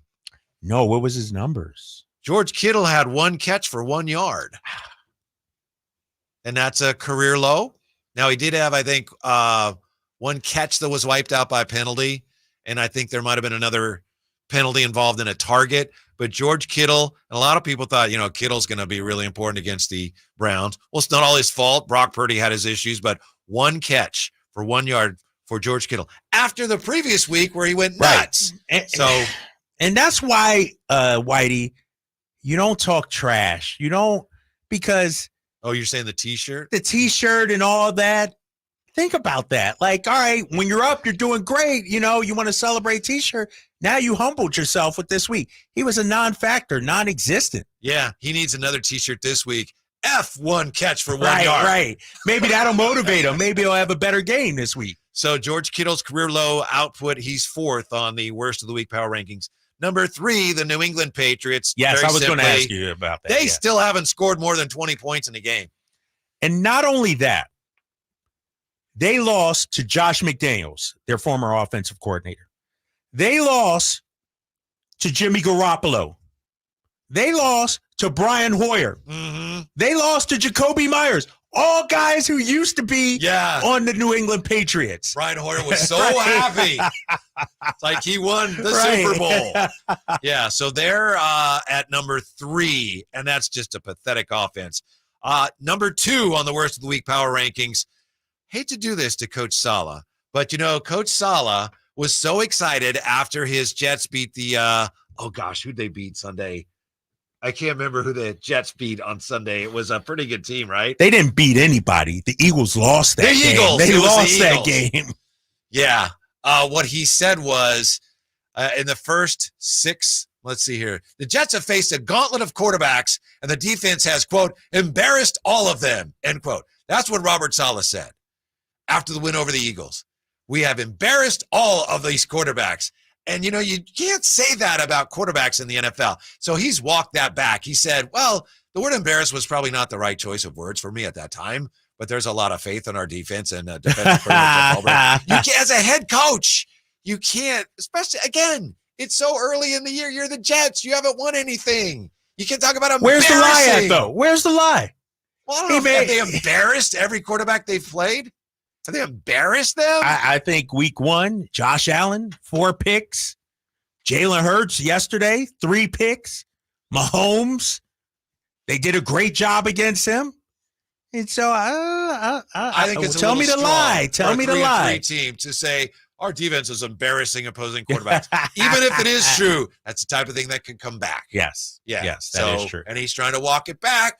Better yet, just don't say it in the first place. And number 1 on the worst of the week power rankings, did you know that the New York Giants made history in their Monday night loss? No, I didn't know that. The New York Giants became the first team with more rushing yards than the opponent, more passing yards than the opponent, fewer interceptions than their opponent, fewer lost fumbles than their opponent, and fewer missed field goals than their opponent to ever lose a game. How'd they lose that? Ever. Game? They lost the game because there was pass interference on the last play in the end zone. Yeah. It wasn't called. Also lost the game because at the end of the first half, and I like Tyrod Taylor, but he audibled out of a RPO into a running play with not enough time on the clock. I saw that. I was like, what are you doing? Right. Yeah, I did see that. But there you go. There's your worst of the week in the NFL. Okay. I'm glad you had the Patriots on there because that's who I was thinking. You have higher then? Yeah. I probably have them. Now, because they were one of the teams I said, watch out for. They might get a win. But not only to lose, but to lose to your protege and Josh McDaniels, to lose to 2 quarterbacks that you had on your roster, to lose to a Jacoby Myers who, if he came on your roster right now, would be the best wide receiver on your team. It's like kicking somebody when they're down for Bill Belichick. Oh, yeah. You're right. It was bad enough to pretty lose bad. To Jimmy G, but he's out. And then the backup. The was backup, another former. Right. Yeah. Comes in and Patriot beats you. And so do you think they're going to have to make a move at some point with Coach Belichick? Nah. I mean, at some point, but not this season. It's not happening, Whitey. I know you think Robert Kraft's in his office right now, throwing a tantrum and everything, and he might be. But there's zero chance, mark my words, zero chance Bill Belichick gets fired during the regular season. And I said the word fired. Not that he would step down, not that there would be some sort of agreement. I'm couching my words here a little bit. Yeah. Fired. So if they were to say, I have no reason to think this will happen, but if they were to say, look, coach, you're gone, so we're going to give you a chance to resign, and he said, all right, I'll resign, you wouldn't count that's that not as as a out. That's okay. that's a mutual agreement. That if he's dismissed, that's how it's going to happen. There will be a mutual agreement that, you know what? You're right. I should leave, and he'll agree to step down. But I just can't see a Bill, you're fired, clear your stuff out, get out of here, take the keys away and all that. I just looks can't. Bad. That makes a bad situation look worse for them. Yeah, exactly. But at this point, I don't know, is it reasonable to think that if you bring in somebody else that, maybe we can make a run at the playoffs? I don't think so. So then you might as well ride it out. Right, you might as well ride it out. And Mac Jones is not very good. Exactly. If Mac Jones is not the guy, you got a quarterback-heavy draft, I feel like, coming up with obviously Caleb Williams. You can look at Penix as well, Bo Nix. Like, you got a number of guys. And so this might be the year for the Patriots, you know what, to punt on the season, tank, and get their quarterback. Do you think maybe the game has just passed Belichick by, the modern game, as far as him being a talent evaluator? And no, he's just arrogant. Like, this is what happens when you're successful. You start thinking that you're the smartest person in the room. You know everything. And so, the fact that he put Matt Patricia at offensive coordinator, and it's crazy because their offense was better last year under Matt Patricia than Bill O'Brien, who they brought back. I just think Bill Belichick is too smart for his own good. And even when during their heyday, there was questions about his talent evaluation. When you look at their drafts historically, they don't hit in the drafts too often. Name me a wide receiver they drafted that actually panned out for them. Name me a running back that they drafted that panned out for them. And so they've missed a lot in the draft. Yeah, I could name some of those guys, but they were way before Belichick. Right. Exactly. And so I think over the last 10 years, they just have not done a good job drafting. All right. Emil and Nate are going to join us. They got their 49er podcast, Return of the Empire, coming up. They'll set us up for that next year as the Drive Guys come down the home stretch on Sactown Sports. Trying to find out where to catch your favorite team's games? Are you a fan of the Kings, Niners, and the NFL? Well, Sactown Sports has you covered.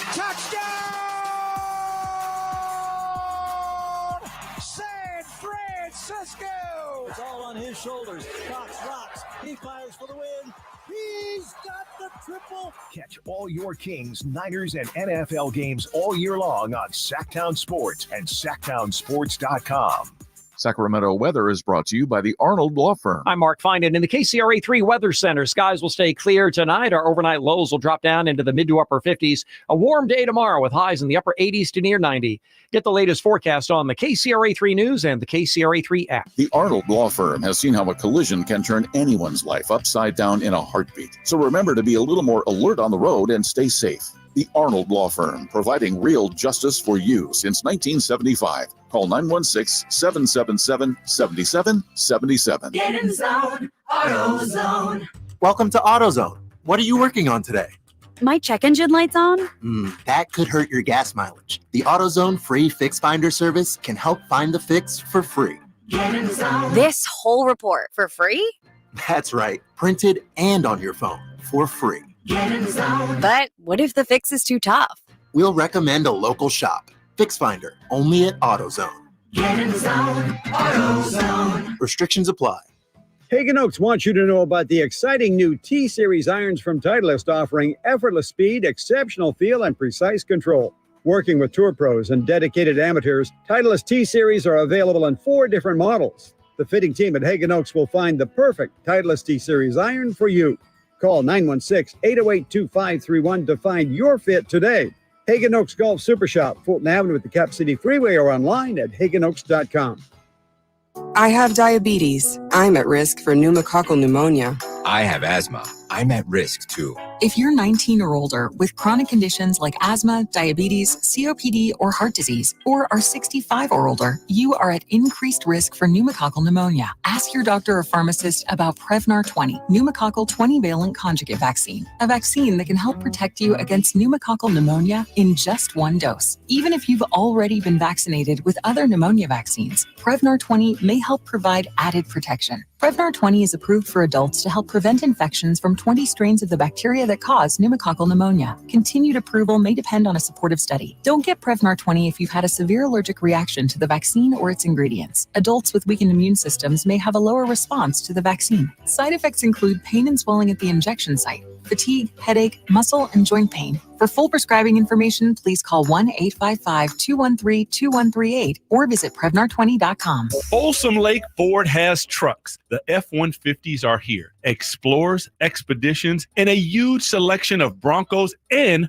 Bronco Sports. They're in stock now at Folsom Lake Ford. Shop Folsom Lake Ford, your truck headquarters, right here in Sacramento for your favorite Ford models at good, fair prices. Short on cash? Buy any new Ford with zero down.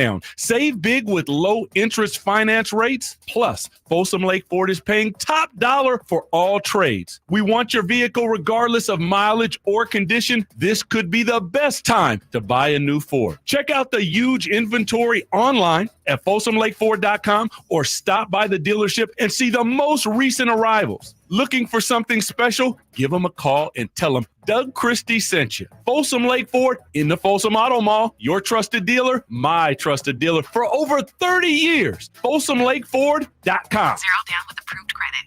When every shot counts, the professionals at the Hagen Oaks Player Performance Studio encourage you to try the brand new Titleist T-Series irons. Irons designed to enhance your play through control, distance, flight, forgiveness, looks, sound, and feel.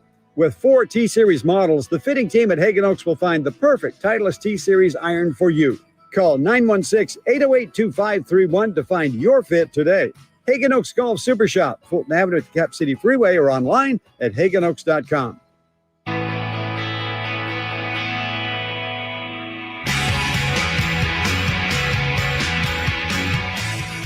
Your new home for 49ers football in the 916 Sactown Sports. And speaking of 49er football, I got to say something that I really appreciate about Kyle Draper. Just a short time ago. He set me up right here. No. I really appreciate this. He was talking about Brock Purdy's final drive, and he was saying that wasn't great. And then we were talking about the Eagles, and he on his own went ahead and looked up Jalen Hurts' final drive, and he just said, wow, he was terrible. And I thought you were going to say, oh, no, he was good. But I give you credit. You said, Jalen Hurts is terrible. I keep telling you guys, man, I'm an honest fan. I'll tell you what I really see. And I'm not going to be sugarcoating it or wearing green goggles. I'm not going to be that way. Mm-hmm. Emil and Nate join us here as we get ready for the return of the Empire. You guys, I heard you last week, of course, going to be kind of a different show today. Yeah, I'm excited. I've been dreading doing a losing show, so I'm ready to get it out of the way. And why have you been dreading it, Nate? Well, because I want the Niners to win every week. See, man, this is terrible. I'm about to sign off. We're supposed to be objective. We're not fanboy and fangirls, are we? That's why I asked him on the show, because I'm the analyst and he's the fan. I mean, when you think about it, the Niners losing is great for content. Yeah. Because that's when the fans get pissed off. That's when the callers are upset. Kyle should have did this. Why the heck we draft Jake Moody? Brock Purdy has a rag arm. Whatever. That's when you get the passion out of your fan base, fellas, after a loss. And we saw it yesterday. A lot of people called it. Let me ask you guys this, if I may. And I felt one way and Kyle felt the other way. And I think looking at it, today, digesting everything that's written and said, I think most people, including the 49ers, saw it the way Kyle Draper did. I did think that with the time they had left, the 49ers should have run at least another play. But it sounds like Kyle Shanahan felt like he didn't want to risk that against that defense. And Kyle Draper said, hey, 23-yard line, that's a decent shot. It was a makeable field goal. I still feel like they could have made better use of the clock. Where are you guys on that? Oh, they absolutely could have. Like 100%. They had about 35 seconds left. And they just kind of let go around, get the ball in a position for Moody to kick that field goal. Sure. But you could have ran another out route or two. You could have gotten 10 more yards at least. Like, make it easier on your kicker. I get it. 41 yards, it should be makeable for anybody. It's an NFL kick. But why not make it closer? You had the time. I think the answer is because Kyle Shanahan he thought we may lose yards the way their defense is playing. And that's the problem, is that Kyle gets spooked sometimes and then doesn't play to his strengths. He was showing, I think, confidence in Moody too, being like, all right, he missed one earlier, let's go for it. But Brock also missed an out route to Juwan Jennings too. He did. Like, he was just getting pushed, just slammed all day. And I know it was so wet there, and that first half it was just coming down. So you get the residual from that. But yeah, I think the confidence in Moody was there, even though he did miss his first kick. But it's like, let's just get back and here. You feel good, go kick it. Mm-hmm. What's Robbie Gould doing these days? Oh, I don't know. Playing golf. Yeah, playing golf. I think waiting for his phone to ring, right? A couple more Moody kicks, we might be calling him back. See, that's possible. We had Chris Biederman on the midday show today at 11. And he was talking about, no one knows really if Robbie's kicking or anything. And if Robbie comes back to kick, then the kickoffs are probably going to be worse because Mitch Wisnowski has not been the greatest on kickoffs. So I think there's other concerns that come with that, plus the money. But the Niners have money. I mean, they got $41 million to spend. Yeah. And with Jake Moody, especially, we saw this in the preseason. Like, he was, during training camp, making almost all of his kicks. I believe missed 2 in total in training camp. But when it got to the preseason games, once he missed one, all bets were off. He looked so bad. You had no clue what was coming next. He And missed that's a the PAT, problem. didn't he? Yeah. The ones that were going through looked like ducks, too. They were bad. I was shocked. Yeah, we do this thing on the show where, I don't know if you ever see on TNT, during the season, they write down the, like Barkley and all them, they write down their predictions on a sticky note and come back at the end of the season. We're stealing that and doing that. One of mine during the preseason was Jake Moody will not be kicking for the Niners come playoff time. Wow. So I was happy that seemed to be wrong. Yeah. But now, I mean, it's 1 week and it's one game. It's 2 missed kicks. One was to win the game, but the Niners just didn't deserve to win. Yeah. Kyle, as a golfer, I mean, the first one he missed, he drew, hooked it a little, and then the second one is the fade. He pushed it, If he overcorrected. Right. That's what happens in golf. And, Nate, I listen, like, if Moody isn't kicking in the playoffs for this team,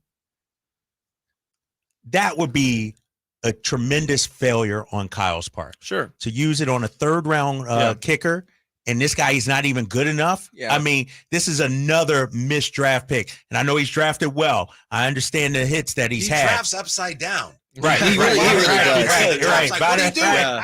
Inside out. Exactly. Yeah. Exactly. And so I'm not going to overreact to Moody misses. The first one was what, 54 yards, and I believe that the weather was a lot worse at that point too. Right, and the ball gets so hard, and that's a hard spot to kick in general, and with the wind coming off the river and stuff too. But isn't that one of the reasons they got him? Correct, because he did play in the Midwest, playing for Michigan. So So we were also talking about the fact that Kyle's team, the Eagles, they got a tough matchup this week against the team that's running the 49er offense, just more a high-octane version of the 49er offense, with the Dolphins taking on the Eagles. Yeah, that's going to be a heck of a game, and the jersey combos are off the charts. What's going on there? I mean, it's going to be a fun game, and we're going to see. This is going to be probably the Eagles' biggest test so far this season. Yes. See what they can do against this high-octane Miami Dolphins offense, who week prior struggled, but bounced back in a big way this week. So it's going to be interesting to see what they do against Tua. And 8 yards per play for the Dolphins this year. Mike McDaniel's a wizard.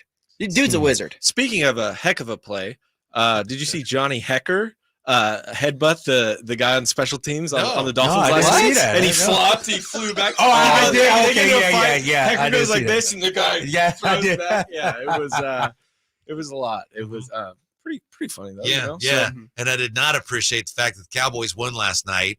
And they say now that, we're over that whole 49er thing, and the 49ers had him there by the throat. That was so. Now they're off the deck. That was so predictable. They were going to win that game. I could just feel it in my bones that the Cowboys were going to come out and get that game because the Chargers are a mess.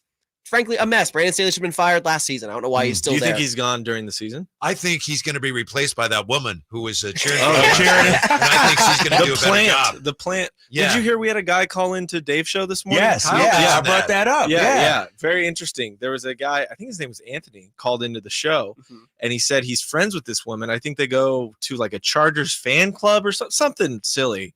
and she's the leader of it, her and her husband. So the guy called it and he's like, it was all real. I promise. So, take it with a grain of salt, but we got the inside scoop on that. Yeah, it was just hard to believe that anybody cares that much about the Chargers. The Chargers, right? It's hard to believe they have fans. You never see fans there anyway. Yeah, she was stoked. I mean, it's good for her.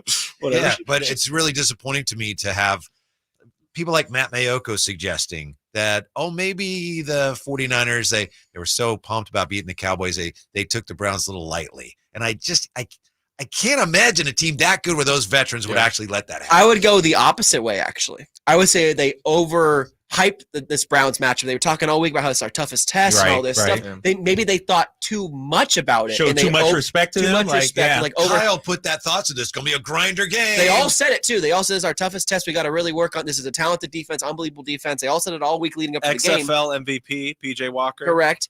And they might have just psyched themselves out.